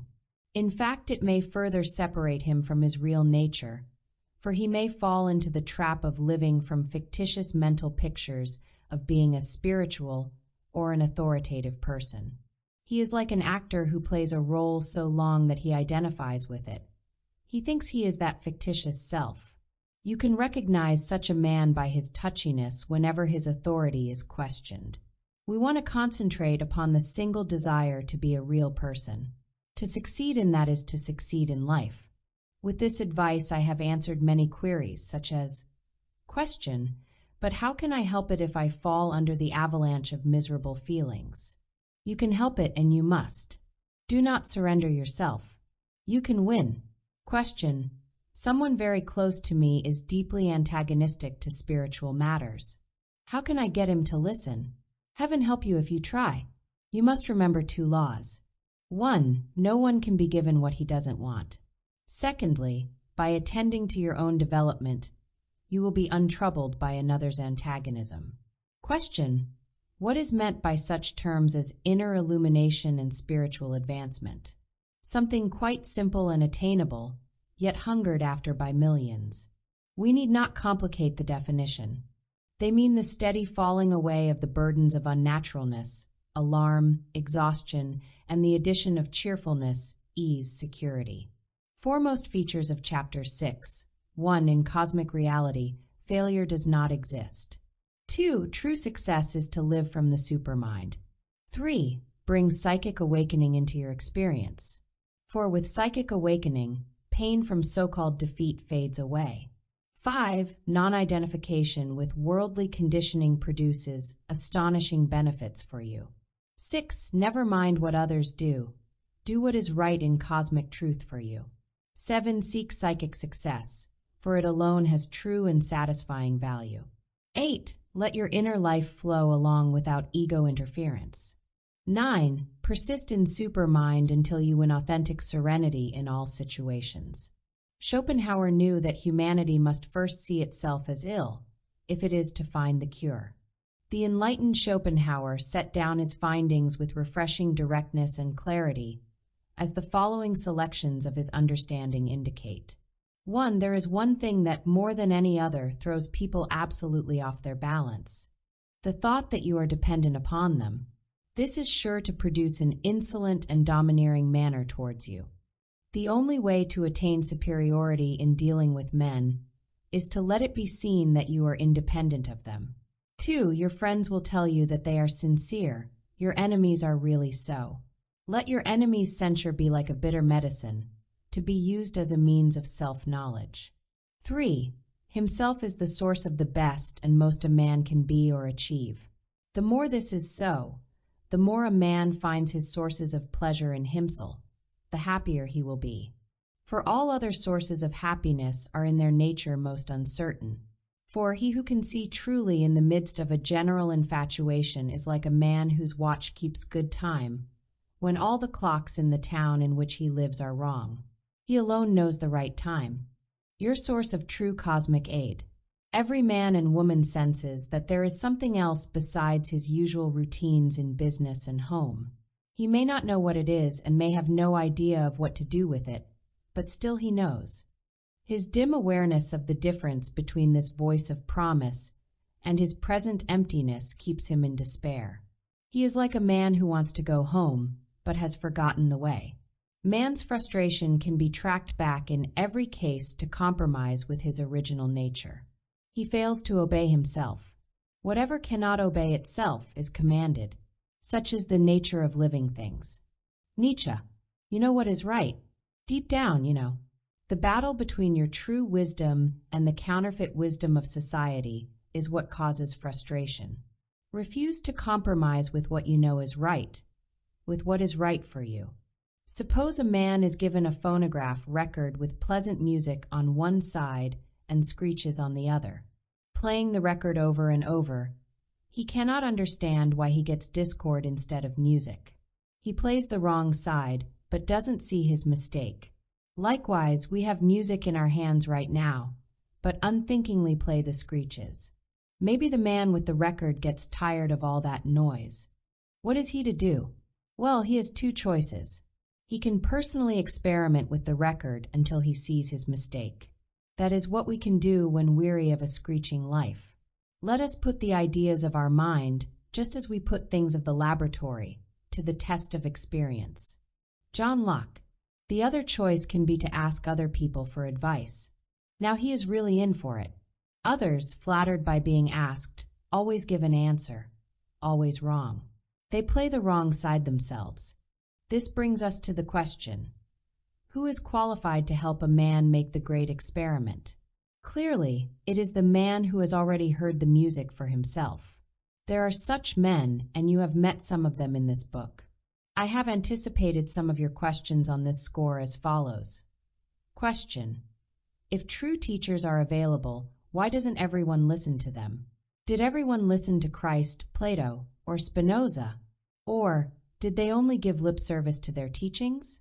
Question: Why are such men often scorned? The ego self always scorns anyone who threatens its false power. Remember, no man can see above his own head. A true teacher has esoteric knowledge, but unless you also sense it, it does not exist for you. Therefore, you will not value the true teacher. To the contrary, you will avoid him. Question: if I avoid the true, then I must gullibly follow the untrue. I suppose this is what is meant by false prophets. Yes, it is mutual deception.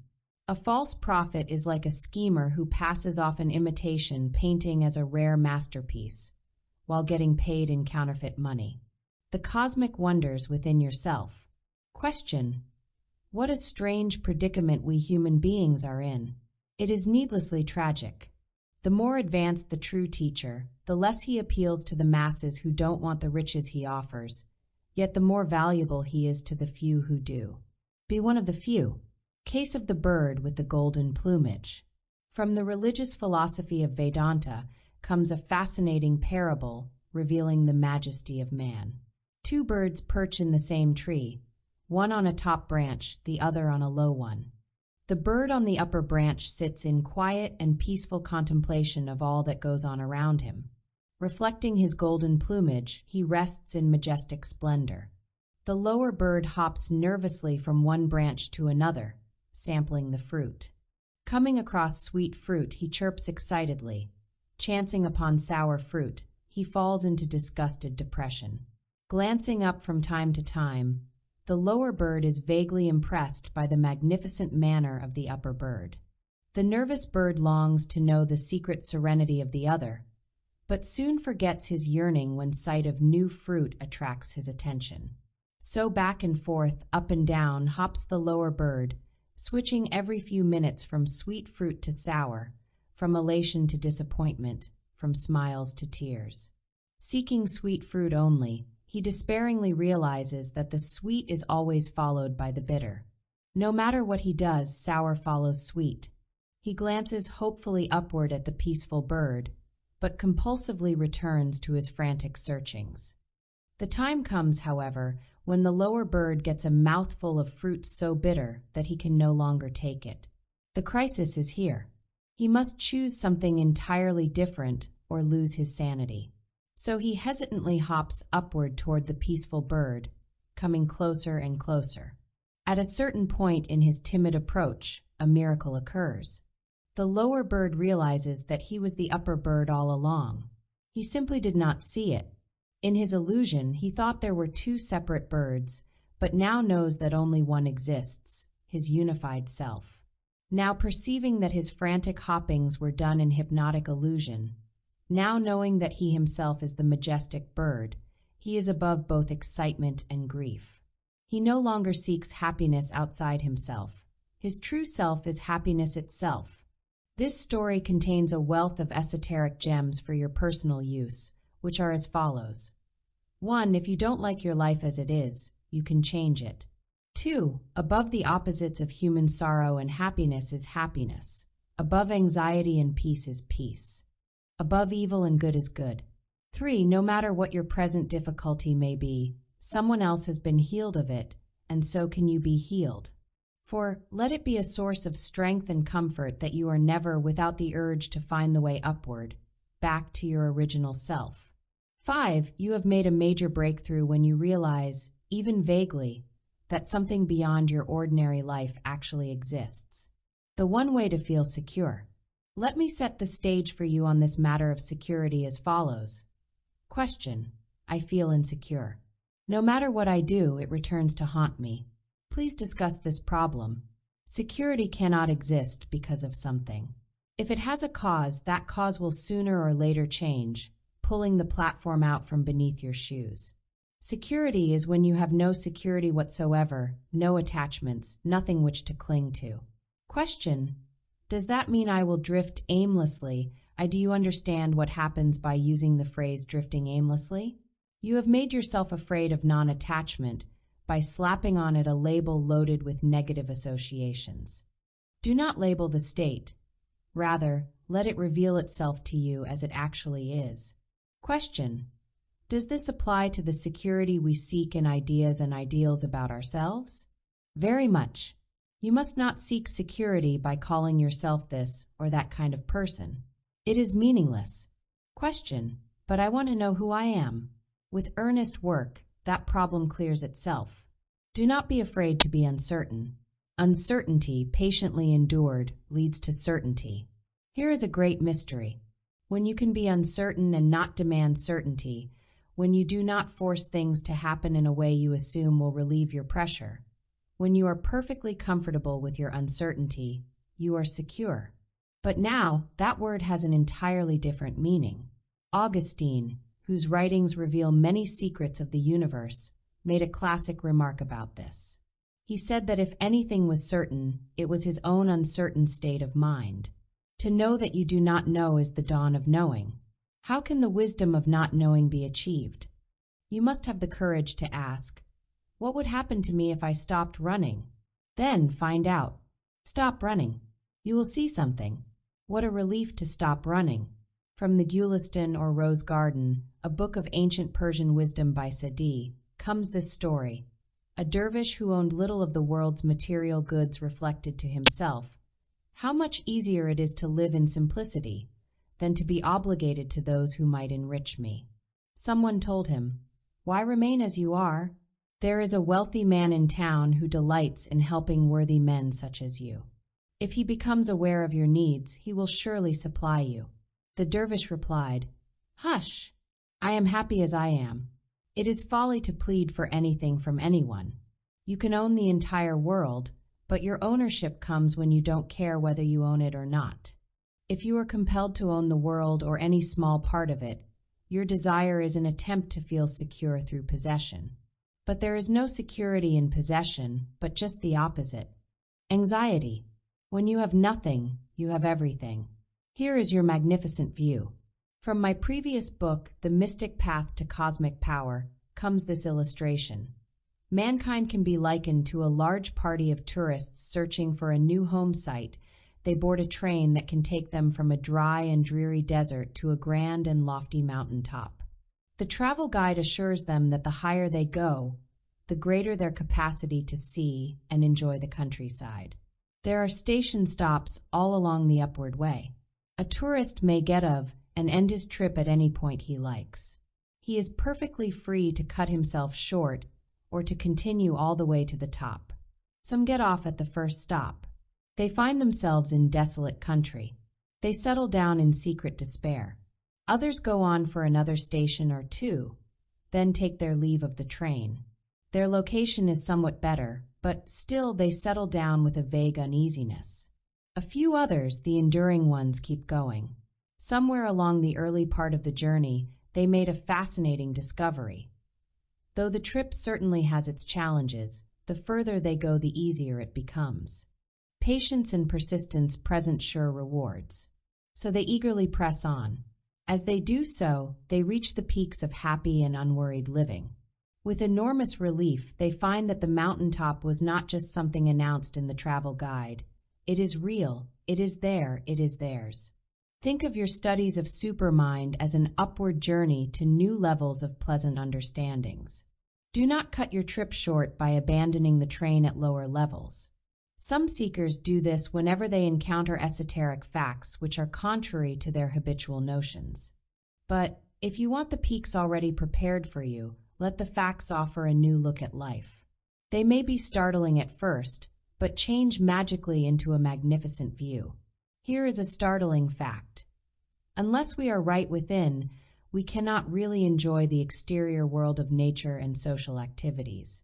We can only use them as distractions from our secret sorrows. But when we are one with ourselves, we are one with everything.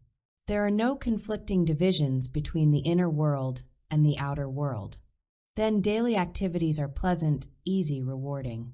Now, can you take this idea and see how it applies to you in a very personal way? Can you plunge beyond the words to see the fact?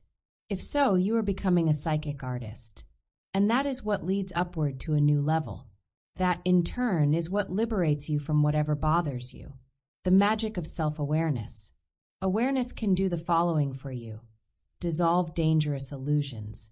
Snap the spell of psychic hypnosis. enable you to see things as they are, destroy the painful false self, deliver lasting happiness. We want to inquire into this idea of awareness, for it is a major pillar supporting a first-class life. The definition of awareness is very simple. It means that we stand aside and watch everything happening to us, both within and without. We are quiet observers of thoughts, feelings, conversations, our own facial expressions, and those of others, of attitudes, beliefs, of noting the manner in which we walk and how we react when surprised. Now, it is essential that we do not assume that we already are self-aware persons. Everyone thinks he is, but awareness is much deeper than we think, so we must assume nothing about it. Rather, we experiment. Start by being aware of the outer world, for this is the easiest. Notice someone nervously drumming his fingers on a table or gesturing while talking. Notice that he is unaware of his movements. Now observe your own physical actions. Sooner or later, you will see that you were unaware of these mechanical movements. That is a fine start. Now go on to internal mechanicalness. Watch how feelings of irritation arise when someone criticizes you. Observe the wave of depression aroused by hearing bad news. This makes you acquainted with yourself. One benefit of honest self-observation is awareness of inner contradictions. A man who insists that he is happy discovers he has been kidding himself. Ordinarily, we fail to see contradictions, for no one can see what he is unwilling to see. It is like the man who declared, "I am not always right, but I am never wrong." Self-study breaks down the walls between reality and illusion, thus making us whole. In your first experiments with self-awareness, do not select a major difficulty. Watch for minor disappointments and annoyances. Become aware that you are disappointed or annoyed and stop right there. Do not wrestle with these little foxes. Quietly watch as they appear, pass, and disappear. You see, consciousness is like light. The more light you have, the better you operate, just as a gardener is more skillful during the day than at night. You can see what you are doing. You will recall our previous points about mental movies. Here is a great place to snap self-hypnosis and become a self-directed man or woman. Whenever you catch a horror movie running through your mind, when you find yourself repeating nagging thoughts, shake them off at once. Refuse to be dragged along by the spell. In its place, be aware of where you are and what you are doing, for example, walking down a hall. Every time you do this, you weaken self-hypnosis and strengthen self-command. You have a choice of either life or life. The magic of self-awareness leads to life. How to be shock-proof in any situation. Could this be magic? If you don't mind facing your confusion, if you don't seek protection from it with borrowed theories, it is the same as if the confusion did not exist at all. This is true magic. Whenever confused about anything, you must place awareness of your confusion first. By doing this, you create a healthy shock within yourself. It is a shock because it cracks the fixed habits of conditioned thinking which loudly insists upon contriving a way out. But the conditioned mind is in utter darkness about the way out. Awareness is healthy because it sets into motion the power and clarity of the supermind. Try to see the difference between mere mental improvement and the development of cosmic consciousness. Mental improvement is good and legitimate, as when learning a profession or sharpening your skill at chess. However, mental improvement cannot penetrate the psychic world to make you happier, freer, or intelligent in the cosmic sense. To store facts away in the memory is like feeding information to a mechanical computer. The computer can only repeat what it has been told and nothing more. But consciousness, awareness, is always something new. It is never the mechanical parroting of memorized information. We do not use the supermind as if it were one thing and we another. As mystics have proclaimed throughout the ages, man and cosmic intelligence are one. In essence, a man is his supermind. Your aim is to be one with yourself. The following is for constructive help. Question: I am so often shocked or disappointed at what happens to me. The happening itself is shockless. What causes shock is the expectation that something else should have happened. When we don't demand that happenings conform to our desires, we are shockproof. Question: the way you simplify things is of great aid to me. So please tell me in summary what causes mental pain. Pain occurs when reality breaks off your mental dream, like the annoyance you feel when deeply interested in a television movie and the film breaks. Question: I sometimes feel that I have gone as far as I can. Never assume you have reached the end of your successes, any more than you would believe that a major highway ends at a small town it passes through. The cosmic wonders within yourself.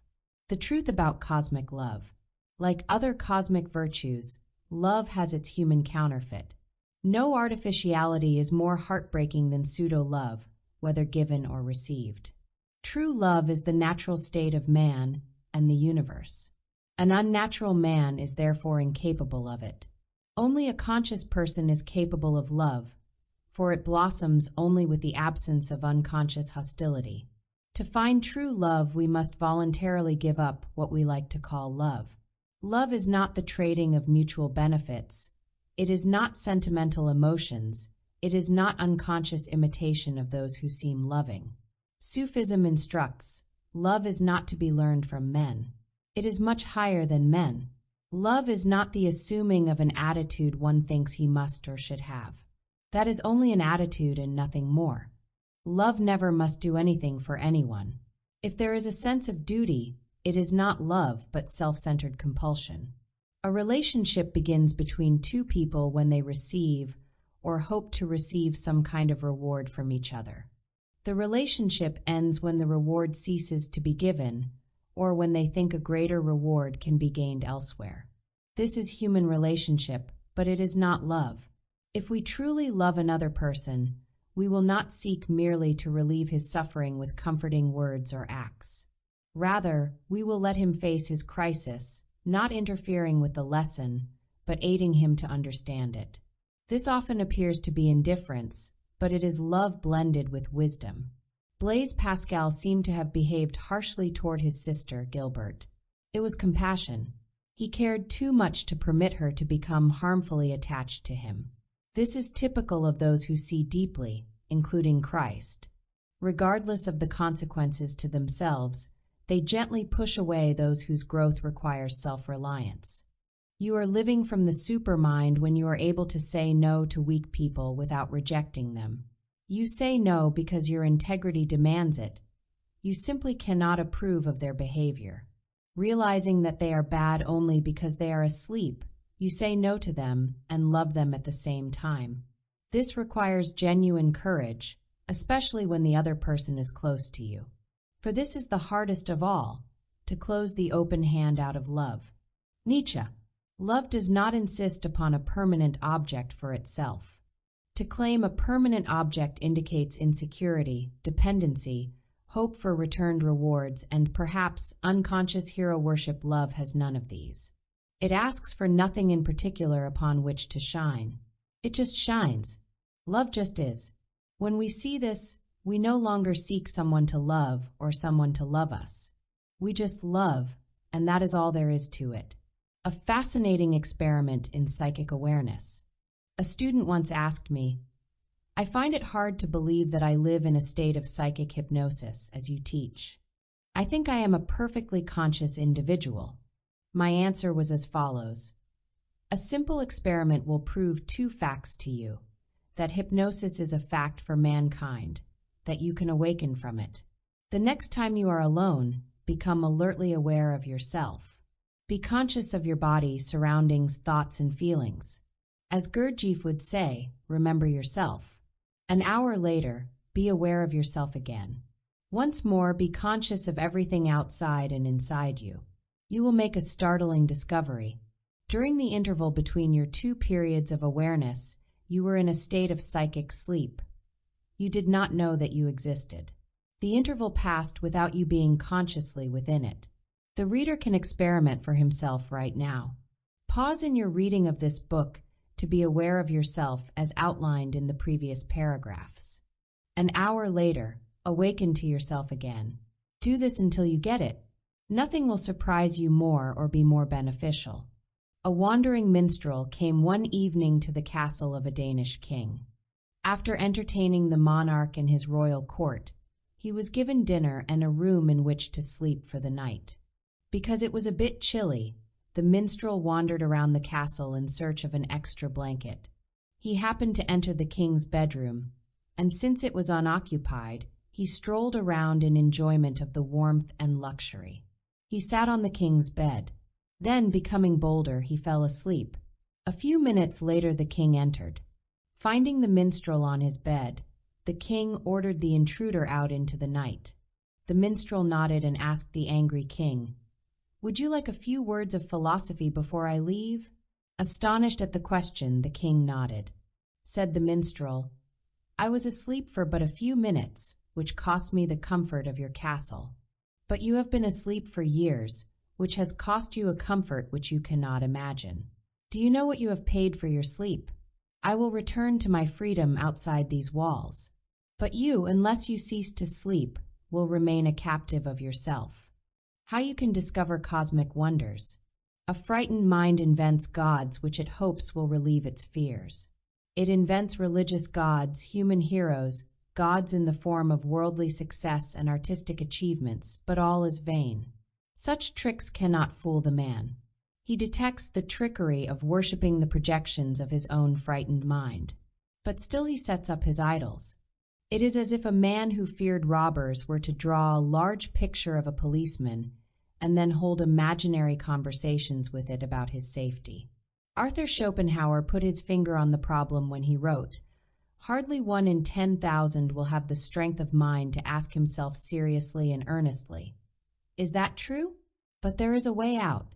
We can become aware of all our nerve-wracking pursuits. We can see how they distract us from finding the true self. If we discover a mental noise to be of our own making, that very discovery is a step to quietness. If noise comes from the blaring outer world, we can gradually cease to listen. Fresh strength surges through you every time you become quietly aware of yourself. With silent receptivity, all things are possible.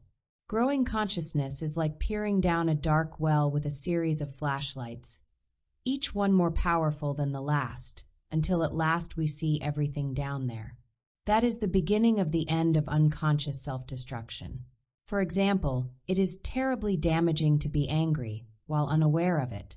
Whenever a person insists that he does not have a particular negativity, perhaps pride or resentment, he should always add, "That is, I have none of which I am aware." This helps him in 2 ways.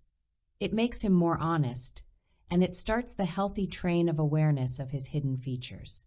From that point, he can ride to freedom from their unseen hold upon him. This false mind capable of so much grief is called by Vivekananda, the Vedanta teacher, the traitor mind. Our task is to understand the false ways of this traitor within our ranks. How can we do this? Through cosmic understanding as follows. Self-study and self-knowledge are the great revealers of everything in the cosmic and physical worlds. When you truly know yourself, you know everything necessary to know. You know why you are dissatisfied and how to change things. You understand why war occurs and the only way to peace. The secrets of human behavior in all situations are open to you. You know why counterfeit love often appears warm and comforting, while authentic love seems to be cold and distant.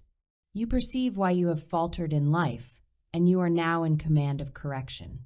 Don't try to be happy. People do this all week long and nothing happens. Instead, work at understanding yourself. That is what works. Remember, you don't have to know everything in order to progress. You need only be on the right track of things. By your willingness to receive, even as you read these lines, you become more right in an entirely new way. Helpful points to think about. 1. Make it your aim to go beyond your worldly self. 2. Follow the unfailing wisdom of your supermind. 3. If you don't like your life, you can change it for the better. 4. Let your supermind studies be a pleasant and satisfactory journey.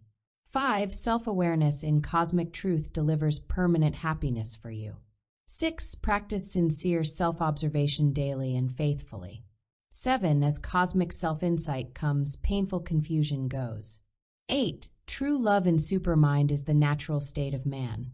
9. With psychic self-enlightenment, all good things are possible. You will realize that unpleasantness is not something to fight, only something to understand. How to be in command. Nothing builds inner strength faster than the simple practice of taking full responsibility for your reactions to whatever happens. This includes your reactions to new ideas you meet in Supermind. What can you command? You are in command of everything that is below your own psychic level. If you are above cruelty in yourself, you cannot be commanded by the cruelty of others.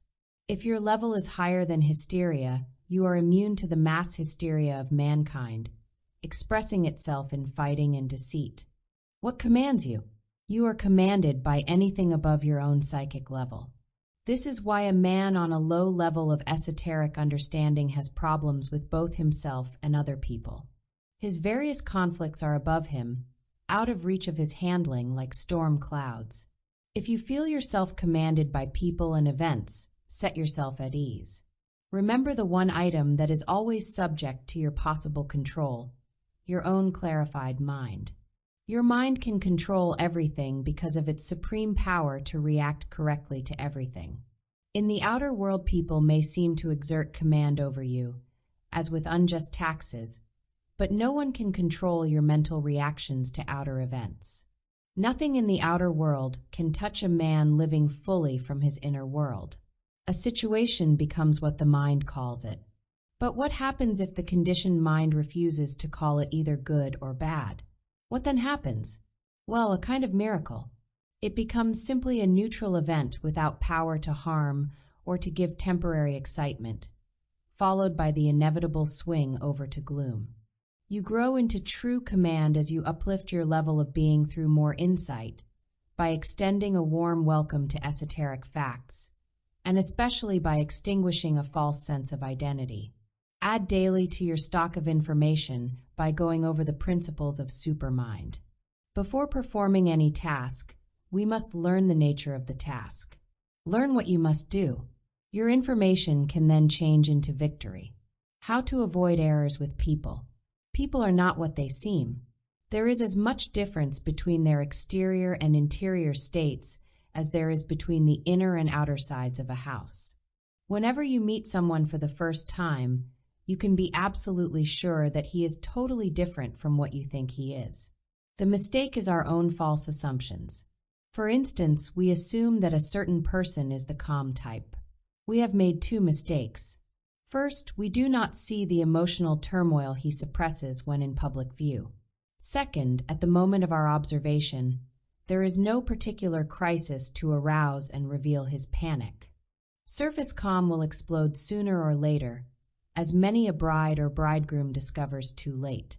Our task is to see people as they are, not as we want or need to see them. Then we make no mistakes. How can we do this? Since other people are invisible, psychologically speaking, how can we see them as they actually are? This can be accomplished by understanding ourselves.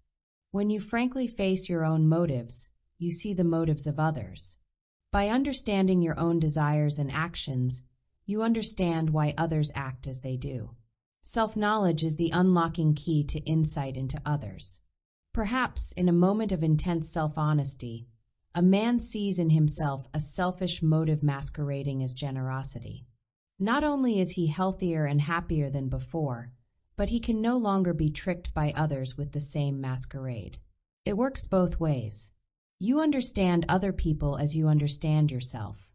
As you win insight into your own actions, the behavior of others becomes clear.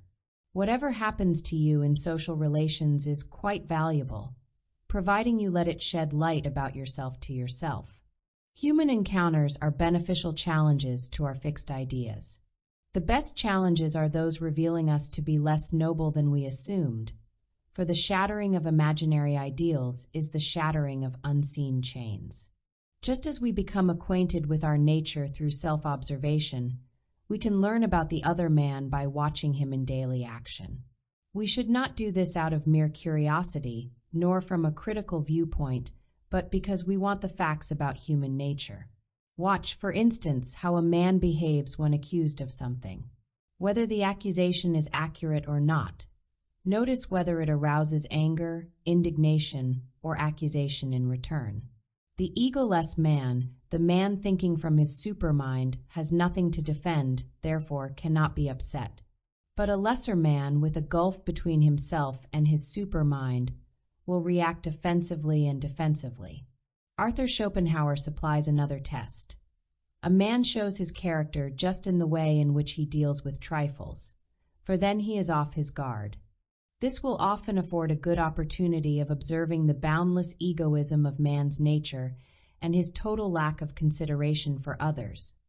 And if these defects show themselves in small things or merely in his general demeanor, you will find that they also underlie his action in matters of importance, although he may disguise the fact.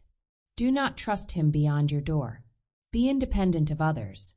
By steady self-observation, we can see the difference between living from society's subtle demands and from our own center. Any discomfort we feel is trying to show us the difference. Plead for nothing. Chase no one. Refuse to trade yourself. Stay right where you are. Do not be like a man sitting in his own living room and thinking, I must hurry home. You are home right now, right where you are, whether in factory or field. You are with yourself. And that is all, if you see it, that you need. We must be able to take or leave people before we can take them beneficially. A compulsive need for society indicates lack of self-command, which means placing ourselves at the mercy of others in order to get what we assume we need. And if we ever find a man who will not in some subtle way take advantage of this human weakness, we have found one man in a million. Never deal with a neurotic or an unpleasant person on his terms. Deal with him on your terms or not at all. This means you break the relationship as far as the inner world is concerned, even though it continues in the outer world. Never sacrifice your inner integrity to anyone, anytime, anywhere. Note the following truths I told my questioner as follows. Question: why am I so ill at ease with people? This is so because you behave to please them rather than to please yourself. This pleasing of others is based in anxiety. You try to please them because you want certain benefits, but fear you won't get them. What are some of the things that people want from people? Question: oh, it's an endless list. Money, sex, friendship, approval, praise, acceptance, security. But is it wrong to want these things? It is wrong to surrender yourself in order to get them. Such self-sacrifice breeds self-dislike, producing pain and hostility. Try to see the agony of living under the psychic domination of another. Notice the anxiety of waiting for another's approval or letter or appearance. You don't want to live like that. There is something entirely different. Francois Fenelon showed sharp insight into the human situation by asking, what do you not have to suffer to keep the respect of those men you dislike? The realization must come that many of your friendships are no friendships at all. You must see how you are trading your inner treasure for breakable toys. With such realization, you will no longer give what others cunningly demand of you. Then they will leave you. They always do. Having drained you of all they can get, they depart. Your task is to bravely bear the temporary shakiness arising from your aloneness. Be patient and have no regrets. You have done the right and necessary thing. Every abandonment of a crutch brings shakiness at first. All is well. Remain quietly with your aloneness until it tells you its supreme secret. It will. Why friendships fail? No human being on earth has power to do anything for you or against you. If you can see the significance of this, your relations with spouse, friend, and stranger undergo bright transformation. You will never seek to influence others. You will never worry whether they like you or not. You will be at peace with everyone, even though they are not at peace with you. But this must be seen with the spiritual mind, the supermind, not with human logic or conditioned reasoning. We prefer believing in the ability of others to help us because of our desires toward them. But this arouses friction, for others have desires contrary to our own. A desire toward another creates an unconscious insistence that the other should and must behave the way we wish. When he does not, we feel cheated, resentful. We falsely think the wound came from the other person's selfishness, when in fact, it came from our false desire. When we no longer have false desire, painful disappointments are no longer possible. Whatever the human relationship, you must not form a psychological attachment to the other person. You must freely let him come and go as he pleases. You must not try to hold him or her to you. Even if you hold him physically, his heart will be far away, which you will painfully sense. When living from your supermind, the continuance or ending of a relationship does not depend upon you, but on the other person. This means you are free. Remain psychologically detached from everyone. This means everyone. No, this is not cold indifference. It is something extraordinarily warm. It is genuine love. If you will do this, everything changes. It changes because you make no conscious or unconscious demands upon another. Strangely enough, you are in charge of the relationship because you have no charge at all. The reason why so many marriages and friendships fall apart is because each party tries to receive what the other cannot give. Two people meet. They thrill at the newness and novelty of the other. When the excitement passes, as it always does, emptiness is seen. Then comes the despair and the seeking in a new direction. And so the vicious circle whirls endlessly. The seeker fails to realize the futility of finding in another what must be discovered in himself. Even if a sad and lonely person were to meet someone with a lofty love, the seeker could neither recognize nor appreciate it. We can recognize true love in another only when we have at least a taste of it in ourselves. It is folly to call a relationship based in desire by the name of love. We like to do this because it all sounds so romantic, but love has nothing to do with it. Genuine love is quite another thing. Only an awakened man can love what a person really wants. It is absolutely impossible for you to be disturbed by something you don't want or that disinterests you. This is why we emphasize the need for freedom from false desire. The understanding of desire abolishes what Eastern mystics call tanha, that is, painful craving. Suppose you were given your choice of two-piece potions. One of them kept you restful only when events turned out the way you desired. The other one kept you perfectly happy, no matter what happened. Which would you choose? The second one, of course. Yet, at this very moment, millions of unhappy people in billions of events choose the first. Why do they select the very potion that makes them unhappy? Please listen very carefully. It is because they have false ideas about what will make them happy. If we insist that happiness comes from having lots of friends, that is a false and pain-producing idea. If we believe that the easy life will be ours by leaning upon a spouse or upon society, we are in for shock. To state it another way, we wrongly think happiness occurs when we get what we want. What does occur is a thrill, ego satisfaction, or sense of power, none of which is happiness. Tolstoy points out that when false happiness reaches a certain peak, it turns into grief. This explains the sudden drop into despair of people who finally attain worldly success. What they hoped was a solid mountain turns into a dissolving cloud. I want to give you a single idea for your constant reflection. Make it your business to grasp its full meaning. No man is really interested in getting what he craves. He is really interested in being at peace with himself, but doesn't know how. This is why your desires and ambitions change as you learn to think from supermind. What you used to consider valuable now becomes worthless. What you formerly thought was foolish now is prized. The most helpful thing you can do for yourself is to be real. To be real is to be everything. The destruction of falseness begins with its detection. Here is one way to start down the road toward being a real person. Observe your inner states when you are with others. Are you uneasy, timid, or do you feel compelled to talk? Next, observe yourself when all alone. Are you more at ease inwardly when by yourself? No doubt you will find this to be so. Here is what to do. Work at being just as relaxed when with others as when all alone. Refuse to permit the mere presence of others to make you nervous. Gradually but surely, you can banish compulsive behavior when with others. You can remain relaxed. There is no barrier to your achievement of real selfhood. The supposed barrier is only a mirage of wrong thinking.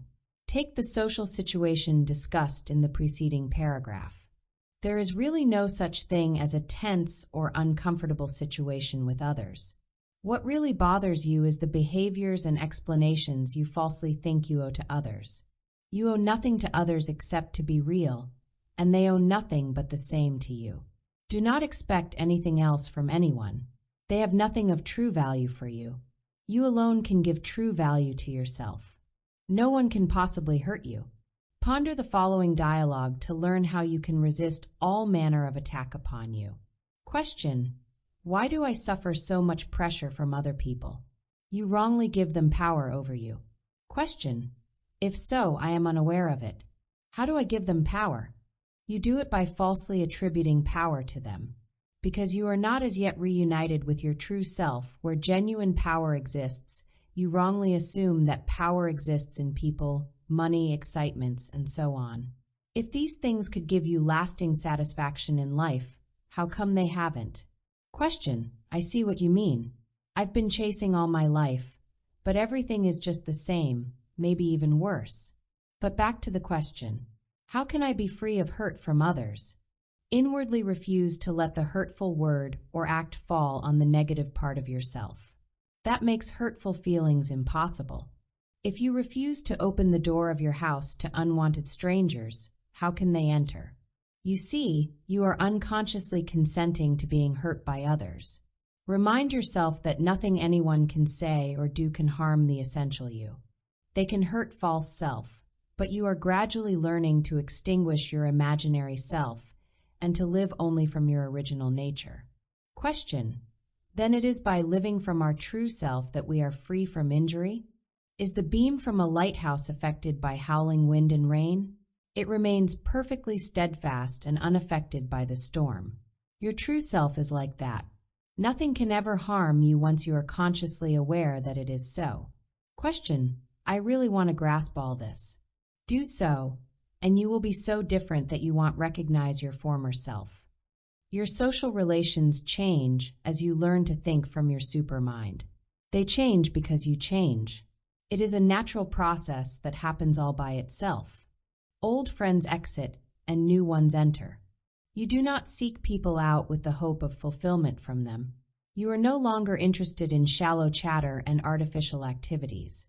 More and more you sense that you cannot afford certain relationships.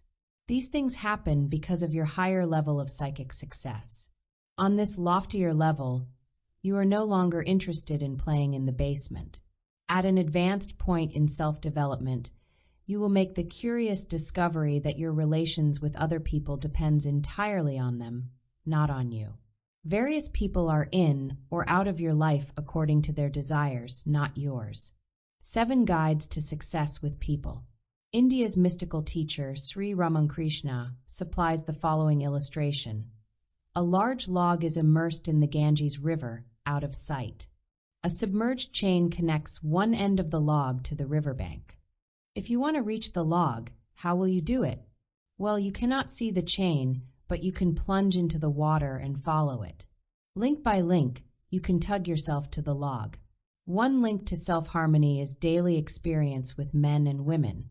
The principles of this chapter are not merely aids to social and domestic harmony. Such pleasantness is only a natural expression of a deeper cause, that of self-harmony. It is too easy to forget that who we are determines what we experience. So any teaching or system failing to make personal inner transformation its central theme is useless. Only talk about peace can come out of it, but never actual peace.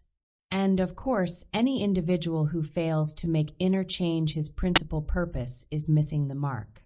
With this in mind, we can follow a few links to self-knowledge leading to human harmony. 1. Whenever disturbed by a memory of a past incident with someone, ask yourself, but what has that to do with me right now? 2. You can win someone in the right way only when you don't care whether you win him or not. 3. Do not let another's behavior toward you tell you how to behave toward him. Do not respond to gloom with gloom, nor to rashness with rashness. Behave from your own self. For whatever we subconsciously wish for others, we wish for ourselves. Wishes are psychic boomerangs. We get back what we send out. We must make sure we wish only goodness for both others and ourselves. 5. A person incapable of thinking beyond his own false desires will unconsciously block fulfillment of his true needs. 6. Never look forward to anything. Do not live in excitement of forthcoming social occasions. No, this will not take true pleasure from you. By living fully right now, you live with the only genuine pleasure there is.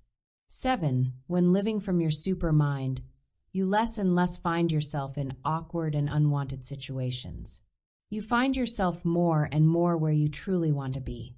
How to succeed with difficult people. It helps to realize that hostile people will attack anyone or anything, especially if they detect weakness in another. They shoot their arrows wildly, and if one happens to fall on you, it is merely accidental. You are not a special target.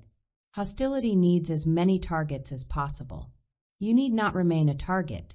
Stand up to hostility, not with aggressiveness, but by realizing your own total safety from attempted attack. A hostile person is a weak person who lowers his bow and arrow once he sees you cannot be used for his neurotic needs. The more you surrender to a difficult person's demands, the more you build his egotism. The more you contribute to his egotism, the more awful you make him. Not only that, but his demands increase. Do you really think a weak person is thankful for charity? We must not be gullible. The ego in man is incapable of gratitude. It angrily demands more. It is both useless and immoral to serve the demands of weak people, for by doing so, you help destroy them. Several fine points of distinction were brought up in the following conversation. Question: You are right. Why are people so ungrateful? You do something for them and they expect more. People are ungrateful for human gifts because they are not what they really want. Human gifts provide a temporary thrill which soon wears off, creating a demand for more shallow thrills. Only cosmic gifts, such as true knowledge, can arouse gratitude. Question: How can I handle unpleasant emotions from others? Understand them. If someone is furious, see it as an outburst of his false self.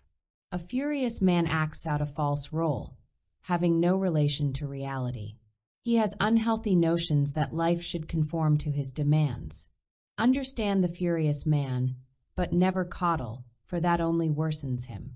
Question: I often feel that my life does not belong to me at all, but to unseen forces. Reclaim yourself. Your life does in fact belong to you, not to your acquired habits, society's demands, or to a nagging sense of haste. Question: I don't understand. I care for a certain man very much, yet he can be quite cruel at times. You may be very fond of your pet dog, but he will still bite you if he is sick. Behave the way you really are, even if it ends a relationship. Never suppress yourself in an effort to influence, hold, or win someone. When we are unreal, so are our rewards. To say this in another way, never behave the way you think the other person wants you to behave, but in the manner you must. Nothing you really need to do or have ever requires a yielding to person or custom. The adventure of true voyager. A ship named Life set sail for its destination called the harbor. It carried the usual assortment of passengers found on any ocean voyage. Running into a battering storm, the ship lost its rudder. The passengers raced around the deck in panic, crying for help. The officers, who were very proud of being officers, sought to calm the crowd with assurances that nothing was really wrong. Just trust us, they repeated, and all will go well with you. But there was one true voyager who wondered about it all. Things were not all right, and he knew it. When he asked the officers why the rudder was not being repaired, they gave evasive answers. When he insistently asked whether they really knew how to make repairs, they curtly reminded him that their word was not to be questioned. So true voyager spent his hours at the rail, searching over the sea for sight of land. Meanwhile, the officers had set up counseling sessions for the bewildered passengers. Handsomely dressed in their neatly pressed uniforms with bright brass buttons, they smilingly advised, "The rudderless way is the natural way. There is no need to think for yourself, just have faith that you are in good hands. We care for you. As for the harbor you ask about, it is yours in exchange for obedience to us. When in doubt about anything, just come to us. But don't let your doubts spoil anything. Enjoy yourself, engage in shipboard activities, keep yourself busy. From time to time, True Voyager tried to persuade the others to join him in his search for land. Hearing of it, the officers became resentful. In the privacy of their plush quarters, their usual smiles slid away, replaced by dark anger. But the smiles soon reappeared as the officers stood on deck to warn the passengers about True Voyager. Beware of that man. He is a strange one. Remain true to your officers, who care so much for you. We care so much that we don't want to burden you with thinking for yourselves. Dazzled by the officers' bright brass buttons, the passengers nodded gratefully, all in unison. One day, while gazing seaward, True Voyager sighted land. He called to the others who were seated on deck in a counseling session. They sat stiffly as if in a hypnotic trance, their faces dazedly reflecting the dazzle of the officers' bright brass buttons.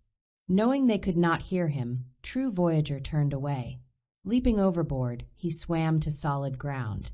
For pleasant human relations. 1. Your supermind knows how to act in every situation for your benefit. 2. Uplift your level of cosmic awareness and harmony follows. 3. See that people are not at all what they seem to be. 4. Understand yourself, and you will understand others. 5. Use contacts with your fellow man as a means of psychic growth. 6. In the supermind life, you are not dominated by anyone or any group. 7. Think with your unfailing supermind, not with human reasoning, for fulfilled living. 8. To be real in cosmic truth is to be everything anyone could desire. 9. No person and no event has any power to harm you. Ours were his power of right action, which he had previously abandoned to the careless thinking of drifting men, but which he recovered for his own rescue. When we wake up, all else is added, including answers to perplexities. If we try to add all else before awakening, we add nothing of lasting value. That would be like one of the drifting men finding a gold coin in his boat, just before plunging into the rapids. We must learn to think clearly. There is no human difficulty that cannot be solved by clear thinking. Yes, you need nothing more than to go your way with a clear mind in order to make it a good way. Now, this may seem too simple an approach. We are so in the habit of looking for complicated theories or scholarly conclusions. They are unnecessary. All we need to do is clear our minds of mental weeds, making fruitful growth possible. In this book, we are discussing profound cosmic principles. We are exploring the ideas of men like Krishnamurti and Gurdjieff, and examining systems like Zen and Sufism. Also, a special term has been created, that of the supermind. We have done all this for the single purpose of clarifying the mind, so that the life may be changed. Now, the trouble is, people think that they already think clearly. No matter how often they meet tragedy and misery, people simply will not believe that there is something wrong with their mental processes.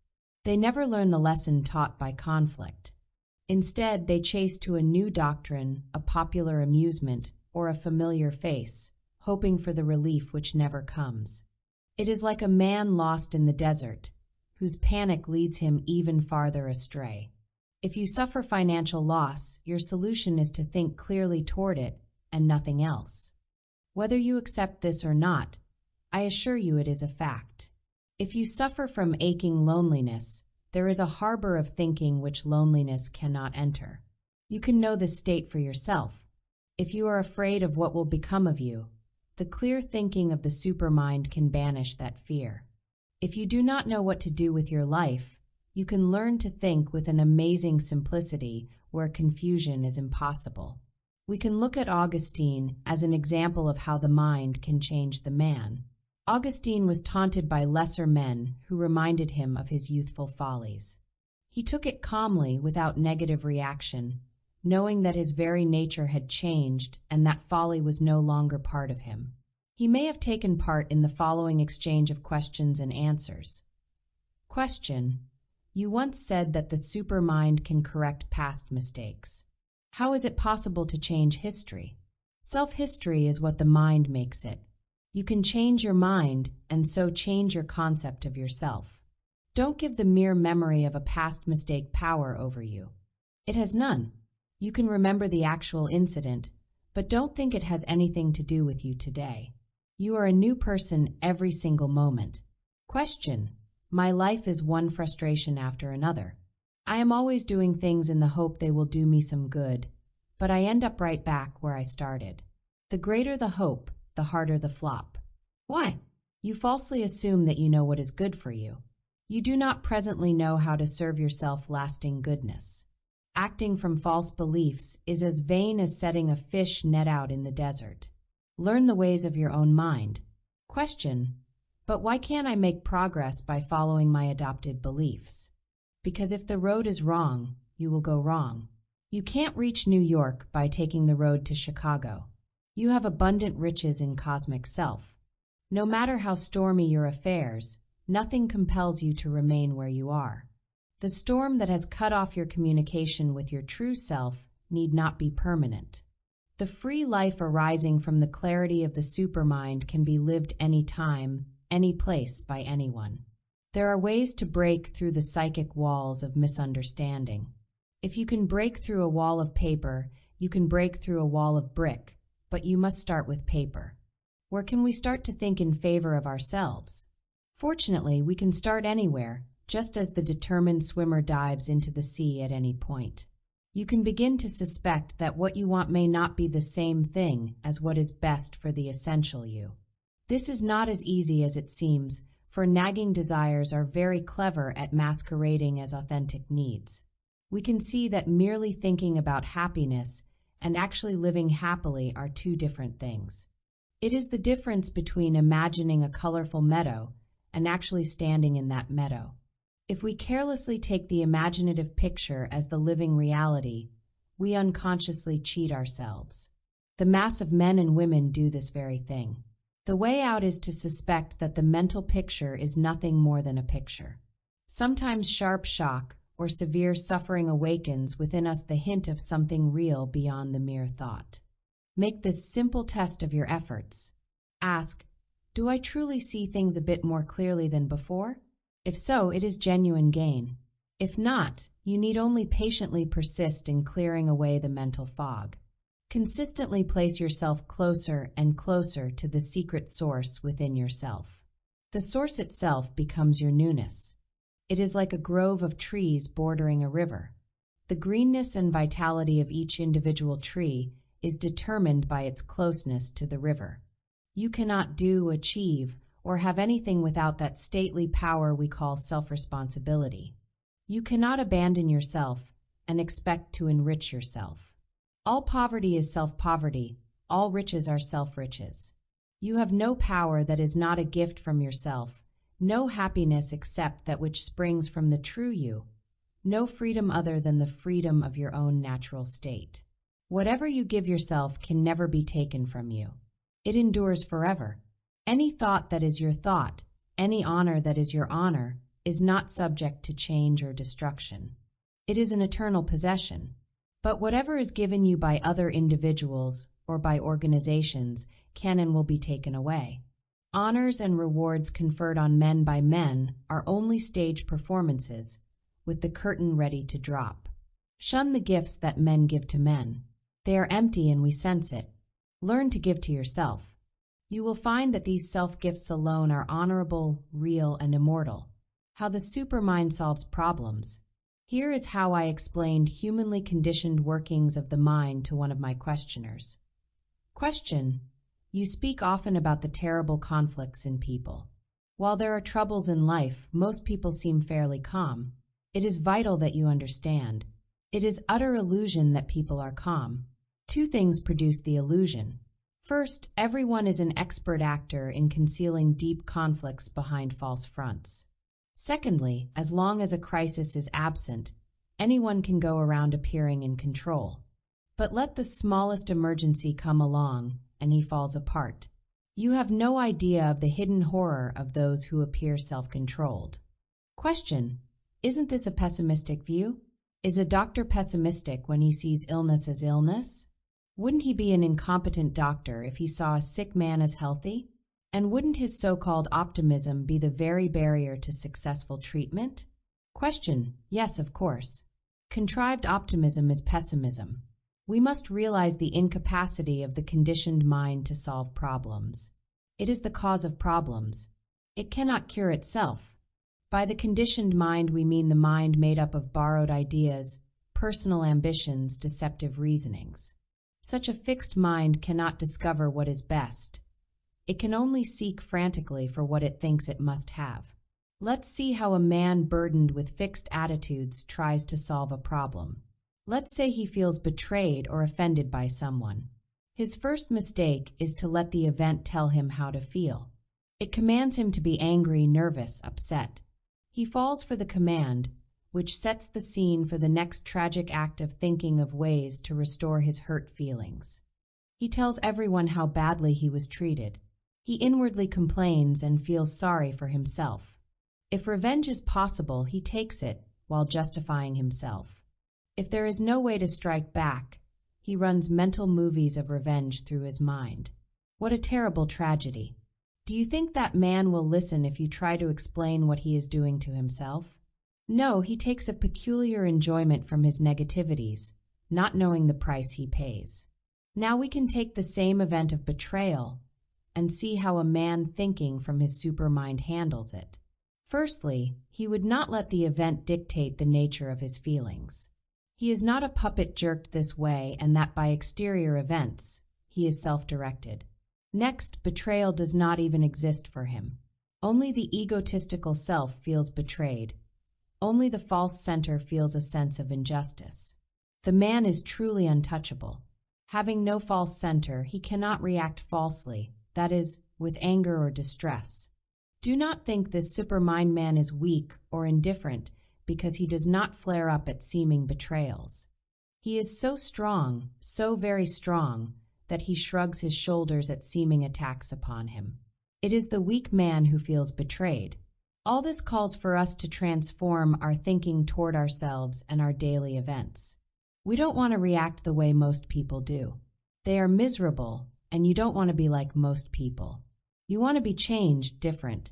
The solution to nervousness. If you run your hand down a knotted rope, it disturbs the hand.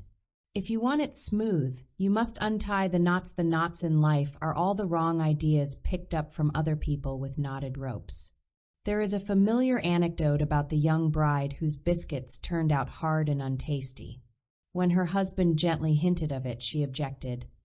But they couldn't be tasteless. The cookbook says they're delicious. Beneath the humor is found an error common to unhappy people.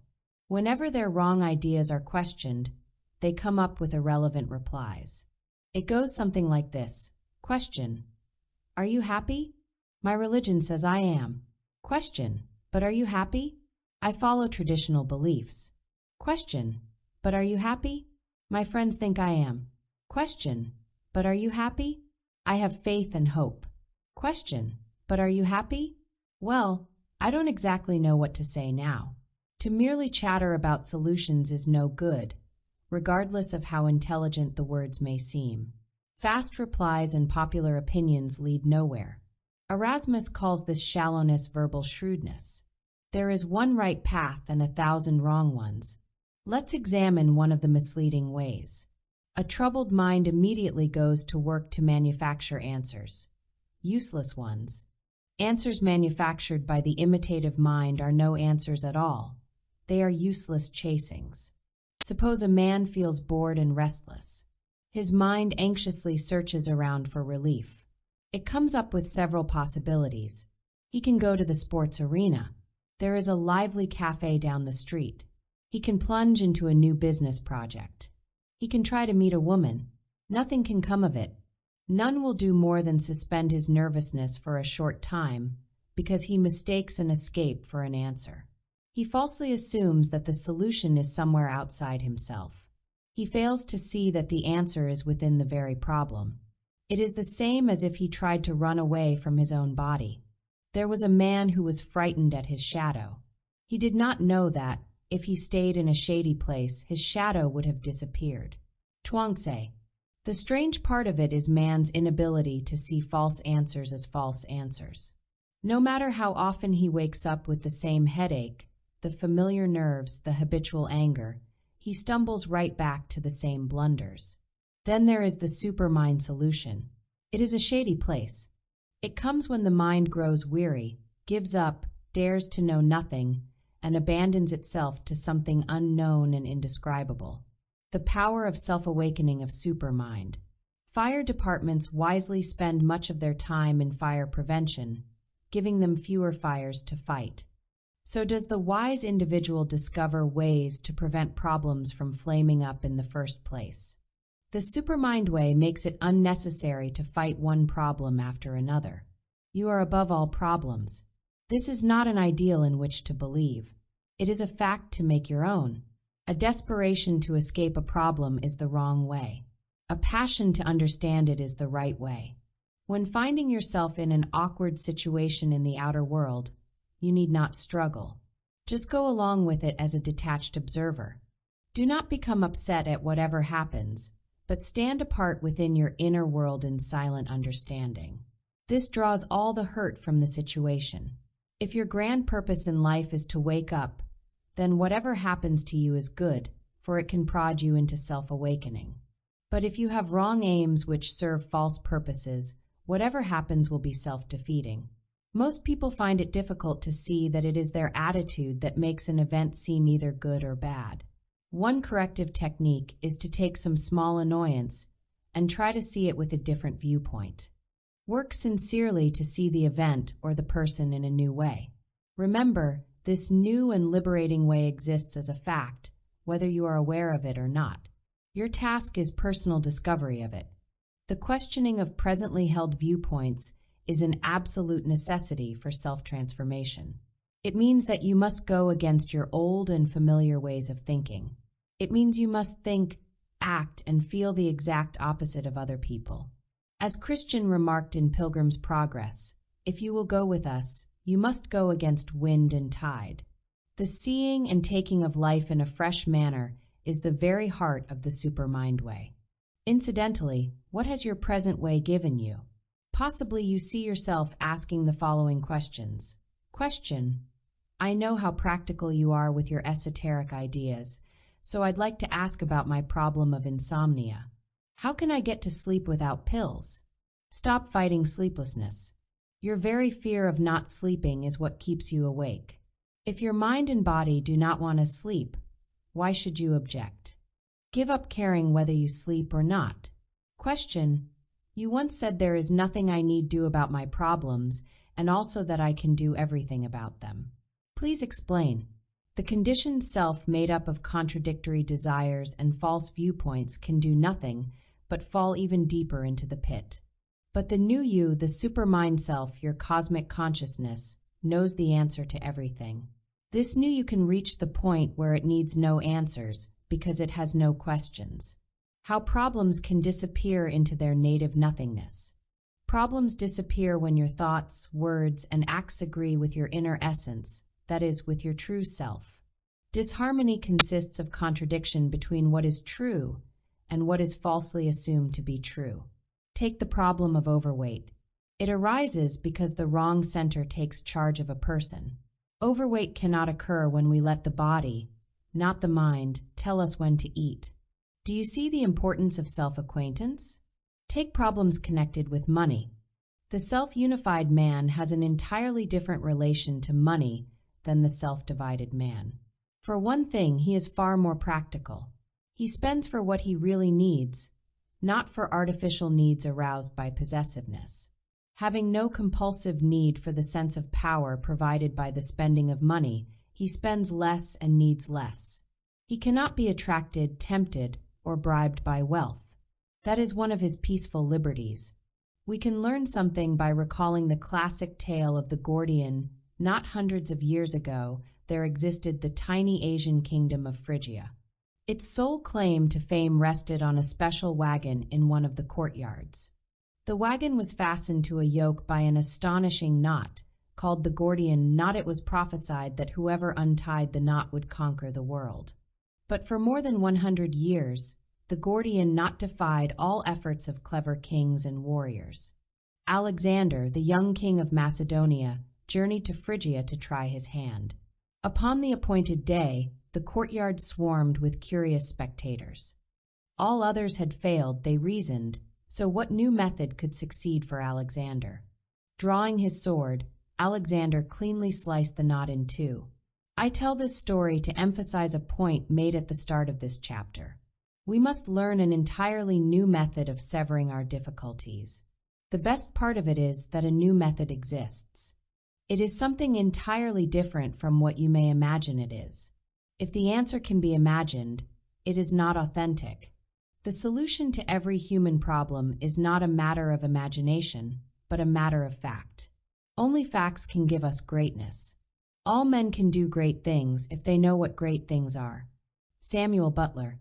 People blithely assume they have a choice between being happy with the spiritual life or happy without it. There is no such choice.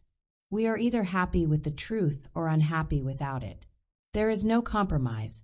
Sooner or later, you must rise up and refuse to be victimized any longer by the tyrannies within yourself. You might as well do it now. Make the motto of your life, no compromise with mental integrity. How Supermind transformed a warlord. Peace on earth. What about worldwide problems which affect every individual? Individual inner transformation is the only way to social peace. That means you and me. But since the majority of men refuse to see social sickness as a projection of their own maladjustments, the problem persists. Man prefers to evade his personal responsibility by pretending that the cause is somewhere outside himself. He does not change for the good, he merely rearranges the bad. That is like transferring a hospital patient from one bed to another in the hope it will cure him. Finally, the mind of man is so fashioned that it is subject much more to disguises than with realities. Erasmus, Emperor Asoka of ancient India, provides a perfect example of social peace through individual inner transformation. Trained in warfare as a young prince, Asoka later conquered neighboring lands with all the usual casualties and griefs. Coming under the influence of esoteric teachings, including those of Buddha, Asoka changed into an entirely new man. Renouncing war and cruelty, he became a model monarch by his example of strength through spiritual insight.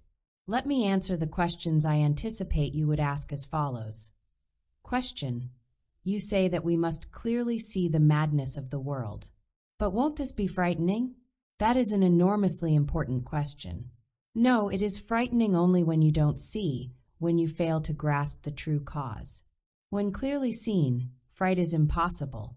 The free man sees social madness unemotionally, impersonally, like he would observe caged tigers clawing at each other.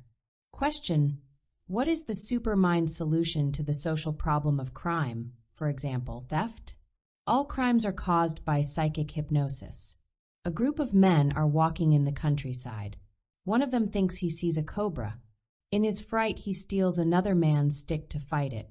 But in his clarified vision, he realizes that it was not a cobra after all, only a rope. He no longer steals because he doesn't need the stick. False seeing produces false need, which produces false behavior. Question: I would like to study all this, but there are so many conflicting teachers and systems. To which one should I listen? If you are surrounded by a dozen people, all speaking at once, attention is impossible. Cut them off. Listen to yourself only. One of the speakers may tell you the truth, but you can neither recognize nor value his wisdom until you have at least a bit of it in yourself. It is useless to depend upon another. Once you recognize true wisdom when you hear it, you can safely listen to a true teacher for further guidance. How to give true meaning to life.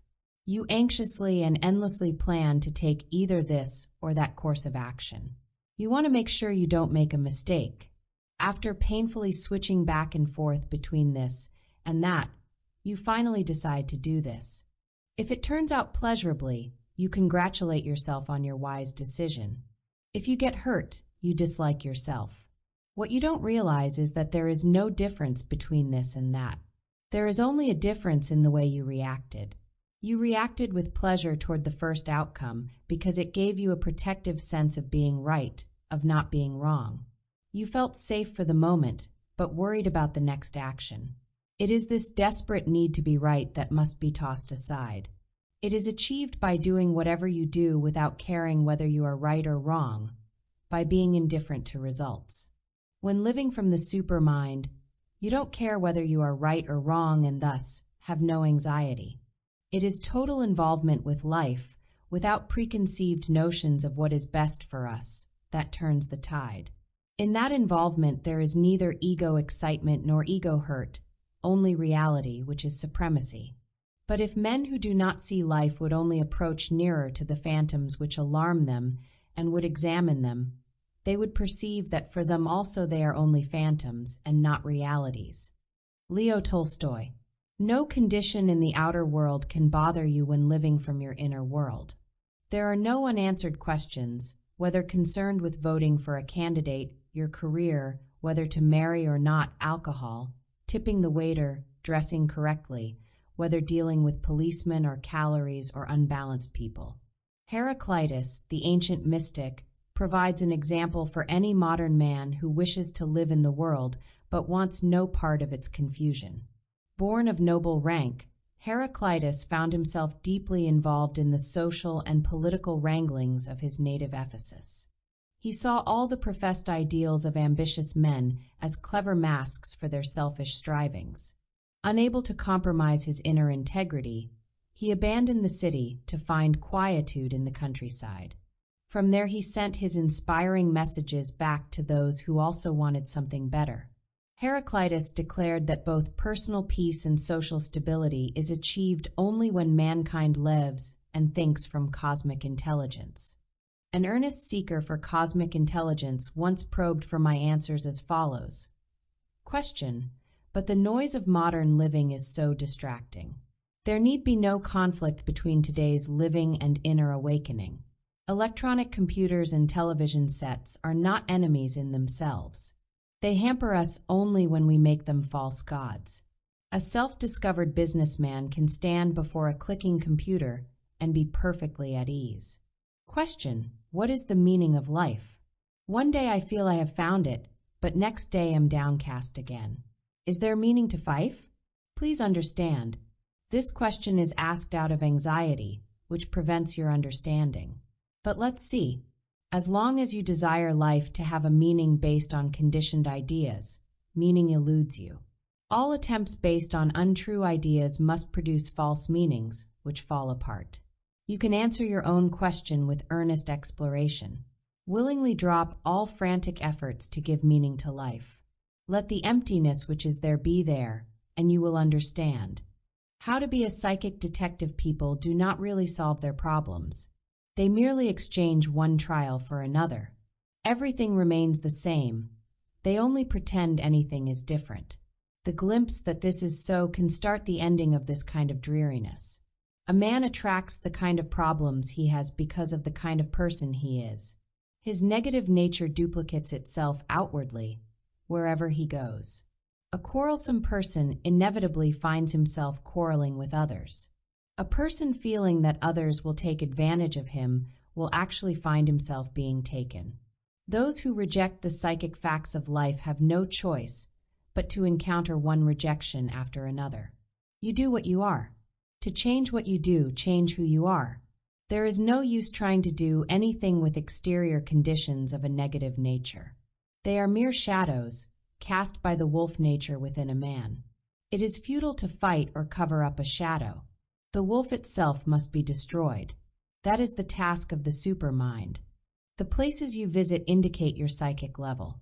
You are where you are because of who you are. Your attendance at a dinner, lecture, picnic, business conference, etc., connects with your level of consciousness. As you rise in self-awareness, your visits change their character and become healthier.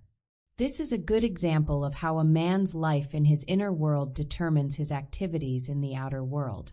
As Chuang Tse remarks, given this truth within, It exercises a spiritual efficacy without, and this is why we count it so valuable.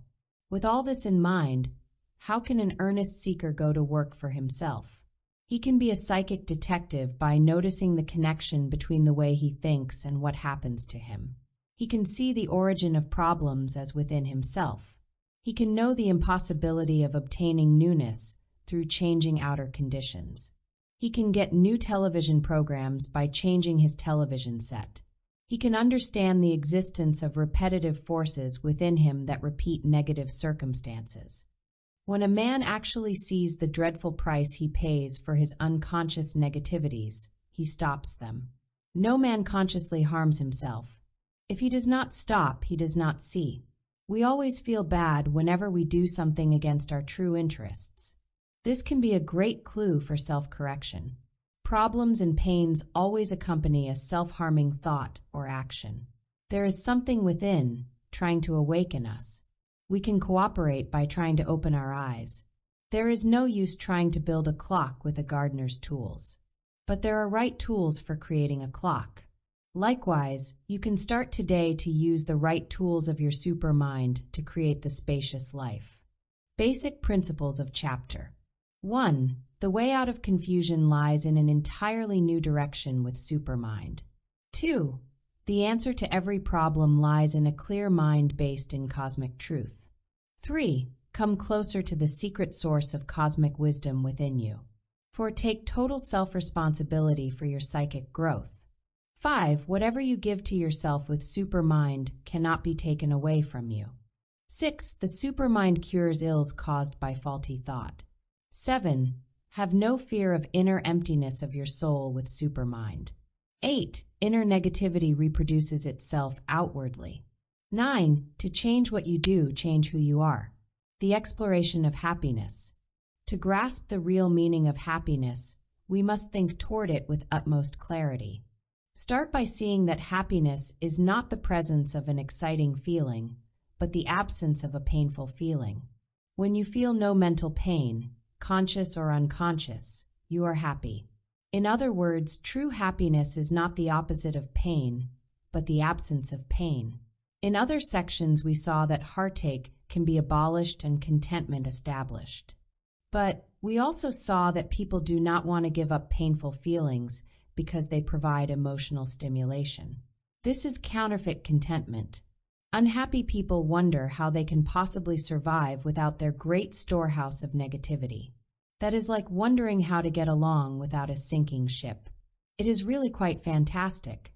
Man fears the very quietness he seeks. Already we have some clearness of mind. We see our goal as the elimination of pain, not the pursuit of excitement. All this answers a question which I am frequently asked. Shouldn't we concentrate on positive items like peace and love rather than explore negativities like heartache and human badness? No, there is no use discussing peace as long as the problem is pain. If you stub your toe, do you treat your hand? Peace is the absence of pain, so that is where we must concentrate our attention. This is why esoteric writings like the Upanishads point out that the solution to a problem is found in the problem itself, not away from it. You see, we want to know the truth about things. And the truth is the warmest, friendliest, most positive and loving force in the universe. It is quite easy to see the cause of unhappiness. We cannot reject the facts of life and have their happiness, any more than we can refuse a coat on a cold day and feel warm.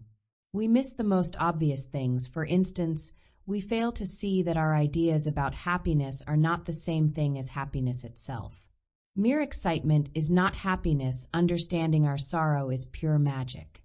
When sorrow is truly understood, it ceases to be sorrow. What must we understand? We can realize that physical and emotional thrills contribute absolutely nothing to the essential self or to inner harmony. As long as we mistakenly identify with them and think they are a part of the secret self, we are caught up in endless craving and frustration. It is difficult at first for the mind to see that fleeting pleasure is not the same thing as abiding contentment. It cannot conceive the idea that above a mere idea about happiness, there is another happiness. Also, happiness is impossible if we think it will come when we achieve this or that future objective. Only the present moment is alive, therefore, only in the here and now can happiness be in motion. We would not try to enjoy a musical composition when it is finished. We appreciate it from note to note. Here is what to do. Behave as if you have no ideas at all as to what will make you happy. Know nothing whatsoever about what can bring it about. Do you see what this does? It destroys our illusions that we already know. We don't know, otherwise we would be happy. But no one notices this contradiction. See how one person grasped the significance by his asking the following questions. Question: that is such a different idea. Could we discuss it? Reflect upon this strange secret of happiness. If you do not know what will make you happy, do you have a problem? No. Only when you assume that you know are you in conflict, for then you must decide between several possible courses. You must decide whether to marry or not, whether to move to another city, and so on. But suppose your mind was blank, having no possibilities. In that blankness is quietness. Question: then it is the civil war between various false ideas that cause the grief. Yes, I see it. Still, we have to think. You have to think clearly, not from muddled notions. This is quite possible, I assure you. Question: what a very strange secret. Do not be afraid of having a blank mind, and do not think it represents indecision. It is the very key that unlocks the door to higher consciousness. 2 vital steps to contentment. What do you consider to be a major cause of unhappiness? Some will charge it to lack of financial success. Others will say it is an unsatisfactory marriage. More will say it is failure to attain a particular goal. Most people could attribute their sadness to the frustration of their various desires. So let's probe the Supermind solution. Here is the great secret for satisfying every desire you have. Desire only what is truly necessary. But there is where we must throw every ounce of insight into the battle. We must distinguish between true and false needs. Otherwise, we condemn ourselves to the butterfly life, forever flittering and never resting. At this moment, millions of people on Earth are getting exactly what they subconsciously request. To their sorrow, it is necessary to see the connection between our state of happiness and our supposed needs. For instance, the desperate need to escape a problem is the wrong way. A passion for understanding it is the right way. Self-awareness brings daily relief by showing us the difference between what we think we need and what we really need. False needs spring from human vanity, true needs from the cosmic self. A Sufi story tells of a teacher and his student who were traveling together. The pupil carried several pieces of gold which he thought his teacher knew nothing about. They came to a dark valley where the road split into 2 choices. Fearful that robbers might steal his gold, the student asked, "Which road should we take?" His teacher replied, "Get rid of the possessions which make you afraid, and either road is good. The possessions which make us afraid consist of our false concepts about ourselves. Nothing else ever has or ever will make a human being afraid. To overcome this, ask yourself how you would feel if you did lose your present concepts. At first you would feel empty, and then you would both feel and be fulfilled. You are not your changeable feelings. You are something which cannot be changed by anything. In summary, do these 2 things. 1. Let go of the false. 2. Endure to the end the temporary increase in anxiety created by the vacuum. That is all there is to it. That is all you need to do and can do. The miracle then happens of itself. The true, having been made welcome by your conscious acceptance of the vacuum, comes to you with quiet power. Why things happen as they do. People feel unjustly punished by daily events. The boss criticizes their work, expenses exceed income, expected benefits fail to come. People react as if these are some sort of punishments which they don't deserve. There are 2 major points to understand about punishment. 1. When you learn to think from your supermind, what you formerly thought was punishment ceases to be so. Although the same events can transpire, they are no longer seen as acts against you. They are merely impersonal incidents. Seen as neutral incidents, they cannot cause pain. 2. All punishment is self-punishment. We may not realize it, but we are never punished by the event, but by our faulty response to it. If we correct the reaction, we abolish both self-punishment and our unconscious fears. Men and women are filled with unconscious fears.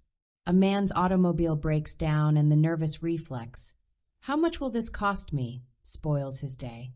A woman wants a man's assurance that he loves her, but fears he may be incapable of it no matter how much she sacrifices to him. You must refuse to live like this, and your refusal is the first step.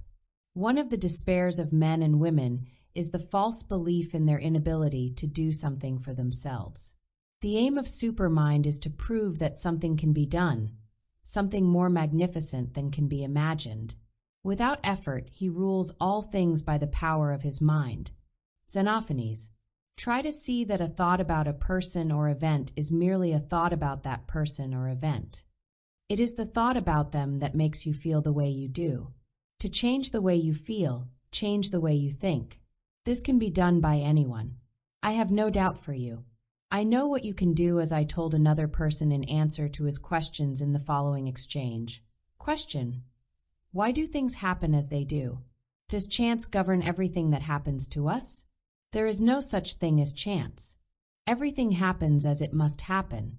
It appears to be chance because we did not expect certain things to happen. We expect events to turn out according to our desires or fears, and then are surprised when they turn out differently.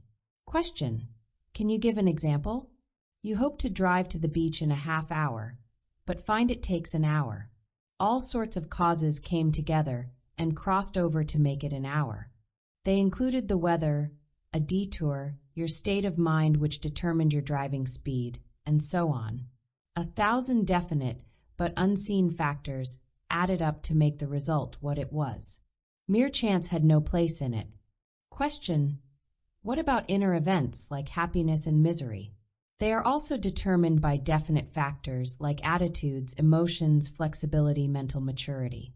Once the inner causes are right, your reactions to outer events are right. Arriving at the beach a half hour later than desired cannot make you unhappy. Being unhappy is what makes you unhappy. Try to see unexpected events as merely different, not as unpleasant. The superior way to serenity with Supermind. How many people do you know who are really happy? I don't mean active, successful, or smiling. I mean truly happy. How many behave with the same pleasant calmness in private that they act out in public? A good place to notice this wide gap is in our family and close friends. But the perfect place to notice it is in ourselves. This is self-science at its best. A ruthless honesty about our present state of happiness is essential if we are to change things. It is very necessary that a man should be appraised early in life that it is a masquerade in which he finds himself. For otherwise there are many things which he will fail to understand. Arthur Schopenhauer, there is false happiness and there is true happiness. Our interesting task is to distinguish between the two. We must learn to recognize whatever is harmful to us, for in that instant of recognition, it forever loses its power to harm. Because he lives in a state of psychic sleep, a man thinks the question is, well, do I want my happiness in the form of money, power, or fame? In reality, the question is, do I want genuine happiness or do I want the pretense of it? Have you ever noticed the many ideas you have as to what can make you happy? Everyone has dozens of such ideas, including the gaining of more money, the winning of new romance and love, a change in social life. Now, the Supermind approach is entirely different. It has nothing to do with changing externals. External events are, after all, merely the result of inner causes. So the Supermind has an approach all its own, which is, we change our ideas about what it means to be happy. That is the sure method by which true happiness is attained. It can be used by anyone for success. Your inner self is free from contaminated impressions. Whoever is contented with himself is superior to a wealthy king, for the king cannot give him anything. The contented man is free of the snare of gifts. True happiness is independent of everything. It knows nothing whatsoever of financial loss, poor health, or advancing years. Like a towering mountain, it cannot be shaken by earthly winds. Meister Eckhart describes this strength as follows. The exterior man may be undergoing trials, although the interior man is quite free. How much happiness have you when things do not happen as you wish? If you do not get upset, you are doing fine. But be careful. Do not think that suppression of unhappiness means peace. No, covering the kettle does not cool the boiling soup. Happiness is not the suppression of upset feelings, but their absence. Do not deny yourself the normally nice pleasantries of the world in the belief that they are anti-spiritual people who do this merely repress themselves, which results in secret bitterness and neurosis. Participate freely in your business and social activities, but do not form attachments to them in an effort to find security. Also, never try to be more spiritually advanced than you are. That is a painful trap. Be exactly who you are at this present moment. When you do this, change occurs. However, you don't change anything, it just changes. Buddha found this secret to true happiness. In the early years of his search, he practiced severe self-denial, including fasting. On one occasion, he so weakened himself that his friends could hardly pull him out of a raging river. Seeing the folly of exterior exercise, he turned in the right direction, inner insight. Do not run mental movies through your mind in the way you want a future event to happen. It will happen the way it must happen, regardless of your imagined wish. If you simply let it happen, whether or not it coincides with your desires, you will not be disappointed. But if you insist that the outcome must match your mental movie, frustration is certain.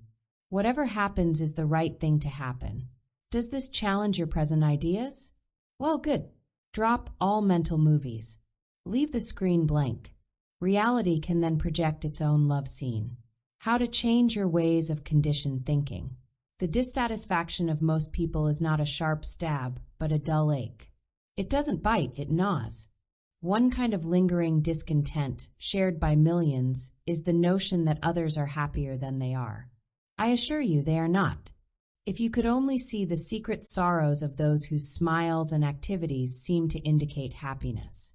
If you could only see how fervently they wish to be somewhere else, doing something different, being someone other than who they are. A genuinely happy man is 1 in a million because an authentically free man is 1 in a million. You can, if you wish, be that 1 in a million. However, you must work and be sincere. You must abandon the notion that you already know the answers. You must try. If you will fill the requirements, nothing will be impossible to you. Know that unnatural thinking is the cause of all unnatural conditions. Also know the other side of the gold coin. Natural thinking is the cause of natural satisfaction. It was difficult to convince my questioner as follows, but undoubtedly he became enlightened. Question: I don't understand how changing my mind can change my inner condition. For example, how can a new way of thinking make me happier? Let's take one type of thinking, desire. If an outcome harmonizes with your desire, you call it good and feel elated. But if the outcome is contrary to what you want, you call it bad and feel sad. You mistakenly think the outcome itself possesses good or bad, which it does not. Do you see that the reaction is within the person, not within the outcome? Question: yes, that's right. Do you also see that it is merely a conditioned opinion on your part that the event is either good or bad? For instance, one man is excited over money-making activities while another is bored. Question: logical, but it still is not as clear as it should be to me. Now, why do you desire an event to turn out in a certain way? It is because you assume it will add something to your inner self, perhaps security or pleasure. It can give you neither, though it can supply illusions of security and pleasure. Now we come to the heart of things. Suppose you change your thinking so that you no longer automatically label results as either good or bad. Suppose you simply see them as events which can neither add true happiness nor subtract it. In that new way of thinking, you could never be hurt by an event, nor could it provide false elation that later swings over to depression. Question: but if an event happens to me, I must react in some way. Yes, but it will not be the false reaction of the invented self. The new you will react correctly. All this becomes clear as soon as you drop your false sense of identity. By seeing that you are not the kind of person you assumed you were, you lose the difficulties you assumed that you had. Question: I don't want to put up with one particular difficulty any longer. Do I have to? You do not have to put up with it, whatever it is. Not as long as you realize the one essential fact that the problem is always within you, never outside. By working correctly with yourself, the difficulty vanishes. How loss can be your gain? If it takes apparent misfortune to turn us into true philosophers and doers of good to receive good, then apparent misfortune is our greatest fortune. A remarkable man named Boethius proved this by personal experience. Born into a distinguished Roman family about 480, Boethius pursued the double career of statesman and philosopher. His insight into both spiritual and human affairs carried him to this conclusion: only those who first obey cosmic laws are qualified to administer human laws. But how few there are! As is usual with men of authentic integrity, Boethius aroused the hostility of entrenched authorities.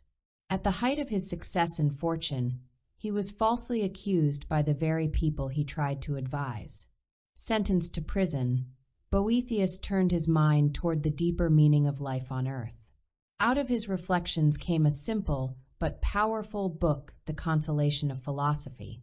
Very popular in Europe for several hundred years, it is still appreciated around the world. We can summarize some of the more important findings of Boethius as follows. 1. The perfect and abiding source of happiness is possession of the true self. 2. Genuine love truly binds men and women together. Artificial love only appears to do so. 3. Misfortune in earthly affairs can be surmounted in every case, and replaced with true wisdom and tranquility. 4. While riches and good fortune are not bad in themselves, they must not divert one from the true riches of the inner world. 5. We must understand and break the power of false desires. 6. The help a seeker needs is always available, if only he seeks it sincerely. 7. The genuinely spiritual life and genuine happiness are one and the same. 8. The mind, like a field, must be cleared of weeds, so that natural wealth may grow abundantly. 9. When personal troubles are used properly, they lead to higher realms of understanding. 10. We must realize that absolutely nothing has real power to oppose our genuine good. What to do when unhappy? Here is what to do the next time you feel unhappy. Don't label yourself as unhappy. Instead, see yourself as confused about things. This sets in motion an entirely different process, a healthy one. By calling yourself unhappy, you make yourself unhappy, for the naming produces the feeling. But if you will be unemotionally aware of your confusion, the thinking process of Supermind changes in your favor. Your thinking might proceed like this: well, here I am in confusion. All right, but confusion need not mean unhappiness. I am not unhappy when baffled by a crossword puzzle. I go on to solve it. I can do likewise with this situation. I can study the principles of the supermind to clear the air. Earnestly try this. You will experience a wonder. It will be just as impossible for grief to occur as it was previously impossible for happiness to exist. How to let happiness reveal itself. Henry David Thoreau once wrote, "We are surrounded by a rich and fertile mystery. May we not probe it, pry into it, employ ourselves about it a little? Here I will supply some clues for solving a mystery surrounding millions of unhappy people. You cannot know happiness in advance. Happiness must reveal itself from moment to moment. Only in the outer world can you know things in advance. You know how the moon will affect the tides, or you know that sugar will sweeten tea. They can be accurately forecast because they follow natural laws. But happiness cannot be known in advance. Please follow this. Notice how you believe that you know what will bring happiness. Think of a few items. What are they? Success in an enterprise? Win back a loss? New surroundings? Next, notice what happened when you actually attained them on previous occasions. Were you any different or any happier? No, their attraction faded, leaving you as empty as you were before. So it was not knowing at all, but only an assumption. But we always forget, that what we found was not the happiness we actually sought. When you truly understand, you see that happiness must be permanently in you, regardless of the passing exterior show. True happiness, then, is in whatever happens to you, not in what you prophesy should happen to you. It is being unwanted, as well as in getting a dozen invitations. It is in being plain-looking, as well as being handsome. It is in having nothing to depend upon, as well as having the supports of money and position. Happiness is in everything, and it is in nothing. It is only when we fail to see this that we fall out of harmony with the happiness already existing within. Marcus Aurelius supplies a final clue. You can remove out of the way many useless things which disturb you, for they lie entirely in your opinion toward them. When the new view comes to you, words take on their esoteric meanings and will work to change your experience for the better in any situation. Let the following Supermind word associations guide your eternal progress. Love. What is left when counterfeit love fades away? Enlightenment. To feel as well as know the truth. Emotions. Powerful aids to self-awakening. Conditioning. Outer influences affecting the mind. Intelligence. To admit the need for profound self-change. Beauty. To be a clear and sensible person. Anger. A defense against what we are unwilling to face. Awakening. The feeling of something entirely different. Courage.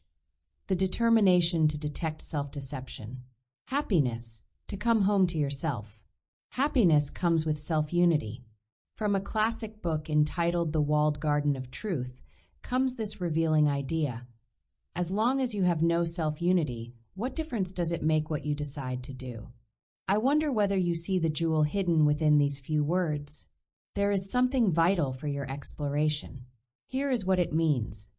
As long as our choices are based on fleeting desires or on egotistical ambitions, no good can occur.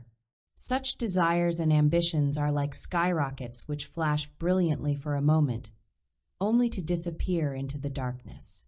We can phrase this in another way. Whatever is done in a state of disunity will be wrong. That is, it contributes an empty thrill but never true satisfaction. But whatever is decided from our center of consciousness will be right. We make authentic gains. Having absorbed this idea, do you see how it explains many of your activities? Suppose one day you feel unhappy and restless. You decide to relieve the uneasiness, so you do whatever occurs to you. It can be one of 1,000 things. You go shopping, use the telephone, raid the refrigerator, talk to yourself, conduct business, walk someplace, talk to people, and so on. It gets you nowhere because wherever the self-split man goes, it is the wrong place. The cupboard is always bare.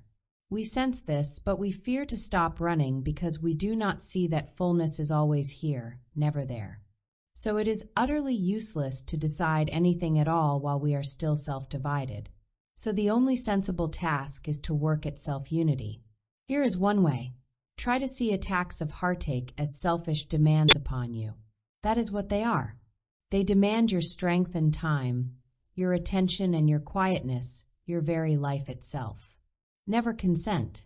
Tell the attacks of grief and despondency that you have much better things to do with your time. Then refuse them the egotistical attention they crave.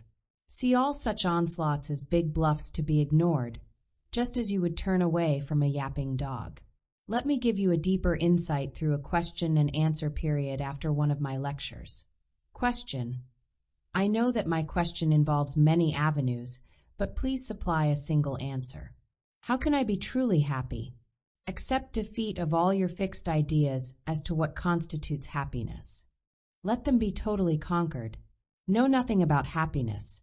Now, a man rarely realizes his possession of fixed ideas, which he fiercely holds as valid, so he is unable to offer them up for sacrifice.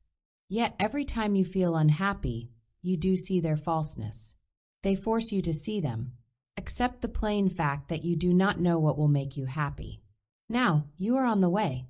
Question. You are right, of course, but I also see the great problem. I don't want defeat for my pet notions. I know, but cheer up. The time will come when you see your defeat as the very victory you wish. Remember the prodigal son. By acknowledging defeat, he found his way home.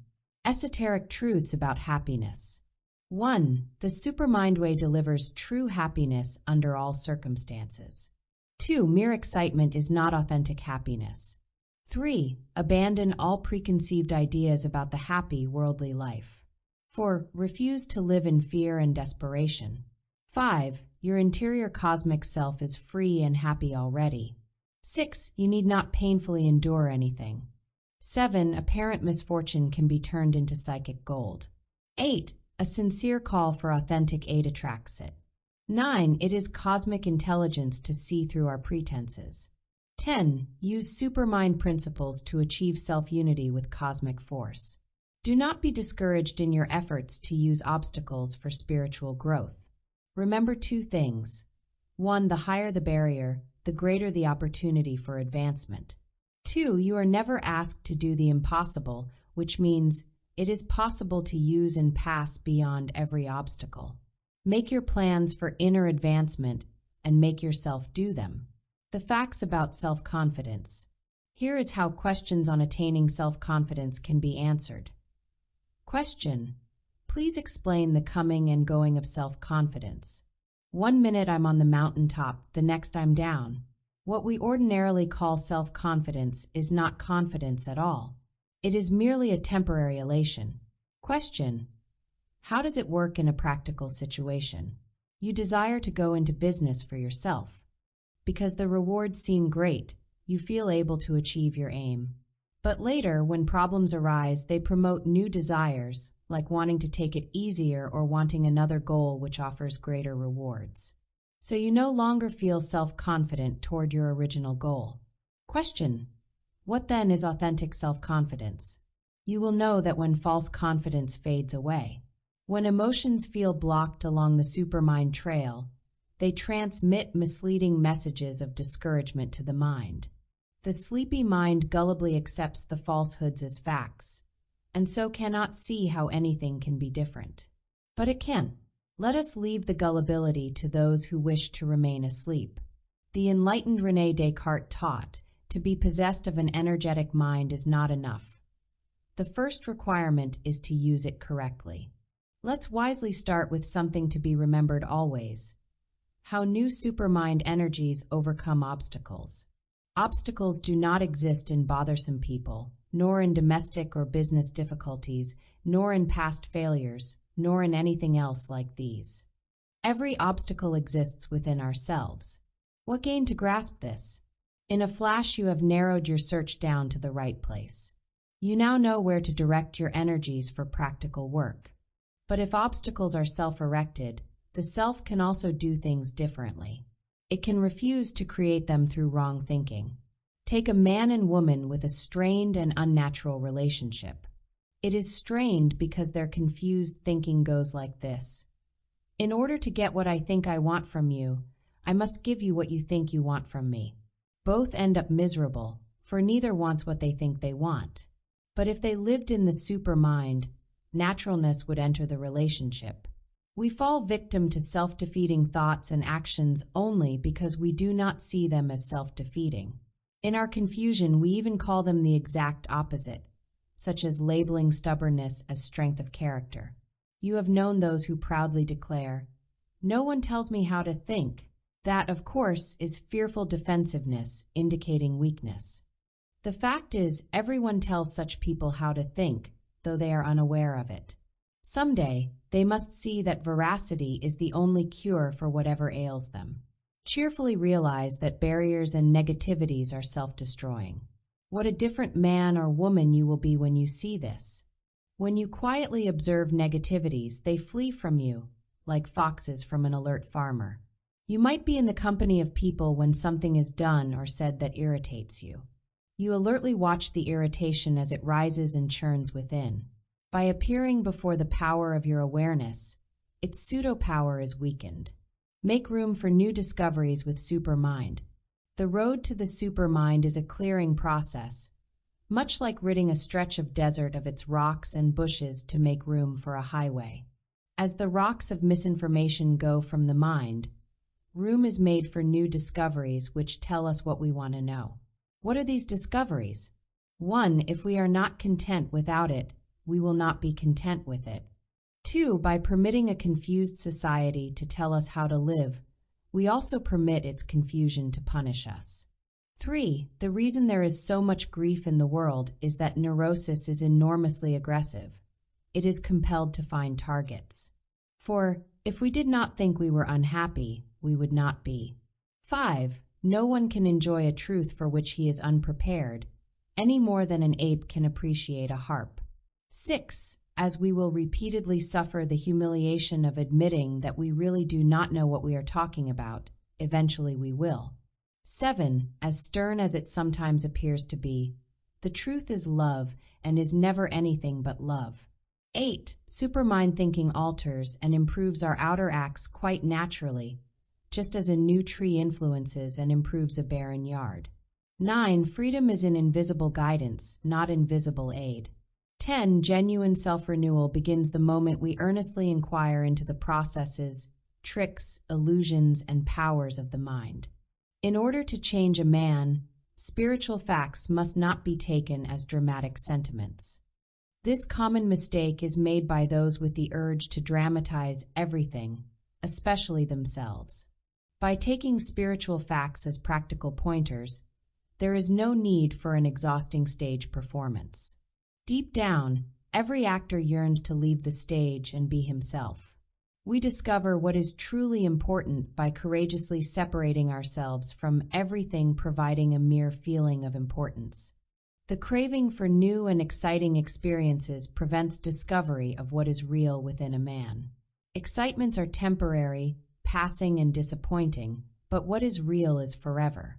If we are not alert, the physical body can deceive us into thinking that we have changed, when in fact, we have merely felt a strong sensation. That sensation will inevitably swing over to its opposite of dullness. There is another kind of excitement having no opposite. It is that of the supermind. There is one true gate and 1,000 false gates.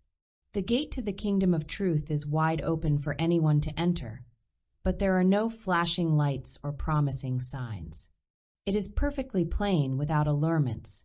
It appeals only to what is real in a seeker, not to excitable desires. If the gate glitters with man-made ornaments, do not enter. Relaxation is your natural state. George Gurdjieff observed that the world is not ruled by human beings, but by negative emotions inhabiting human beings. A glance at a newspaper is evidence enough. Untamed emotions and personal frustration are as inseparable as children and noise. Using the emotions to straighten out a problem is like using an electric fan to straighten out papers on a desk. So our quest toward the supermind must include a new kind of victory over reckless feelings. It is a peculiar tragedy of human nature that a man will not give up the very negative emotions that wreck him. A woman once told me of her heavy pressures, attended by painful moods. I asked whether she would like to get rid of them. She angrily shouted, "No." She meant it.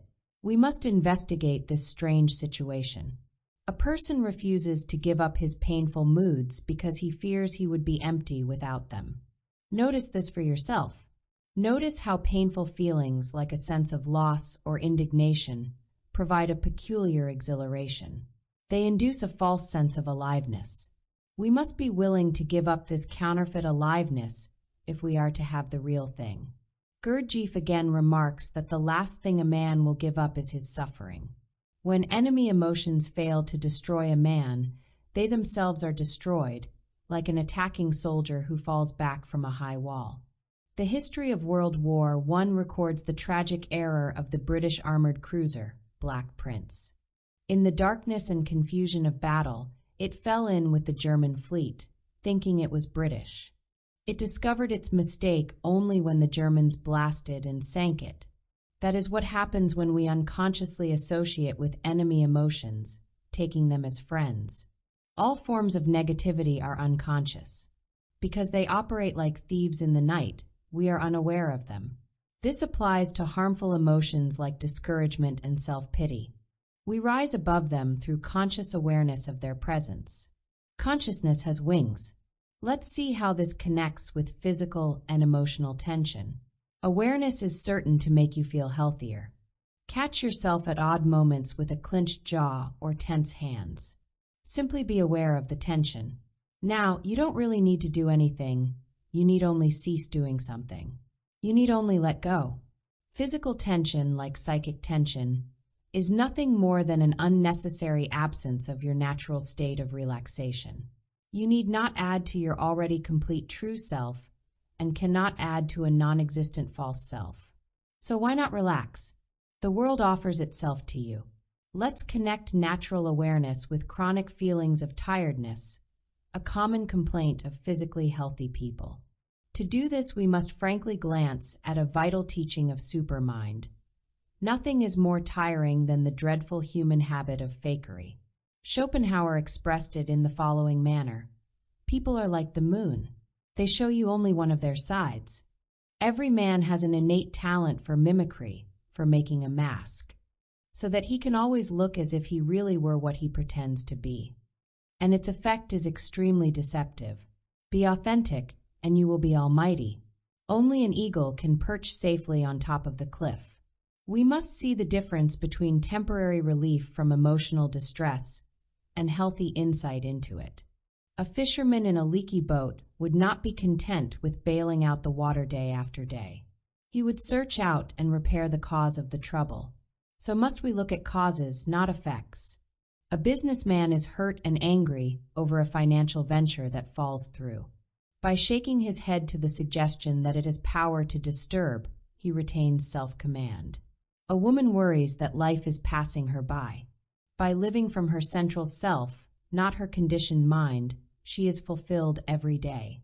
Let neither circumstance nor person tell you how to feel. Tell yourself.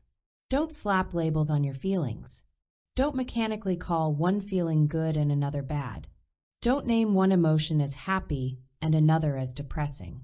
The very act of labeling throws your feelings into a whirlpool of confusion, like clothes in a swirling washing machine. Instead, be silently aware of the feeling. Don't call it anything at all. This keeps you out of the whirlpool. It retains quietness in your inner world, regardless of events in the outer world. Feelings function normally when you live from the principles of the supermind. Take the idea of winning good things for yourself as an example. Never assume what your added good will be. Never assume how and when it will come. Assumptions are projections of your own desires, which produce nothing new. Your added good is always different from your preconceived imaginations. It is an item on a higher shelf previously reached. The new cannot be assumed. To assume what it is means you already know what it is. It is like sending a present to yourself and pretending surprise.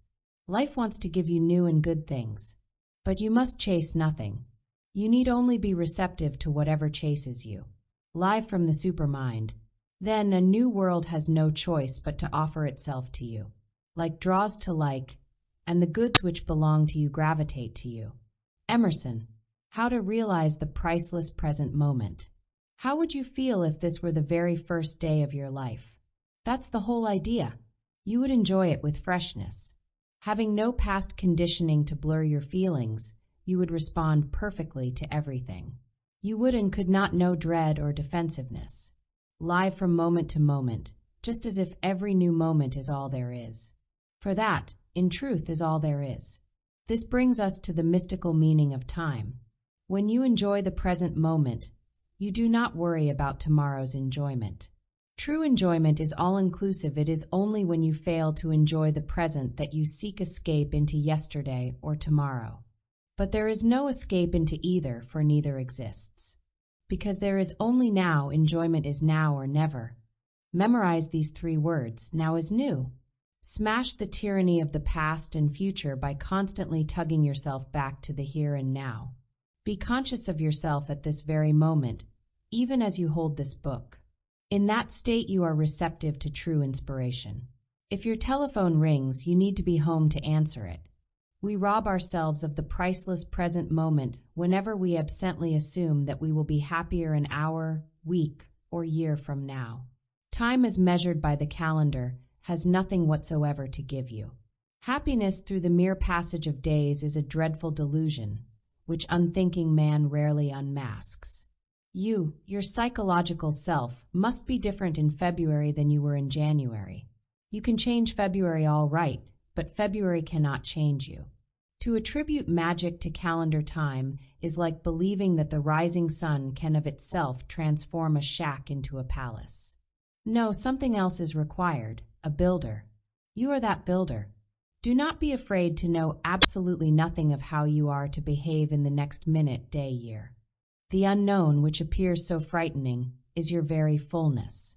Jesus stated it as simply as possible. Let not your heart be troubled. I will supply a test of inner understanding. Ask, what shall I do with my life? If you hear no answer, if you remain in the dark, yet remain calm and unconcerned, you can join the select circle of awakened men. However, let us proceed further. Question. You seem to say that there is no use in thinking of ways to be happy. It is pointless to pursue customary methods for happiness. When you are actually happy, do you think about it in any way at all? No, it is just there. You simply live it out without thought. Only when you are unhappy do you think about happiness. This proves that contentment exists only when we don't try to bring it about. Question. I have a family problem. Why can't I use my usual thinking to solve it? Usual thinking is the very cause of problems, but people don't see it. Using your conditioned mind to clear the problem is like trying to clean a cup with a muddy rag. Nothing works but supermind thinking. Question. In one of your talks, you stressed the value of thinking clearly toward ourselves. I want to do this. Start by realizing that all thoughts about yourself consist of memories only. You are not these memories. Therefore, you are not bad because you once broke the law, and you are not good because you showed up one day at church. You, at this very moment, are totally pure. By seeing this, you think clearly and live freely. How cosmic and psychic energies are awakened. Here is an obstacle to avoid. Do not mistake hearing for understanding. After hearing lectures or reading books on esotericism, people assume they understand. This assumption blocks the penetration of an understanding which is capable of stirring sleeping energies. A motorist would not endlessly study a map of the Grand Canyon. He would let the absorbed information activate him into moving forward to the canyon itself. So does the sincere student first understand, then permit his new knowledge to roll him toward new discoveries. Humility helps. Humility is often mistaken for weakness, but true humility is nothing of the sort. It is a type of receptivity which builds psychic strength. The Tao Te King explains that a great river attains greatness by being lower than the dozens of streams flowing into it. Have no doubt, you will receive fresh psychic energies when you have actually and factually made room for them. One way to make room is to want them more than you want anything else. Higher energies will not share the same room with lower desires. It is supremely important that your foremost wish is for strengths of the supermind. Here is why. An insincere call for help attracts insincere helpers, while a genuine call attracts genuine aid. When new energies come, do not hold them in reserve. Never save your intelligence, cheerfulness, or anything else for tomorrow. Enjoy and exhaust them in the present moment. A tree withholding its natural fruit soon loses its fruitfulness, but the benevolent tree develops greater capacities. Advancement comes when we cease to do certain things, for example. Don't carry the false burden of another person's bad behavior. Don't allow another to shift his responsibility and guilt onto your back. A weak person always tries to do this. Become aware and quietly refuse for your sake and his. Marcus Aurelius makes it clear in the following words. He who does wrong against himself. The ill-behaved person must bear full responsibility, otherwise he cannot learn. A false sense of sentimental sympathy toward him only increases his inner chaos. Every man must race to his own rescue. What about your duties toward others? Some systems make the most of this to exploit the gullible. You can be sure that those who love to preach about giving and sharing expect to be on the receiving end. They reward the unwary with a mere self-picture of being generous and charitable, while picking their pockets. What a gigantically cruel hoax. You have no duty to give anything to another that you have not first given to yourself. In fact, we cannot give virtue unless we first possess it, any more than an empty pitcher can give water. Place first things first. Suspend the idea of giving virtuous things to another. Work to reveal your own hidden treasures.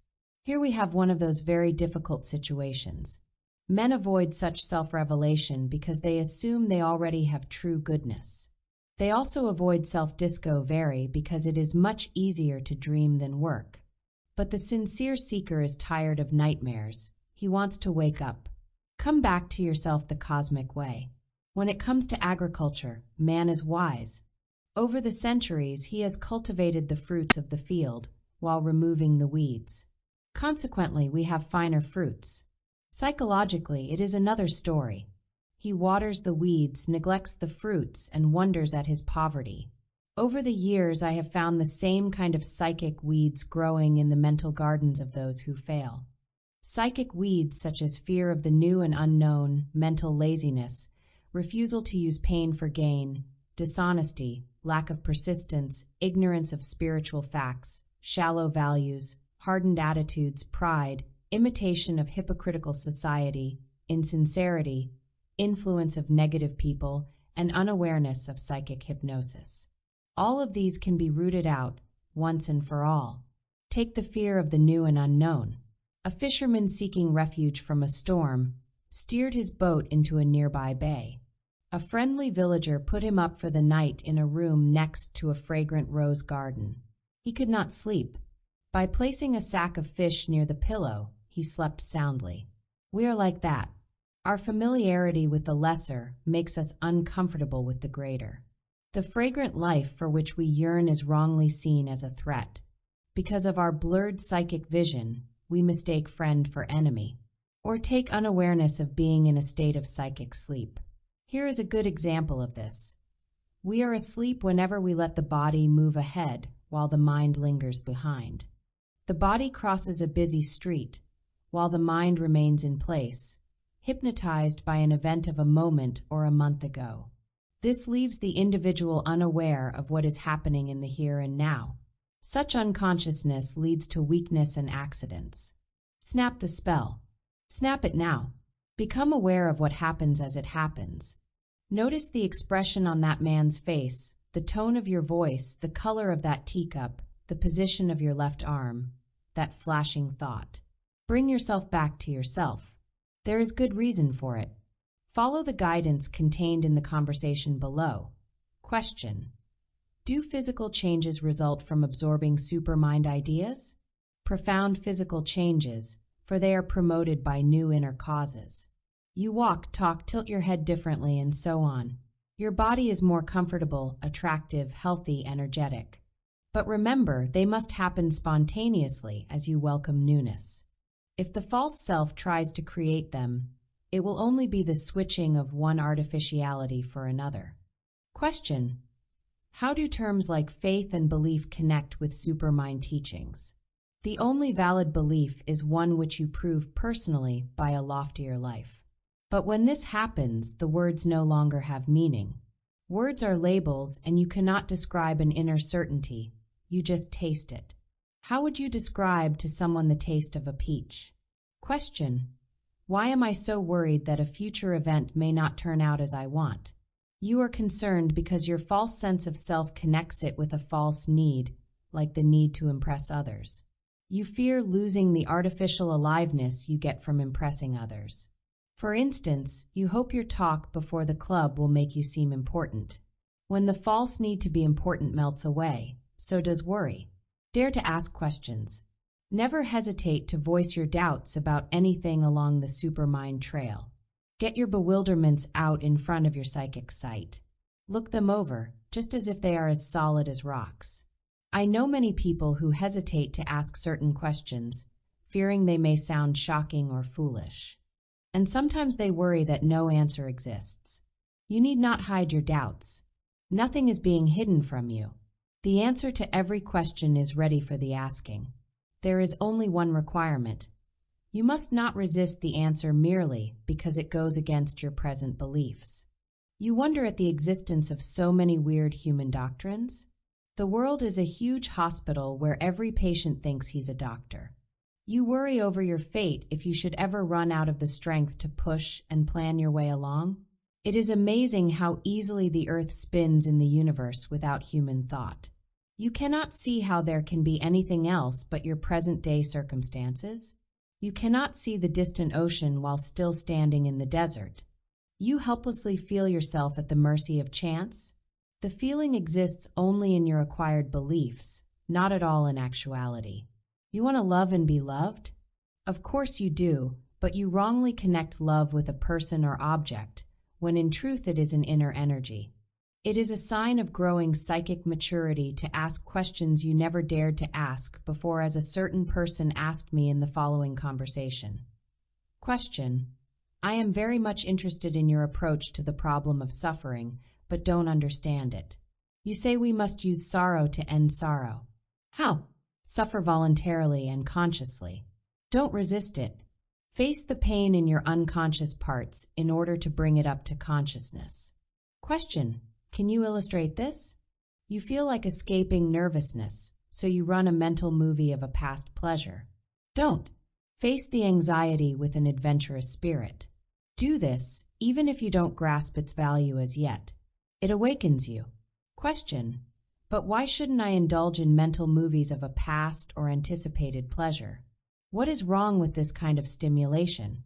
It prevents awareness of genuine happiness found in the here and now. Tell me, do you prefer to temporarily dream about happiness or to permanently experience it? How to get satisfying flavor from life.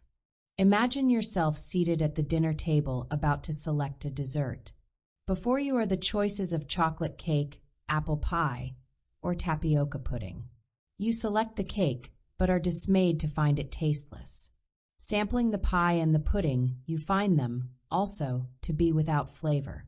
As appealing as they look, they are flat, dull, disappointing. To eat them would not be pleasure, but monotony. Such is the condition of life without the flavor of accurate truth. Flavor. That is the perfect word to describe the difference between mechanical movement and spontaneous flowing. I will tell you a great secret. There is a flavor of life which you do not know as yet, but which awaits your receptivity. Do not think these are mere words. Their esoteric meaning is what you have been searching for all your life. There is an ancient saying, "He who tastes knows." The trouble is, we are not bold enough. With the right kind of boldness, former things pass away and all things become new. Now we must grasp something extremely important. The facts that change us are not flavorful the first time we taste them. Don't forget this. It will help you break down your resistance to beneficial principles. We have already seen why esoteric truths are untasty at first. The false self suspects its own destruction and therefore dislikes the truth. Wanting to keep a man in psychic shipwreck, the artificial self throws all its deceit and anger and scorn against the invading facts. If you eat a sour pickle, then eat a sweet orange, the orange will at first taste sour. But as you continue to eat the orange, its natural sweetness comes through. This is why persistence is essential to the spiritual seeker. It takes time to get rid of the sour which distorts the sweet. We have seen the limitations of language in explaining the supermind, which must be personally experienced. So to understand the similarity of certain words used in this book will be helpful. To be aware means the same as being awake. Living in liberation is living in love. To be in a state of self-understanding is to be free of chronic grief. Being happy means the same as being a conscious human being. To taste the flavor of truth is the same as tasting authentic peace of mind. In ancient legend, a hero named Peredur obtained an extraordinary stone which made him invisible. With his new power, he conquered a monster which was terrorizing a palace. So can we, by uniting with the unique supermind, awaken new energies, and overcome obstacles. Outstanding ideas for review. 1. Use obstacles and frustrations in your cosmic path for inner advancement with Supermind. 2. Nothing is more loving than the truth itself. 3. Self-renewal begins as we study our own minds and free them from conditioned thinking. 4. Worldly excitements are temporary, but truth is forever. 5. Relaxation in Supermind is an exalted state you can attain. 6. Your true self can be made to reflect calmness, contentment, and completeness at all times. 7. Life wants to give you new and good things. 8. Live only in the eternal now. 9. New psychic energies will enter you as you make room for them. 10. Overcome the spell of self-hypnosis with Supermind's power. Secret treasures of the Supermind. Observe for yourself how this is so. Notice how this worry or that nervousness distracts you from your quiet psychic home. You need not remain a captive audience of these preposterous performers. You can get up and walk out as soon as you see through them. The secrets of the Supermind enable you to do so. You are wiser than you think. How deeply will you dig in order to expose and destroy a false sense of self? At that same depth will you know genuineness. It is like digging away sandy soil in order to build on solid rock. Yes, there will be dry seasons when you feel that it is just too much, that you have worked too long and too hard without reward. The discouragement is intensified by the desire to go back to your former lower level, but you know you can never go back. You feel utterly trapped, like a passenger who has left the sinking ship, but who has not as yet sighted land. Never mind, you are doing just fine. Even if you don't understand, there is something that does. Here is the esoteric secret for clarifying a confused mind. Live with the confusion, without resistance, until it destroys itself. You are not only wiser than you think, but you know that you are wiser. That is the reason why a man in trouble fights against the very cosmic facts that could save him. His insight is the very reason he argues. His false self tries to protect its false position, like a thief tries to prevent the police from taking his stolen goods. Let your Supermind think for you. There is a curious feature about gaining the insight of Supermind. Before gaining it, we were certain we already understood. But when winning true insight, we see that we knew nothing. It can be compared with the great wisdom we thought we had as teenagers. There is a Sufi saying, until copper becomes gold, it does not know that it was copper. In other words, we do not realize that we were asleep until we begin to awaken. Let me pass on to you a seldom realized feature about human nature. Your understanding will explain many mysteries and supply new solutions. A man thinks he is a single, unified individual, but he is not. He has dozens of different selves within him, many of them contradictory to others. Self A takes over, is replaced a moment later by Self B, which in turn is replaced by Self C. We usually refer to this as a change in mood or attitude, but it is helpful to see it as the temporary domination of one self over the others. A man says something he thinks is clever, but later regrets it. Two selves were involved. A woman is highly enthusiastic over a project today, but abandons it tomorrow. This is because two contradictory selves were in charge on different days. Man fails to see these contradictory selves, consequently, he is torn left and right in confusion and error. It is as if a dozen seamen claimed in turn to be the captain of a ship. One grabs the wheel and turns the ship south, but he is knocked aside by another claimant who switches to north. Each grabs the wheel only long enough to be shoved away. No wonder the ship gets nowhere. But self-union is possible. Everything in this book works for self-captaincy through self-unity. Start by being aware of disunity. See it clearly in yourself. Your awareness of the confusion will restore your clear command. A new look at morality with Supermind. The Supermind leads us into an entirely different sense of goodness. We do not ascend to it by following man-made doctrines, much less by mechanically practicing exterior virtues commonly applauded by society. Such public preachings have no more power for psychic elevation than a traffic law has power to make a motorist a good driver. Jesus warned repeatedly against a surface morality with hidden hypocrisy. Unawakened people are victims of their public virtues. I don't know anything more painful than trying to be good, and I don't know anything more to be avoided than good people. They are so bad. And be on guard against the good and just. They would crucify those who devise their own virtue.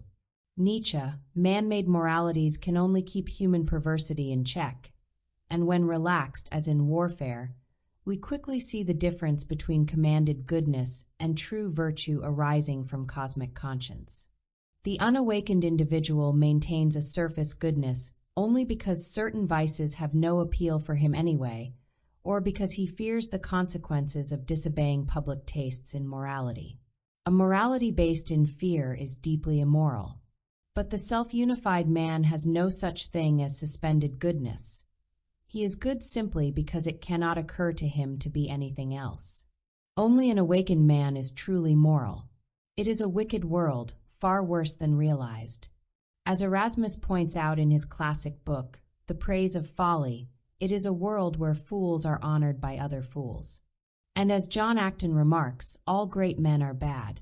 We must clearly see human badness as it is, unhampered by sentimentality or by subtle projections of our own false sense of goodness. Once seen, we are free from the harm of badness. To really see it means we are no longer part of it. We do not see the depth of badness in others because we do not first see it in ourselves. We live in dream pictures of being pleasant, noble, and loving, while underneath we conceal some dreadful dragons. But awareness of our own badness sets us free, thus freeing us from others. Once free, we do not condemn the world's evil, but clearly understand it. We forgive others because we have first forgiven ourselves. Human wickedness results from man's psychic hypnosis and from his ignorance of his true nature. The only solution is for each individual to shake himself awake. How falseness disappears with Supermind. Let us conduct a short question and answer period as to how Supermind hobbles sin and evils as follows. Question: how then does Supermind define sin and evil? Sin is anything false and unreal.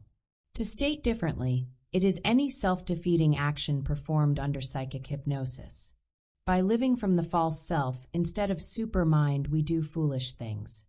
As the inner light dawns and as we live from our true nature, falseness and wickedness disappear. Then a man becomes good in every sense of the word. He becomes sane, decent, pleasant. Question: but does evil really exist? It does and it doesn't. Don't let this seeming contradiction bother you.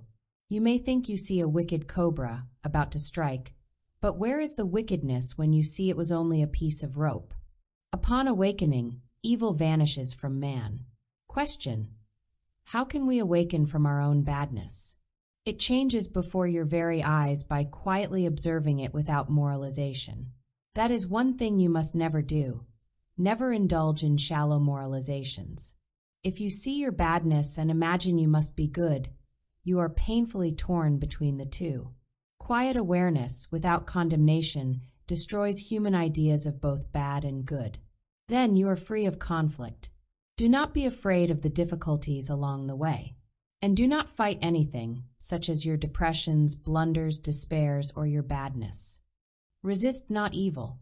The one thing evil cannot stand is for you to quietly observe it in yourself, without self-condemnation, without panic, and without fight.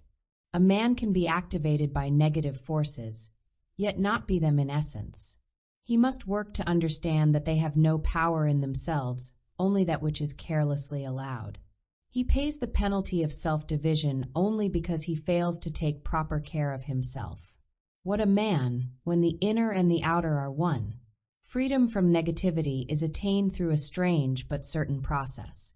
We must first be aware of the negative item, perhaps hostility, before we can see its non-connection with the real self.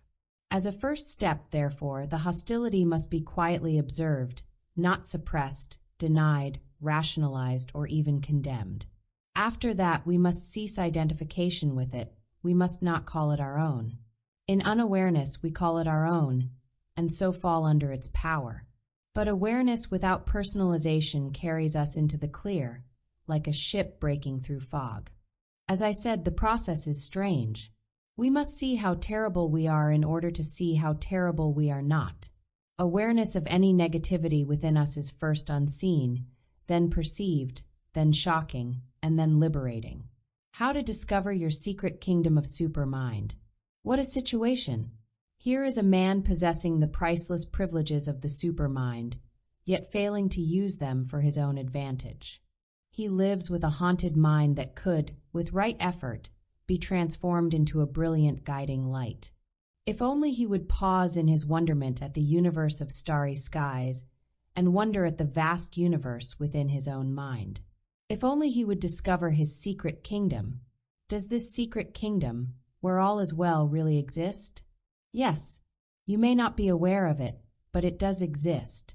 Let's hear about it from 4 men who were widely separated from each other by time and space, but who came to the same enlightenment. Count Leo Tolstoy admits the skepticism of his early years, and then testifies to his great discovery of the kingdom as follows. I knew not the light, and I thought there was no sure truth in life. But when I perceived that only light enables men to live, I sought to find the sources of the light. And when I reached this source of light, I was dazzled with its splendor, and I found there full answers to my questions as to the purpose of the lives of myself and others. The Eastern wisdom of Shankara reminds us of how the kingdom is attained with the following words. The realization of truth is brought about by perception, and not in the least by 10 millions of acts. Chuang-Tzu, the teacher of Taoism, happily observes in the following that dwellers in the secret kingdom always know what to do.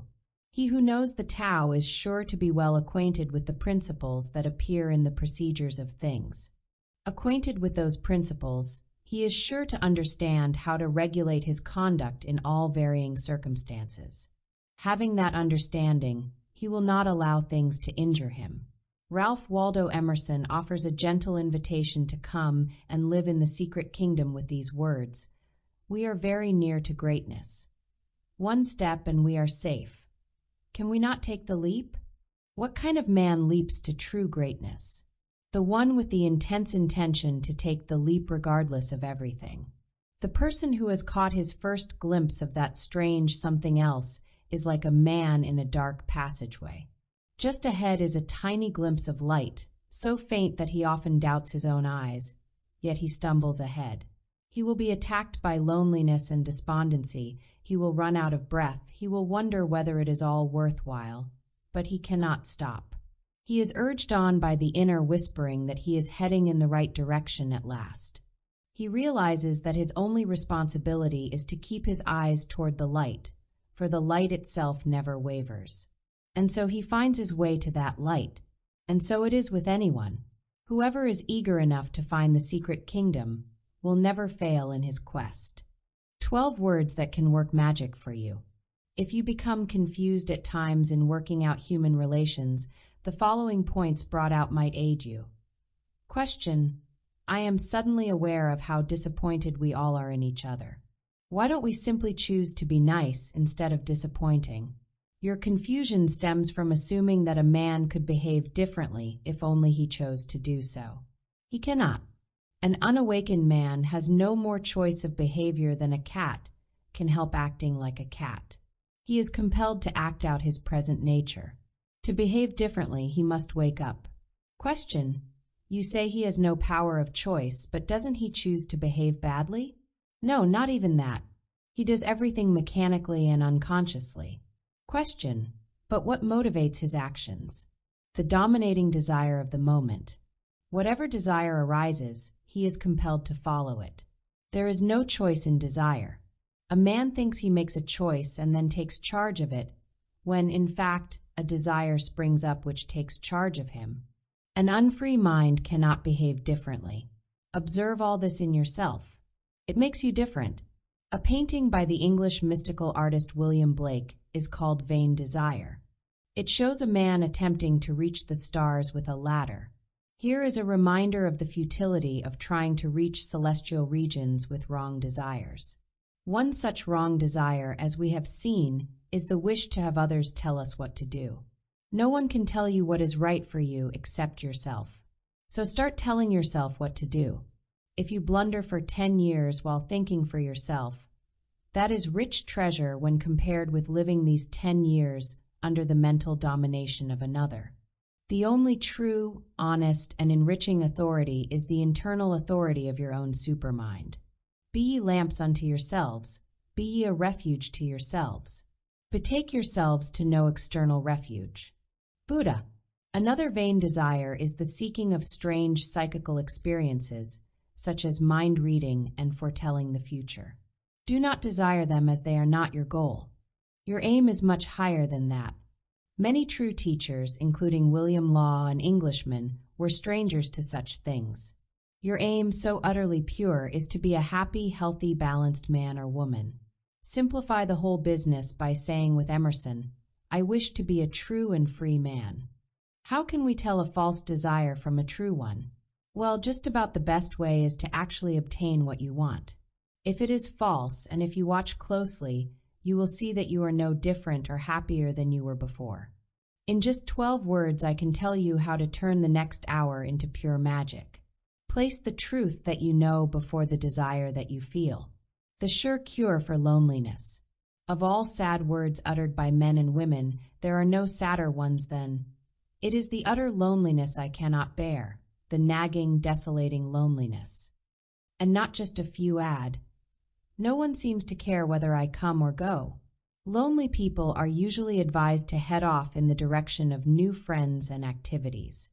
But this advice is supplied by those who have never really come face to face with their own sense of isolation. It is easy for a rich man to tell the poor that money isn't everything. Certainly, friends and activities have their place in maintaining a balanced life. We are simply saying they are no good for solving the problem of loneliness, for they have no power to do so. All they can do is distract you from the gnawing for a while. And when you come back to your own mind, which you always must, there it is again. It is always there again, isn't it? So this is a clue. Loneliness exists in the mind and nowhere else. This is our starting point for the Supermind solution. You are alone. Nothing happens. The telephone doesn't ring and the mailman passes you by. You have only yourself for company.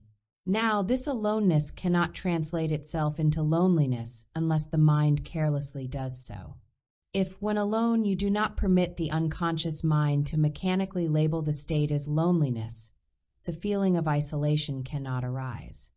It is the unconscious labeling or naming that causes the trouble by activating the feelings. It is the non-labeling of the state that keeps it pure and prevents its defilement. The way to prove it is to test it every time you feel lonely. You will finally see that supermind thinking makes loneliness absolutely impossible.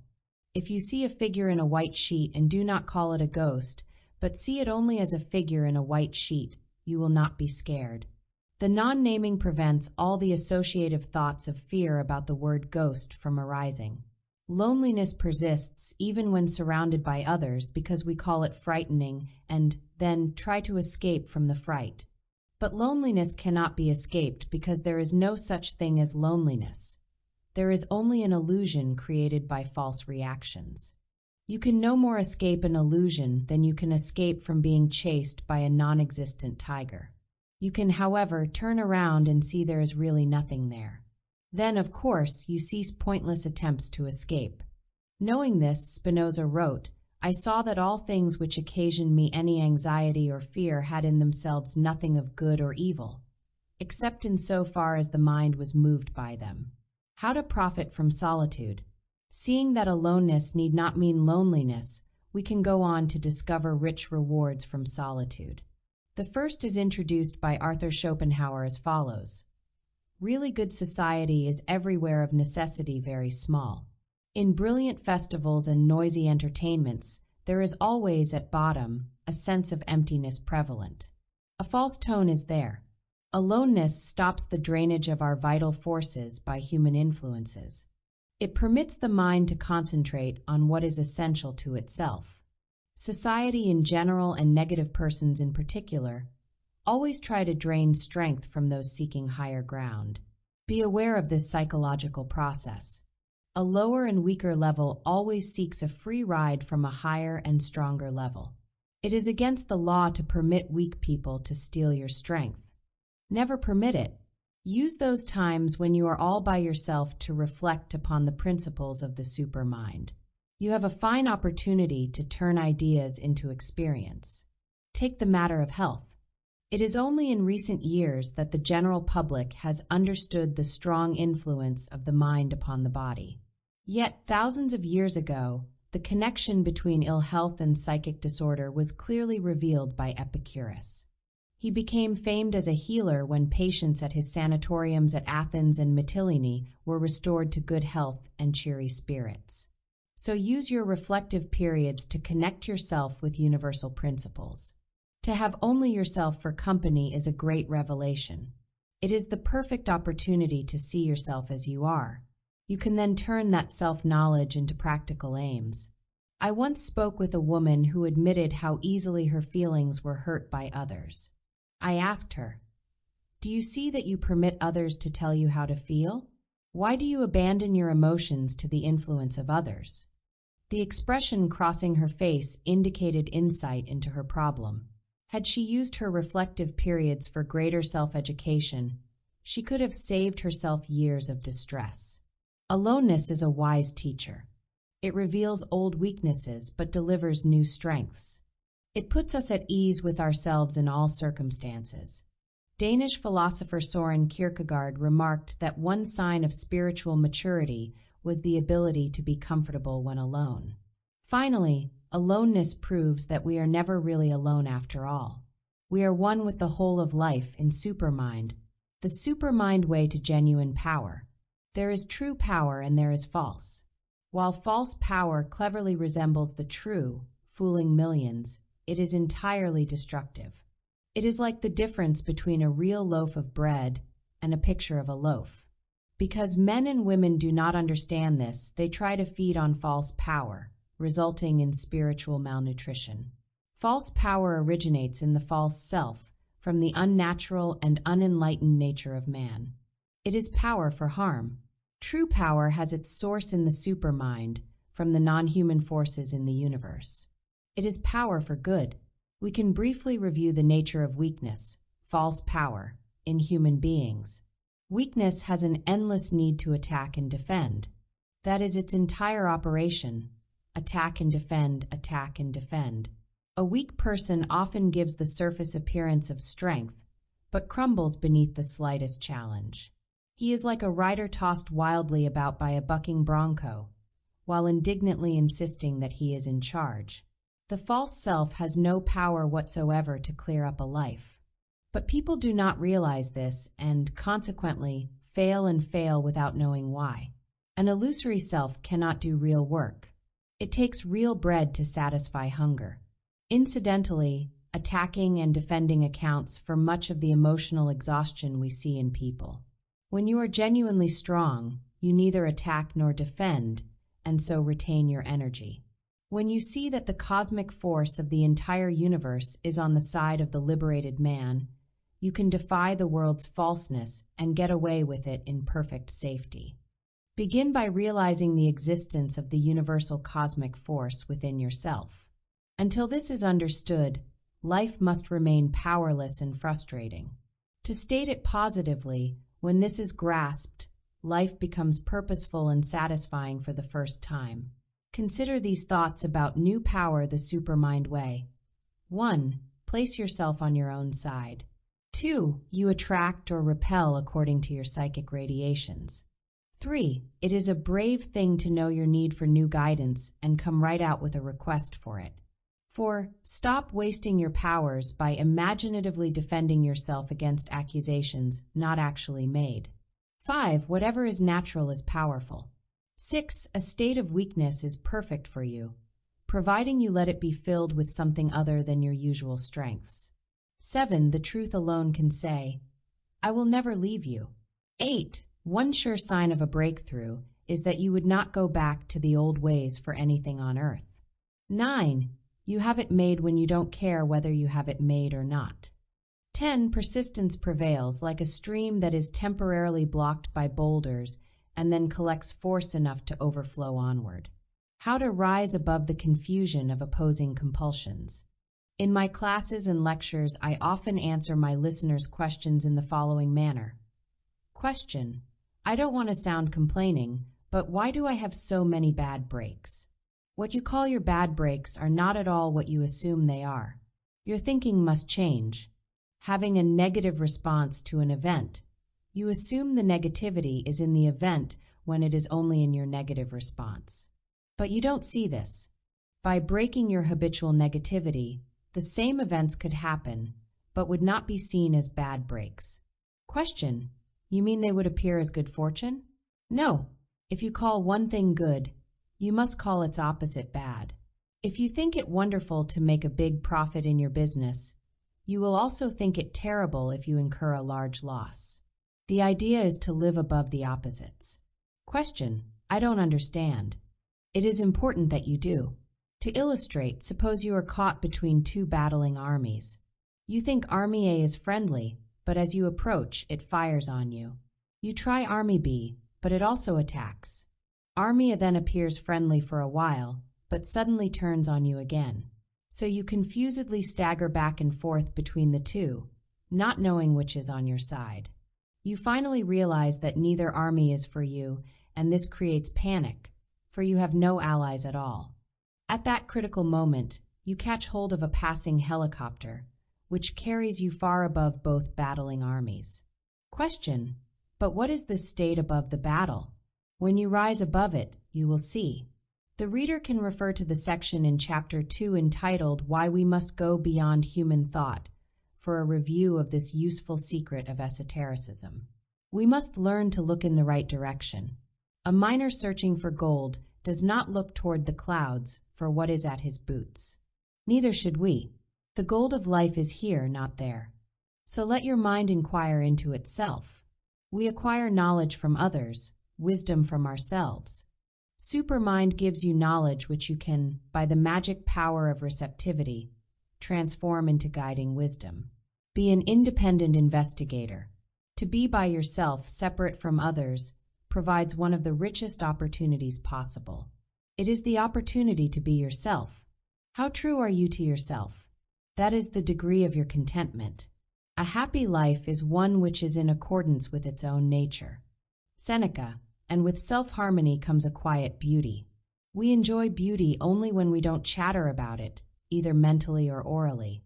Bursting out in rapture over a pink sunset distracts us from appreciation, for our words are walls.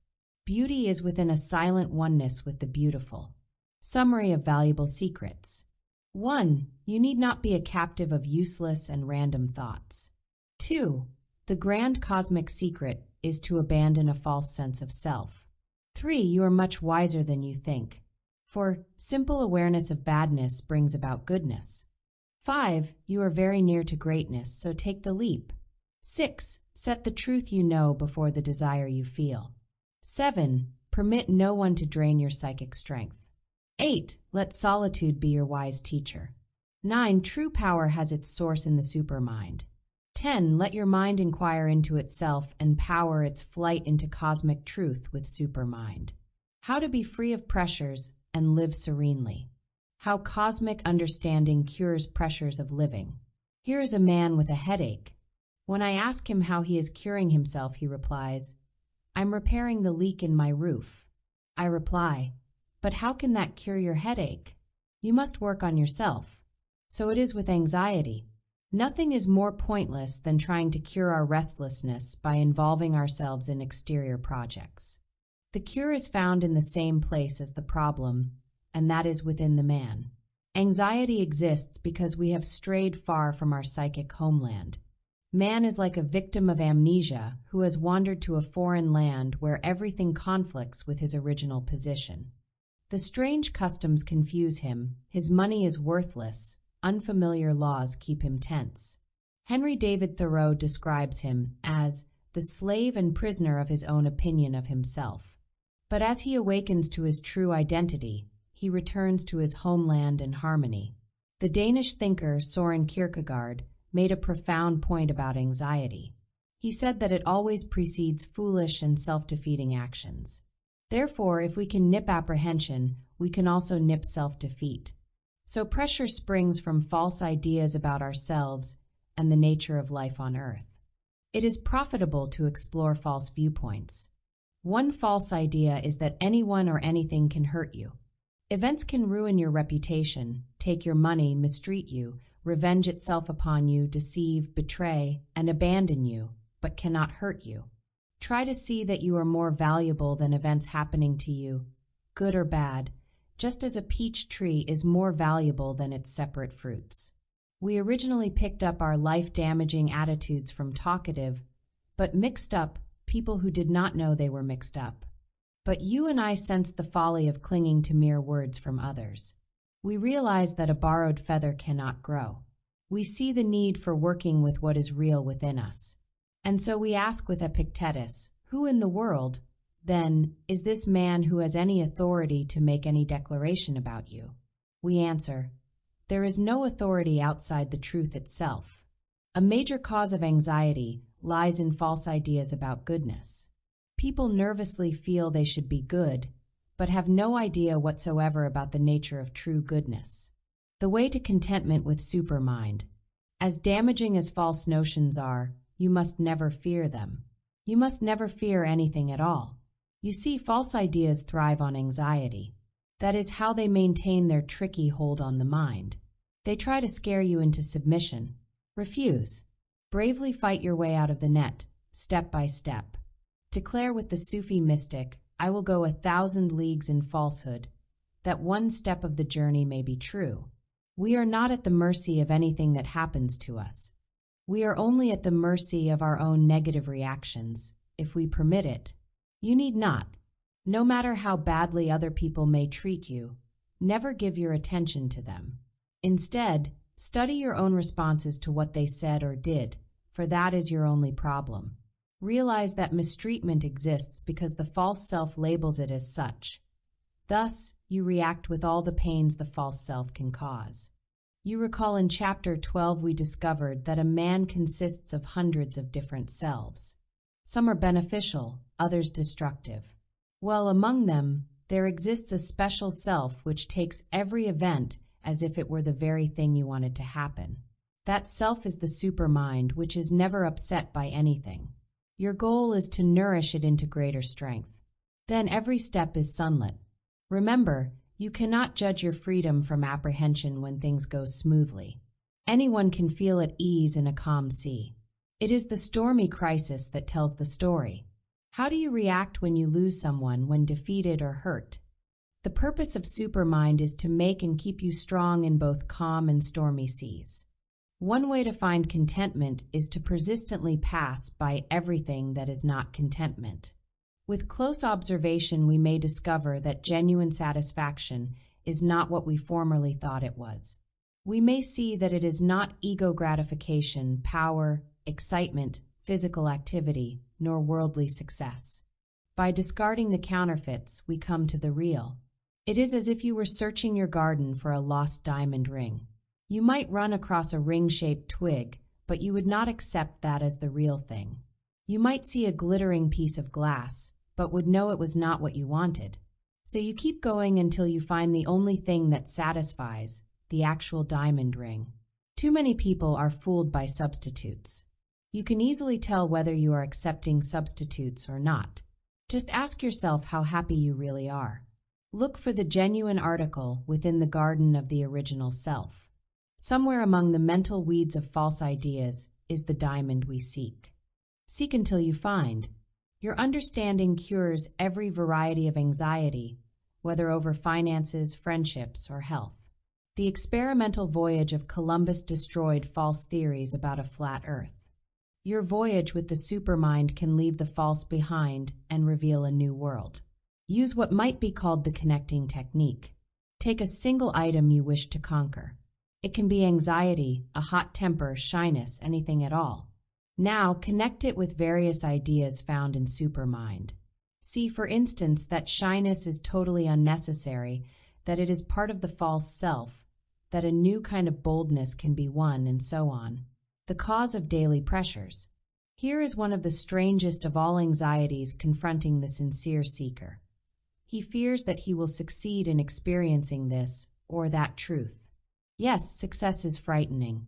To succeed in attaining the true means we must abandon the false which we cherish because it is familiar, comfortable, and because it seems to provide a purpose to life. We resist what could set us free because we are afraid it will bind us. It is like a prisoner who cringes before an opening door. This peculiar anxiety explains why humanity ignores or persecutes the true teachers. Mankind mistakes their gifts as weapons. A story from Sufism illustrates this strange situation. A hawk, who was owned by a great king, lived in the splendor of the palace. One day, while on a flight, he paused to rest in some ruins inhabited by owls. The owls were not wise. They assumed the hawk intended to take over their dreary ruins. The hawk explained his disinterest in their inferior place, mentioning his royal home in the palace. But the owls, knowing nothing of palace life, accused the hawk of using deceitful words in an attempt to rob them. The cause of daily pressures can be summarized very simply. We meet new challenges with old, unnatural, acquired responses. The solution is obvious. We must abandon habitual responses in favor of simple awareness of the challenge. When met with mental clearness, without the glue of conditioning, there is the challenge, but no sticky pressure. This is supermind thinking. Replace doing with seeing. Never mind if you don't succeed the first 1,000 times you try. Even when you fail, you succeed, for you are going against the old, useless, mechanical responses. The supermind is nothing more nor less than a state of total mental health. In this new state, the mind has gone beyond its usual boundaries of obsessions, superstitions, and perplexities. When living from this freshness and wholeness, we live for the first time. Man's life begins only with the appearance of rational consciousness. Leo Tolstoy. The natural life is true cosmic life. I was once in a public building where an official was working hard at acting out his role of public official. He went through all the mechanical motions and facial expressions expected of him. Some children appeared, with all their gaiety and spontaneity. Instantly, the official relaxed and became real, almost a different man than before. He spoke easily and naturally to the children. The children's spontaneity transferred itself to him for just a moment, plainly to his delight and relief. In this book we have referred to man's original self, his true self, his inner being, all meaning the same. We can explore in a new way by terming it his natural self. A cheery relaxation is man's natural state, just as nature herself is relaxed. A waterfall is concerned only with being itself, not with doing something it considers waterfall-like. It does not force us to think about it. It does not demand our attention and energy. It does not lean on us for gifts. It asks nothing of us. It simply gives what it is, and lets it go at that. And that is why we enjoy its magnificence. The usual phrase is, be yourself. We are not following this counsel if we are strained and unsure. These are the sour fruits of the carelessly adopted synthetic self. Anything we usually classify as mistakes, badness, or foolishness can be much more accurately defined as unnaturalness. That is all human error really is. Living unnaturally, going against the normal flow of our true nature as demonstrated in the following answers to searching questions. Question: is there an order in which negativities fall away as we think from the natural supermind? Will some drop off more easily than others? The order varies with each individual, but there is a general rule. The stronger a negativity connects with unnatural ideas one has about himself, the more desperately it clings. This is why pride and vanity stick like glue. Question: which ones fall away first?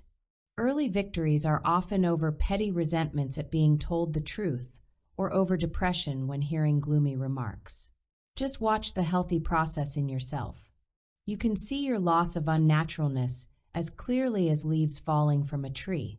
Though there seems to be 10,000 enemies along the path, you have one sure friend, the natural supermind. It is always trying to break through the wall of artificiality we carelessly build around it.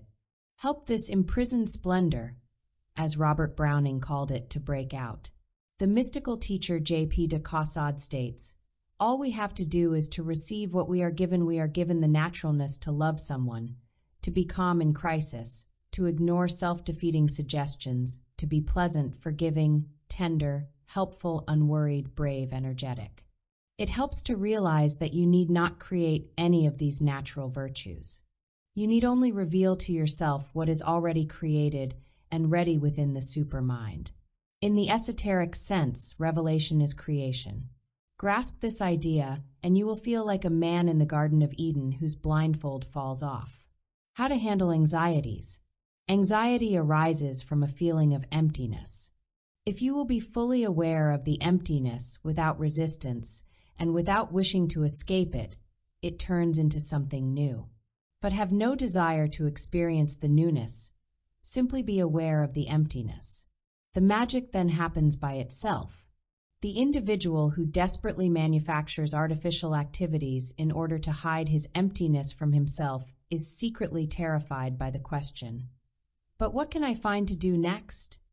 Again, an alert awareness of this condition is a fine start toward destroying both the painful throb and the artificial activities. It is good news to hear that consciousness has power to destroy pressures of which we are unaware. They are able to bother us only because we are unconscious of their existence. The vast majority of pressures are like sea mines below the surface of the water, which blow up unwary ships. One unseen anxiety is the idea of being cheated out of the good fortune enjoyed by others. We look enviously at the man with a higher salary or longer vacation and feel cheated. Awareness frees us from that form of self-torture. Let me give you a surprising and quite revealing experiment. The next time someone tells you how anxious or worried he is, reply, "The situation may be exactly as you describe it, but tell me, why should you be anxious over it?" I guarantee that if he really hears your question, it will startle him. He may answer you, but in no case will it be a calm, accurate, or realistic answer. His reply will be emotional, and he may sputter, frown, or sigh. His answer will not be realistic because, in reality, there is no reason why he should be anxious. There just isn't, even if he doesn't see it. That is why he must give you a non-realistic reply, based on his confused emotions and false ideas about life. This is the exact lesson taught by Jesus, Lao Tse, Socrates, and every other advanced teacher. Be anxious over nothing. Take this as if it means exactly what it says. Be anxious over nothing. The cure for fear. So many people have asked help in curing their fears that I am going to set out their questions and my answers for your guidance. Question: Your books have helped me realize something for the very first time. I am aware of how frightened I actually am. Could we please discuss the cause and cure of fear? I will explain the entire problem in as simple a way as possible. You can then make a persistent effort to penetrate its full meaning. A man lives in a sand castle made up of imaginary ideas about himself, false moralities, and neurotic demands. He has false notions about everything, including human relations, worldly success, religion. Now, he is afraid that someone or something will come along and destroy this false structure. So he resists whatever threatens him, thus making him not only fearful, but also suspicious and hostile. Question: You mean he fears the destruction of his own falseness? Yes. He mistakenly takes this false identity as himself. He assumes that his identity is made up of this bundle of imaginary ideas, which it is not. But since he thinks so, he will fight fiercely anything threatening to destroy it.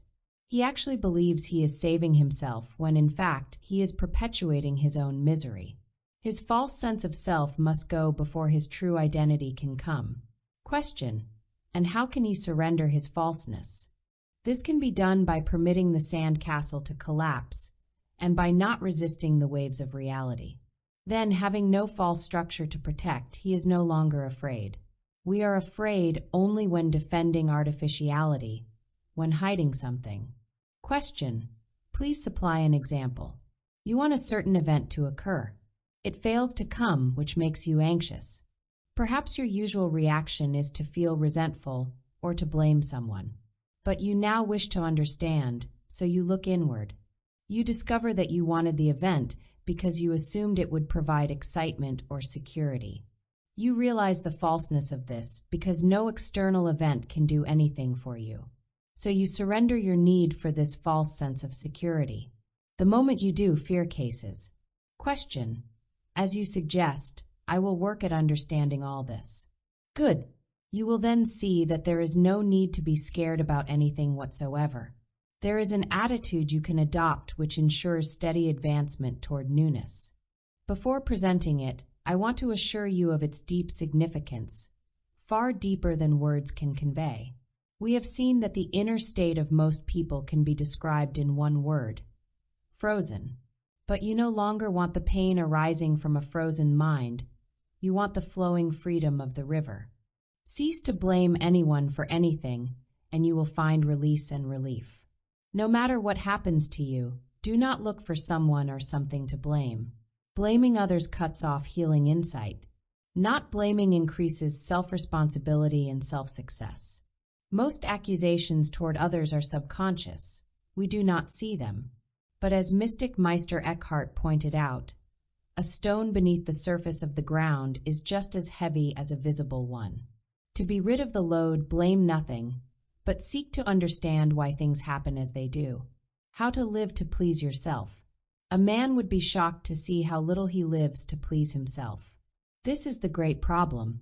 He fails to see that his day is spent in unconscious slavery to pain, in serving false desires which he takes as necessities, in doubts and unwanted habits. So close are these negativities to him that he cannot conceive of any other state. So he submits to his chains with a combination of despair and secret rebellion. But the shock of seeing this can also be a happy revelation. Awareness of the way we are can change the way we are. The man who lives from his supermind truly lives to please himself. Depending upon nothing but his own kingdom of heaven within, you have nothing to give him, nor can you take anything away. He is indifferent to both praise and criticism. He lives to please himself, but it is not, as some might think, a selfish state. It is the exact opposite. It is the only genuine generosity. The self-pleasing man, the liberated man, offers a supreme gift to others, an invitation to experience new life. You don't need to think of yourself as a spiritual seeker. It is a back-bending burden to go around with a self-picture of being a spiritual or religious person. A man is genuinely spiritual when he has no conditioned ideas of what it means to be spiritual. To be real is to be spiritual. A cat is normal because no one has fixed him with the neurotic notion that he should be a tiger. A man loses neurosis when he is what he is. India's advanced teacher, Sri Ramakrishna, told the story of some men who wandered around a mango grove, examining the branches and leaves.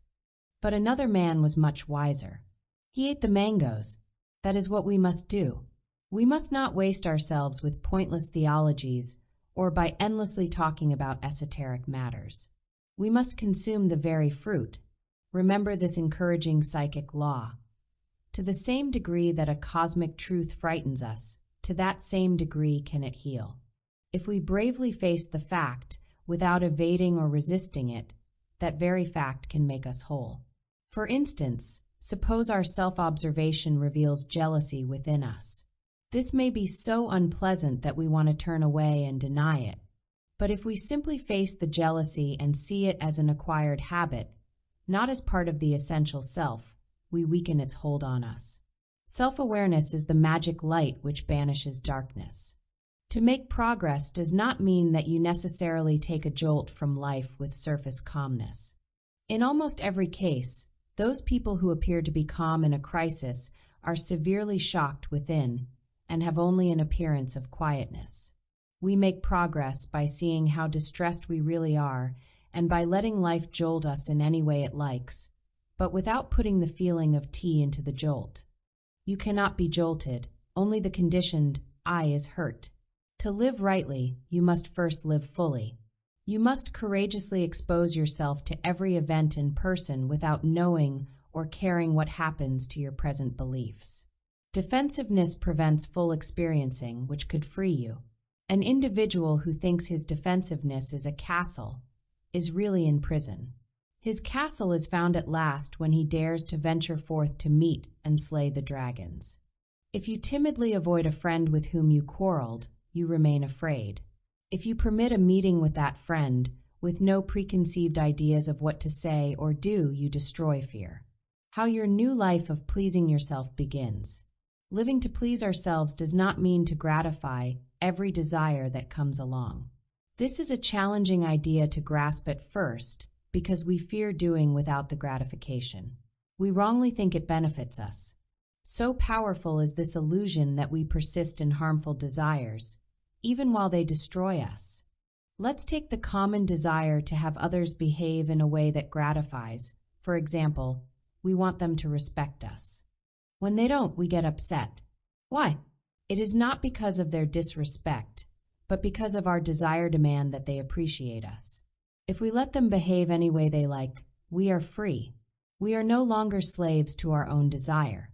As long as you are all right, what does it matter how others treat you? It matters not at all.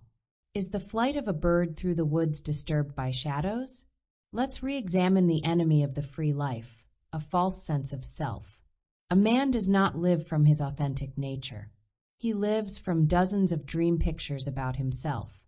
The dream pictures, which he takes as real, dominate his feelings and command his behavior, all to his deterioration. A businessman has the idea of being important to his community. When not asked to play a role in a community project, he feels mistreated only because he thinks he needs to be important. If he didn't care whether he was important or not, he would shrug his shoulders over the supposed mistreatment. This small example represents the great illusion responsible for every problem and anguish on earth. It is an ego-centered illusion that man has a separate identity, that he is something apart from the cosmic whole. It breeds pressure, resentment, treachery against others. Man's false belief in a separate identity resembles an island which is apparently cut off from the mainland, though they are actually one and the same beneath the surface. Suppose you visited a motion picture studio. You walk down the set made up of a row of homes. So far, so good. But what happens if you enter a front door and try to make yourself comfortable? Discomfort. Ease is impossible because the scene is make-believe. That is exactly what happens to us. Not realizing that we live in false fronts, we try to settle down and are shocked. We must begin to suspect that we are not who we think we are. We must wake up. As long as a man fears to extinguish his false sense of self, he must pay its price of hounding pressures. But with his willingness to let go of everything false about himself, he begins the new life of comfort. You need not frantically battle the false self, like you might battle against a locked door. It is to be seen through, for the door is glass. The art of practical selfishness with Supermind. You will be amazed at how the daily pressures of life fade away when you learn to think from your supermind. Maybe you presently find yourself making promises to others which you later regret. This is a constant source of irritation to you, probably unconscious. You are torn between two choices. Should you keep your promise while resenting it, or should you cancel out while feeling guilty? But now you are becoming a psychic artist. You are doing things differently. You no longer make promises to others because you want them to like you or because it seems the easy way out of an awkward situation. No, you no longer place their approval before your inner sense of what is right for you. You dare to call your time and energy your own, and so self-division and self-pressure fade. Every day you must decide which you want most, your integrity or the approval of others. Then you must place your integrity first. It calls for courage. Why? Because when you stop pleasing people in order to live your own life, they will resent not being able to use you anymore. They may even accuse you of selfishness, never mind. As they angrily depart, give a cheer for what you have done for yourself, for a life of natural ease. 1. We can learn to work rightly for ourselves with Supermind. 2. Pressure springs from false and conditioned ideas about life. 3. You are not at the mercy of anything that merely happens. 4. Permit your supermind to reveal its full power for your serenity. 5. Do not resist the very cosmic force that can free you from distresses. 6. The supermind is a state of total mental health. 7. You need not create goodness, only reveal it, and it will take over for you. 8. There is no reason whatsoever for your fear and anxiety. 9. You can learn to live to please yourself properly. Then dawns the invisible. The unseen its truth reveals. My outward sense is gone, my inward essence feels. Its wings are almost free, its home, its harbor found. Measuring the gulf, it stoops and dares the final bound. What freedom should mean to you? Except for the word love, I doubt if any word is more loosely used and less understood than freedom. Spiritually speaking, there is no such thing as financial, political, or geographical freedom. You can be a millionaire, live in a land of liberty, have your home in a quiet countryside, and still be imprisoned by your own negativities. There is only one freedom, self-freedom. All else is masquerade. I have seen much of this. I have given talks in luxurious homes occupied by people living in mental dungeons. A vital point must be made. It is not enough to give lip service to this. Everyone quickly agrees that inner wealth is all that counts. But spoken agreement means nothing if it is contradicted by unconscious desire for wealth. It is like saying yes while shaking the head no. We must be in conscious agreement based on inner understanding of true value, for that is what changes us. That is what makes our daily behavior entirely different. It has been said, the man who can find pearls will not stop to collect shells. Just as a cloud blocks our view of the sun, so does wrong thinking cut us off from reality. By working at the removal of thought clouds, we view the brightness beyond. Mental clarity is freedom itself. That is why you need never do anything in the usual sense of doing to free yourself. To try to find freedom in mere activity won't work. We must try to understand non-freedom. That is what works. You really don't want to do. You want to be. Therefore, what do we mean by not being free? We mean it in very practical ways in both the inner world and the outer world. Non-freedom is the inability to break off a painful mental movie, to be nervous while at the end of a long line at the market, to have a critical spirit, to resentfully feel that one gives more than one gets, to chase after people in frantic hope they can do one some good. Can a person living like this think he is free? Non-freedom is when a man is split in many contradictory parts. One part of him wants to buy a new car, but another part refuses to cooperate. One desire drives him to a place of amusement, but another desire is unamused. Freedom is internal harmony, where thoughts, emotions, and physical movements all cheerfully do the same thing. They are in agreement, having no argument with each other. It is like the harmony produced by the separate strings of a guitar when plucked by a skilled musician. Everything within you reacts harmoniously when you learn the principles of psychic music with Supermind. A startling revelation of self-knowledge in Supermind. Note how one of my students found the light of Supermind in the following exchange of thoughts. Question: I would like freedom from painful thoughts. You may feel that you are compelled to submit to painful thoughts, but you are not. They are without genuine power. With psychic awakening, you can stand aside and watch them pass by, just as you stand on a riverbank and watch a raging river, while being personally untouched. Question: I am willing to follow inner guidance, but don't know what it is. How can I recognize authentic intuition? You can recognize such by first detecting its counterfeit, which appears as fanciful imaginations or hounding desires. Be watchful. Counterfeits bring grief. The true inner voice leaves you with a sense of health and sanity.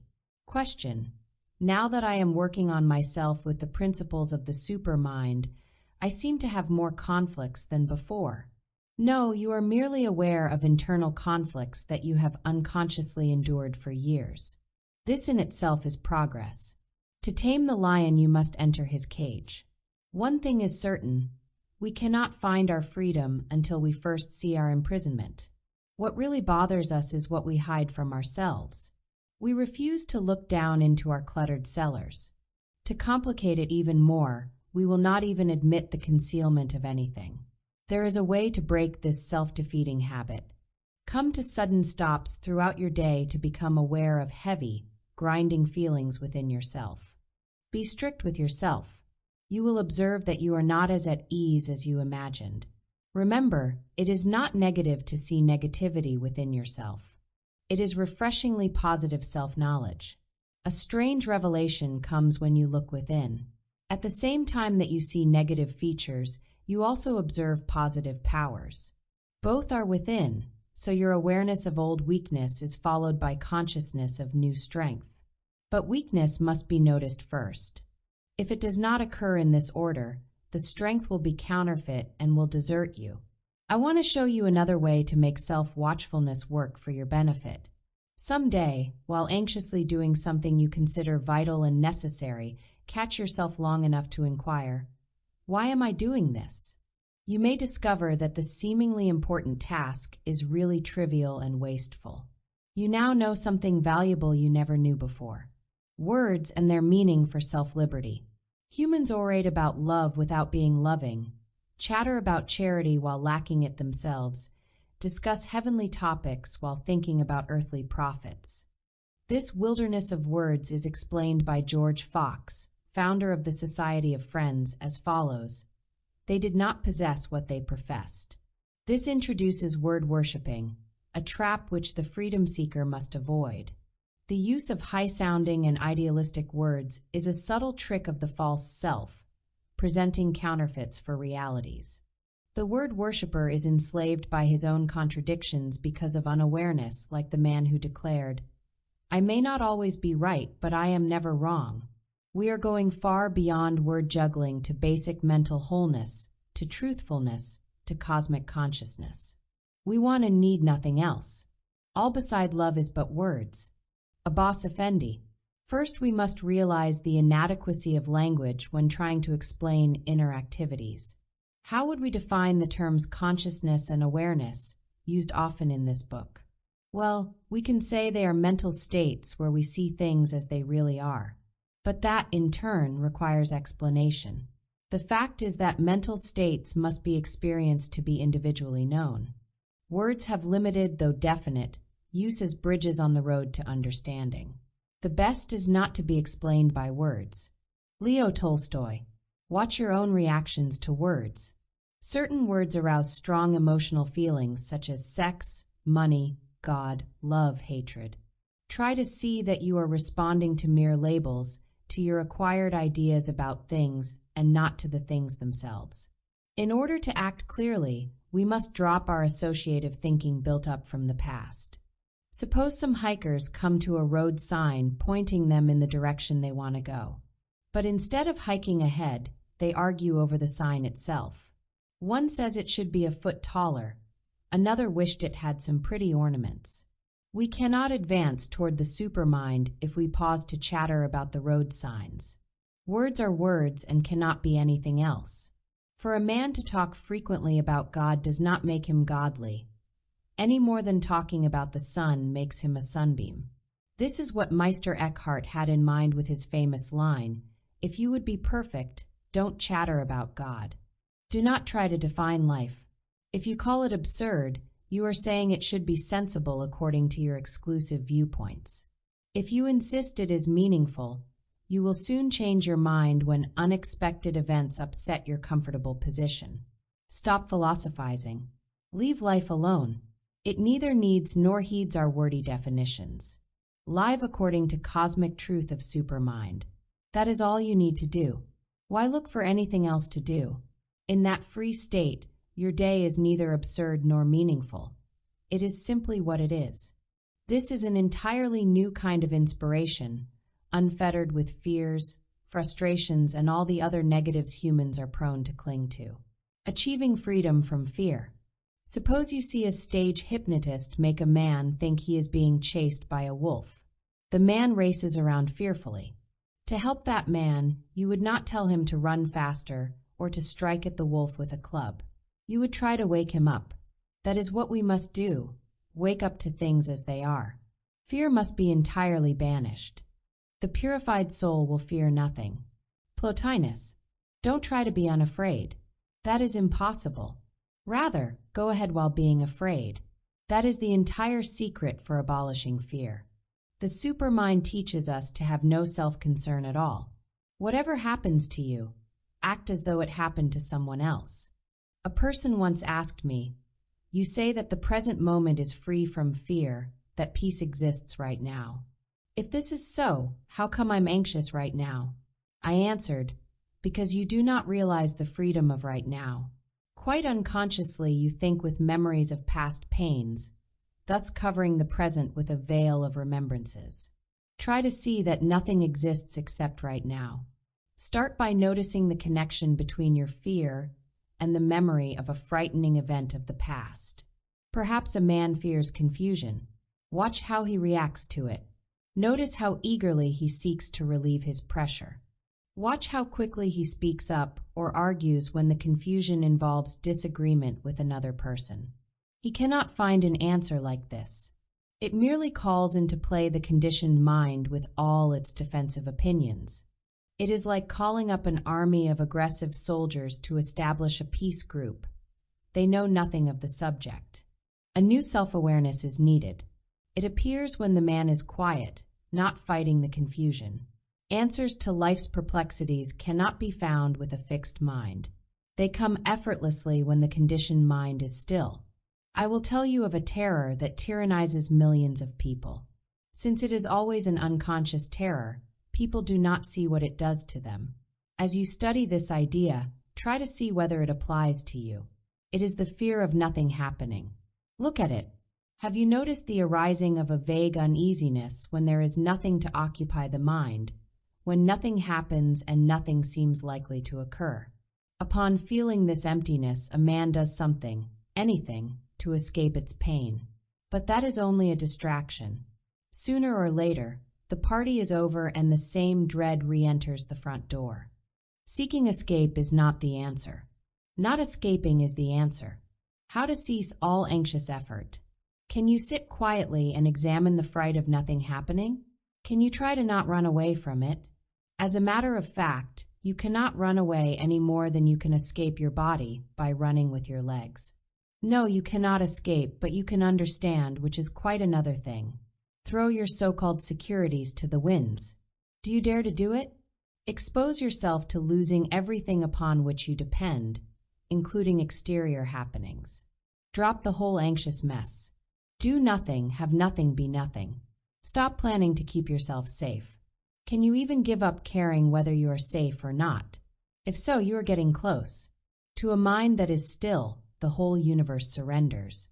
Chuang-Tse, with new resolution declare, I do not know the answer to this. I simply realize that I do not know, and am willing to let it go at that.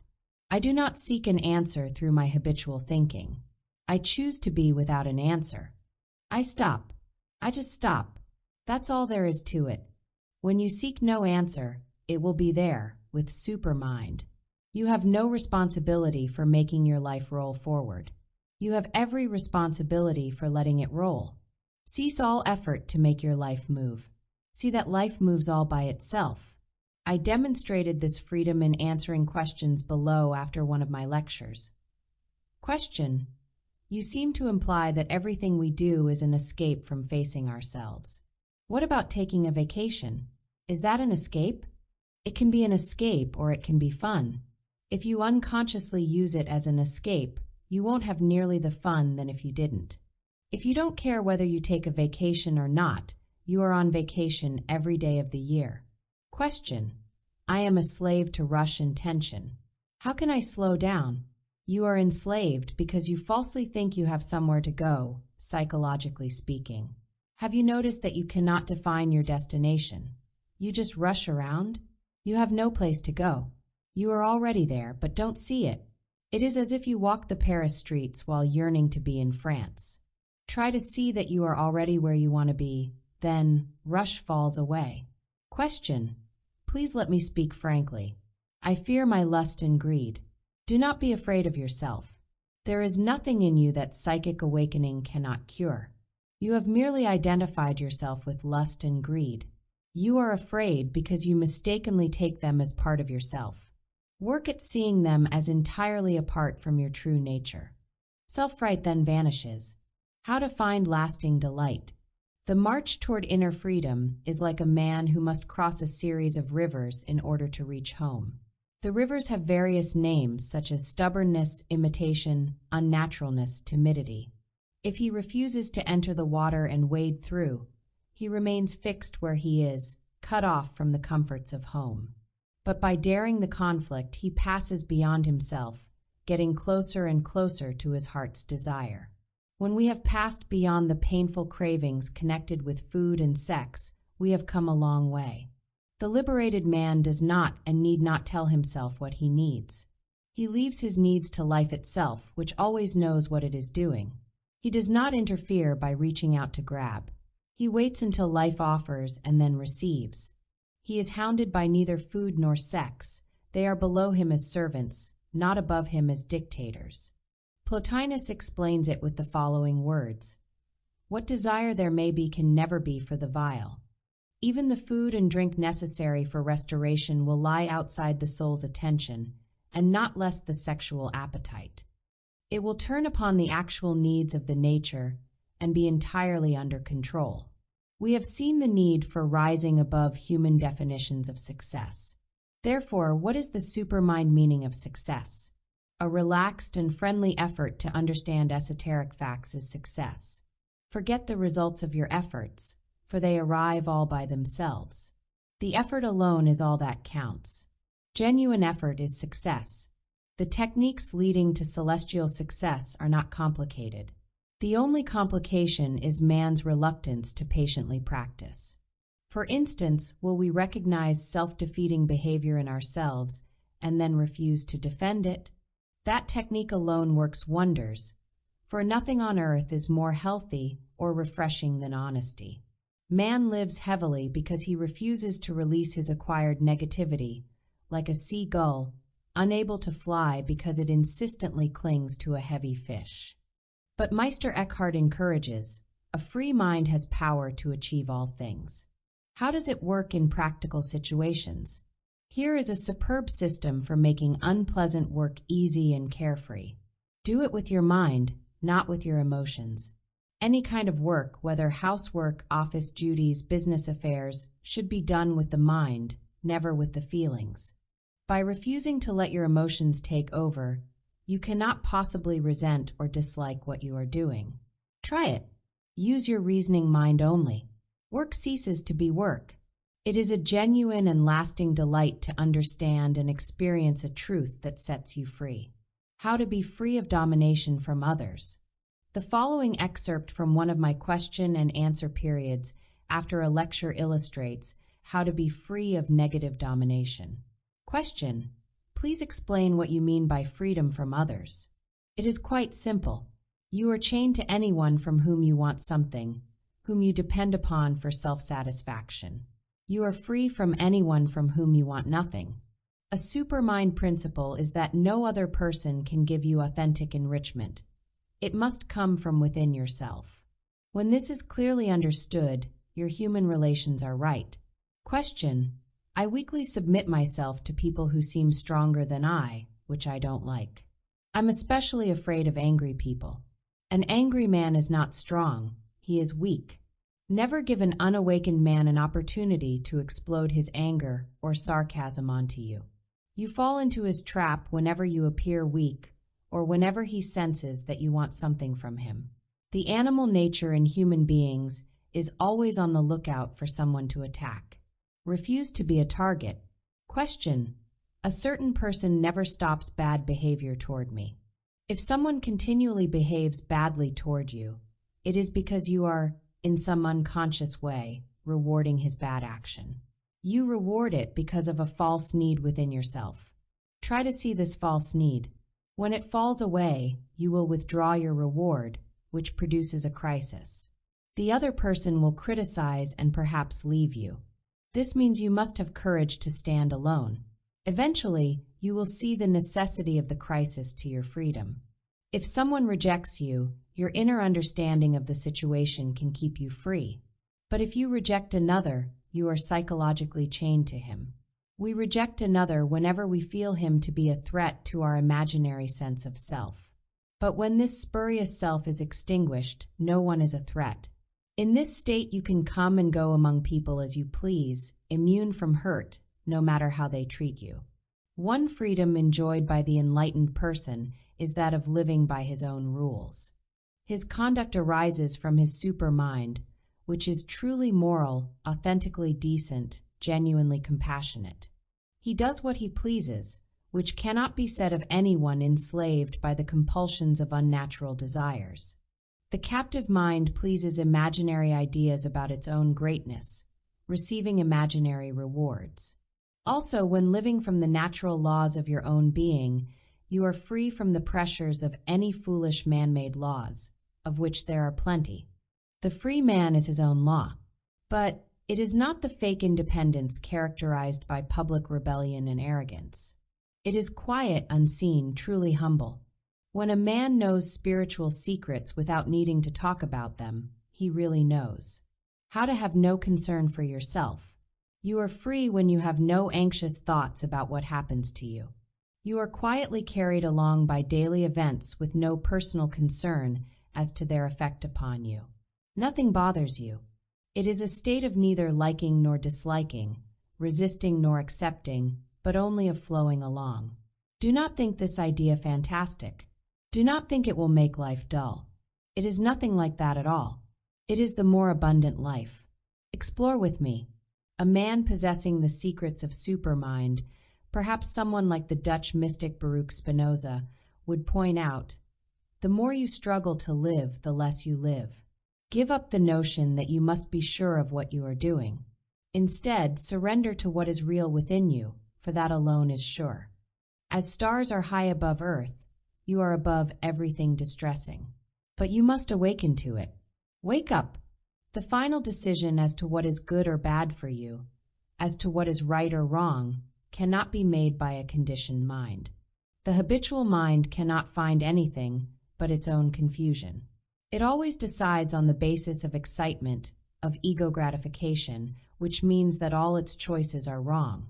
If unawake, we cannot and we need not decide what is good because we do not really know. Therefore, we need only get out of our own way, leaving final decisions to the supermind, which is always right. Try to see that you don't decide anything. What makes a decision is the dominant desire of the moment, which is not the total you. This explains the frequent confession, 1 minute I want this, and the next minute that, what a happy life when you do not need to know what to do with yourself. Reflect on this. When confronted by life's challenges, there are 2 ways of saying, I don't know what to do. One way is useless, the other is peaceful. The useless way is when you say, I don't know what to do, because you are caught between 2 or more opposing desires. What you really mean is, I can't decide between several choices. But when the free man says, I don't know what to do, there is no pain or conflict because there are no opposing desires. He need not know what to do because there is nothing to know. He is already at peace. Not knowing is no problem to him because he sees that whatever happens, all is well. We clear our minds of confusion not by settling upon this or that drifting raft of desire, but by swimming beyond all acquired desires. We then reach that wonderful shore hinted at by esoteric teachers. When you know nothing, you know everything. So press on from one victory to the next. If, in your quest, you dare the discomfort, you will find on that new shore a kind of comfort unknown by those who do not dare. So, whenever you meet a spiritual or psychological truth, do not try to interpret it. Just observe it without comment, just as you would silently observe a new kind of flower. Do not inform a truth what it should be according to your judgment. Let it inform you what it is all by itself. Truth is found in the silent self. Awareness can be developed to where confusion can be snapped off like a light bulb. Since confusion is merely an offspring of psychic sleep, freedom comes by snapping out of it. How your deliverance dawns. We must see liberation as a return. We must return to the unlimited self, the non-mechanical self. Non-free behavior is always done in mechanical unawareness, and mechanical unawareness indicates unhappiness. At one time, I stopped into a shop to ask for a certain article. While I was still telling the saleswoman what I wanted, her head began to shake to indicate the product was not in stock. She said no even before she knew what I wanted. When she finally heard me out, she gestured toward the desired article. Let's study this incident. Why would she shake her head before hearing the facts? Perhaps because her deeply ingrained negative nature mechanically extended itself to an exterior situation, producing a mistake. That incident reveals 1,000 things about her inner situation. She is unhappy, for mechanical negativity is always unhappy. She does not think. She merely responds according to acquired habits. And so on. Deliverance dawns when you prefer the true to the exciting pause before you react. Shed the influence of the last person you met. Permit the self to teach the self. Practice self-honesty to where it hurts. Shun sentimental dramatics posing as reality. No longer look for relief outside yourself. See that the penalty for falseness is immediate. See through public pretensions of piety. Make a truth your very own truth. It is wise procedure to specify a particular area where you wish to be free. Select an area where you are obviously unfree. Could it be a hounding need for approval, feelings of guilt, or an obsession? Perhaps it is your inability to cease pursuit of fulfillments that never fulfill. Select a single area and pore over it for every ounce of knowledge and wisdom obtainable. You will find that release from one area provides freedom from others, just as the lopping of a large branch destroys those connected to it. Here is how to strike a blow for personal liberty. Whenever in a crisis of any kind, recall an appropriate principle of the supermind. It helps 10 times more than reflections made when things are smooth. Psychic hypnosis is snapped when you deliberately tear your mind away from the crisis to the principle. If a crisis makes you feel angry or guilty toward yourself, remember that you are neither your own goodness nor badness. When this is actually perceived, you live on the mountaintop. Step out of your cave. The world waits for you as a garden. Nietzsche, you have a secret self, a free and a whole self which lives in the garden. It grieves over nothing and asks favors of no one. It knows what it is doing. It rests in its own serenity. That secret self is your supermind. Special truths about freedom. 1. Freedom is a state of mental clarity as to your supermind powers. 2. It is a positive act to control our negativities. 3. Go beyond mere words to the experience of cosmic freedom. For when the conditioned mind is still, true liberty appears. 5. Abandon all nervous concern for yourself. Take no thought for the evils of tomorrow.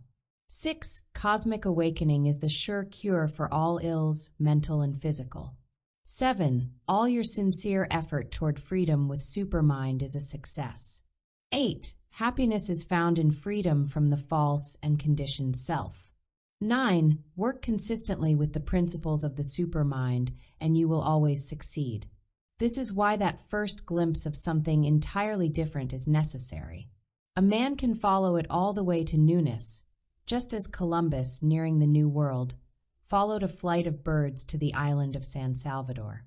Our first responsibility in life is toward our own inner awakening. Unless this is done, we are working in the wrong order. Half the world's grief is caused by irresponsible egotists who think they have a divine mission to be responsible for others.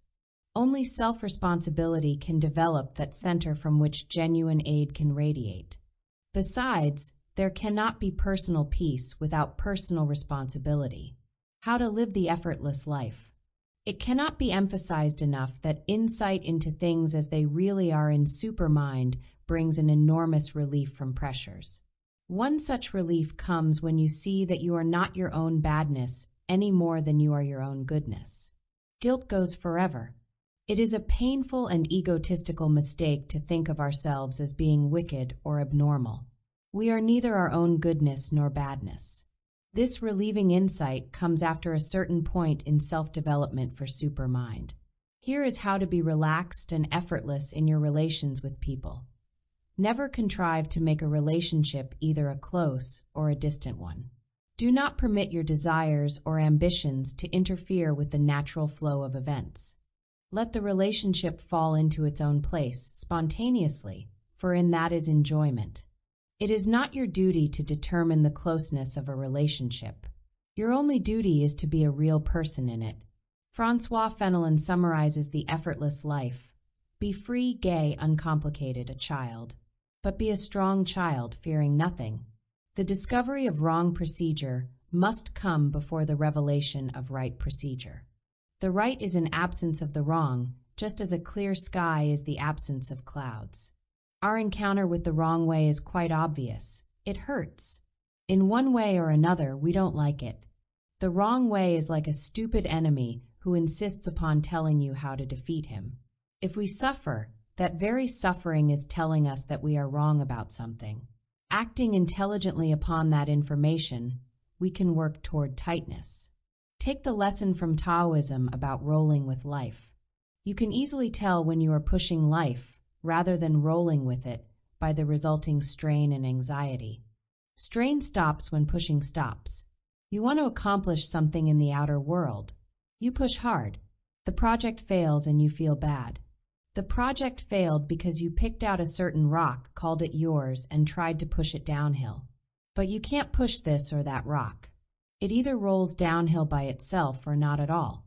You cannot push a rock that attracts you, but you can follow downhill whatever rock happens to roll.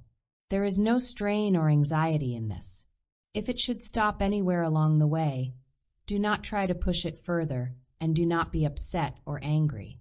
It is not up to you whether it rolls in the first place, or whether it stops or not along the way. Look around. There are other rocks you can follow if you wish.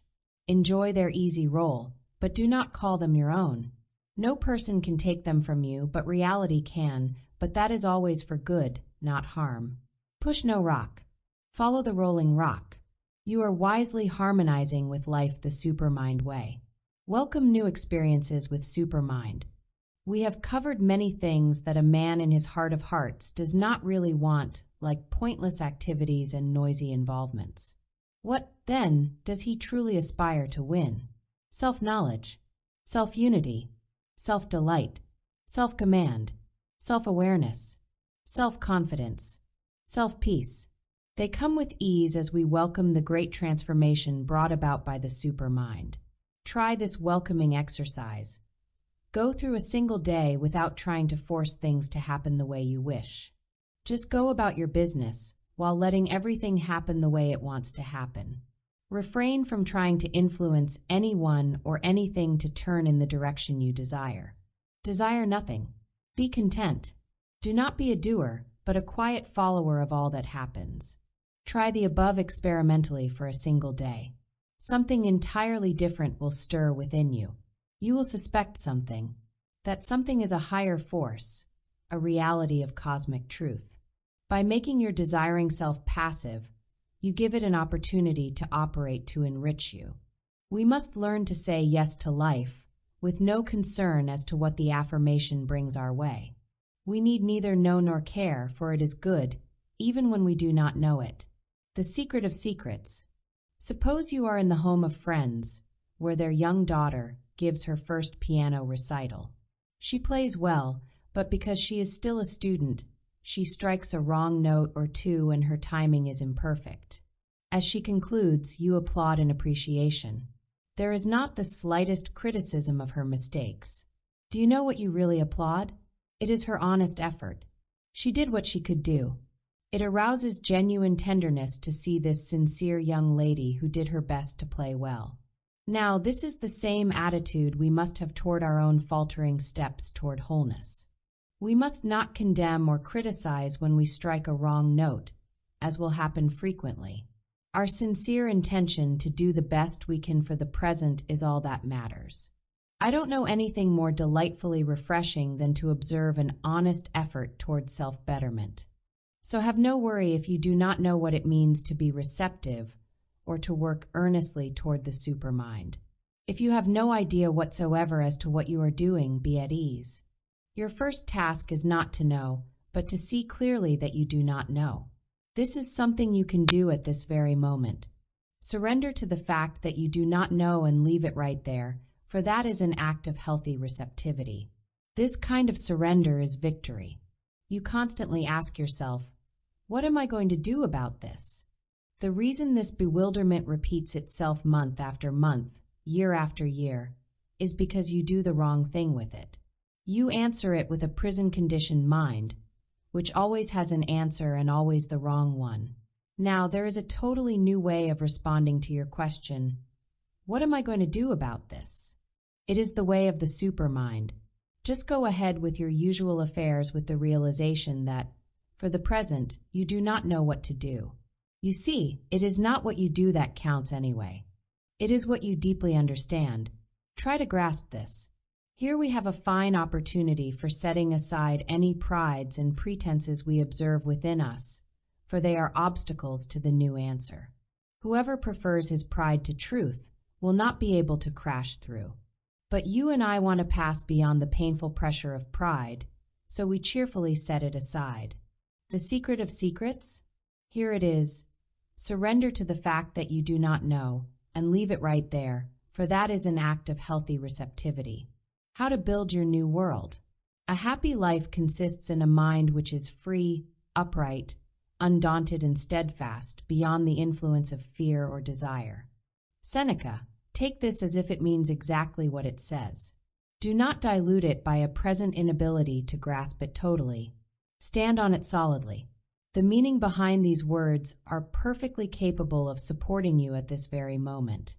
The following answers to my students' questions illustrate the meaning. Question: of all the teachings about the supermind, the most baffling is when you say we should not live in hope. Why, if I had no hope for something better, I couldn't bear it. There is true hope and false hope. Suppose you plan to meet someone whom you desperately hope can do you some good. You meet him or her with high hope, only to have it dashed. You are now hurt because you hoped this person would fulfill you. Question: yet this is the way everyone lives. How awful! But what is the alternative? Meet every person and circumstance with no preconceived hopes whatsoever. You see, it is the shattered hope that hurts, not the outcome itself. Live without false hope, and you will know the victory of true hope. Question: true hope? It arises with your intuitive insight that you are making everything right at last. If your world falls apart under conditioned thinking, good for you. It wasn't much of a world anyway, was it? Now, by using your basic intelligence with Supermind, you can build a new world. But you must be sure you do not merely prop up the ruins of your old world while mistaking it for newness. Newness is not a rebuilding of the old. It is starting with absolutely nothing and permitting the new to build itself with its own materials. You can be sure that the fresh materials are ready for you, even if you have no notion as to what they are. Our aim is new knowing with Supermind. With it, doubts disappear forever. This new knowing comes by voluntarily entering into our doubts, then passing beyond the very false ideas that caused them. The grand summary of psychic success. At the beginning, do not assume that you can always separate true ideas from false ones. You cannot. Do not feel badly about it, but try to understand. If you assume that you already know the difference, you fall into the trap of the conditioned mind. You will accept or reject ideas according to old, fixed standards. You may accept a false idea merely because it is novel or popular, and you may reject a true idea because it seems strange or uncomfortable. It is to your best interests to not look for the noisy and the spectacular on the road to the supermind. The truth works silently but surely. If the idea comes from a spectacular person, remember that few oysters contain pearls. He is going at it all wrong, and he will incorrectly lead you. In psychic matters, no authority exists outside your essential self. See the difference between acting from borrowed ideas and from the inner sense of tightness. Abandon pseudo-authority live from yourself. You can and must earn your own rewards. Attempts to gain unearned rewards cause damage to both the giver and the receiver. No one, absolutely no one, has the right to judge you. You must be your own judge, but you must judge justly, thus allowing the expansion of wholeness. If we choose the easy way, by letting another think for us, we must eventually tread the hard way. If we select the hard way, by insisting upon our own mental integrity, we eventually come to the easy way.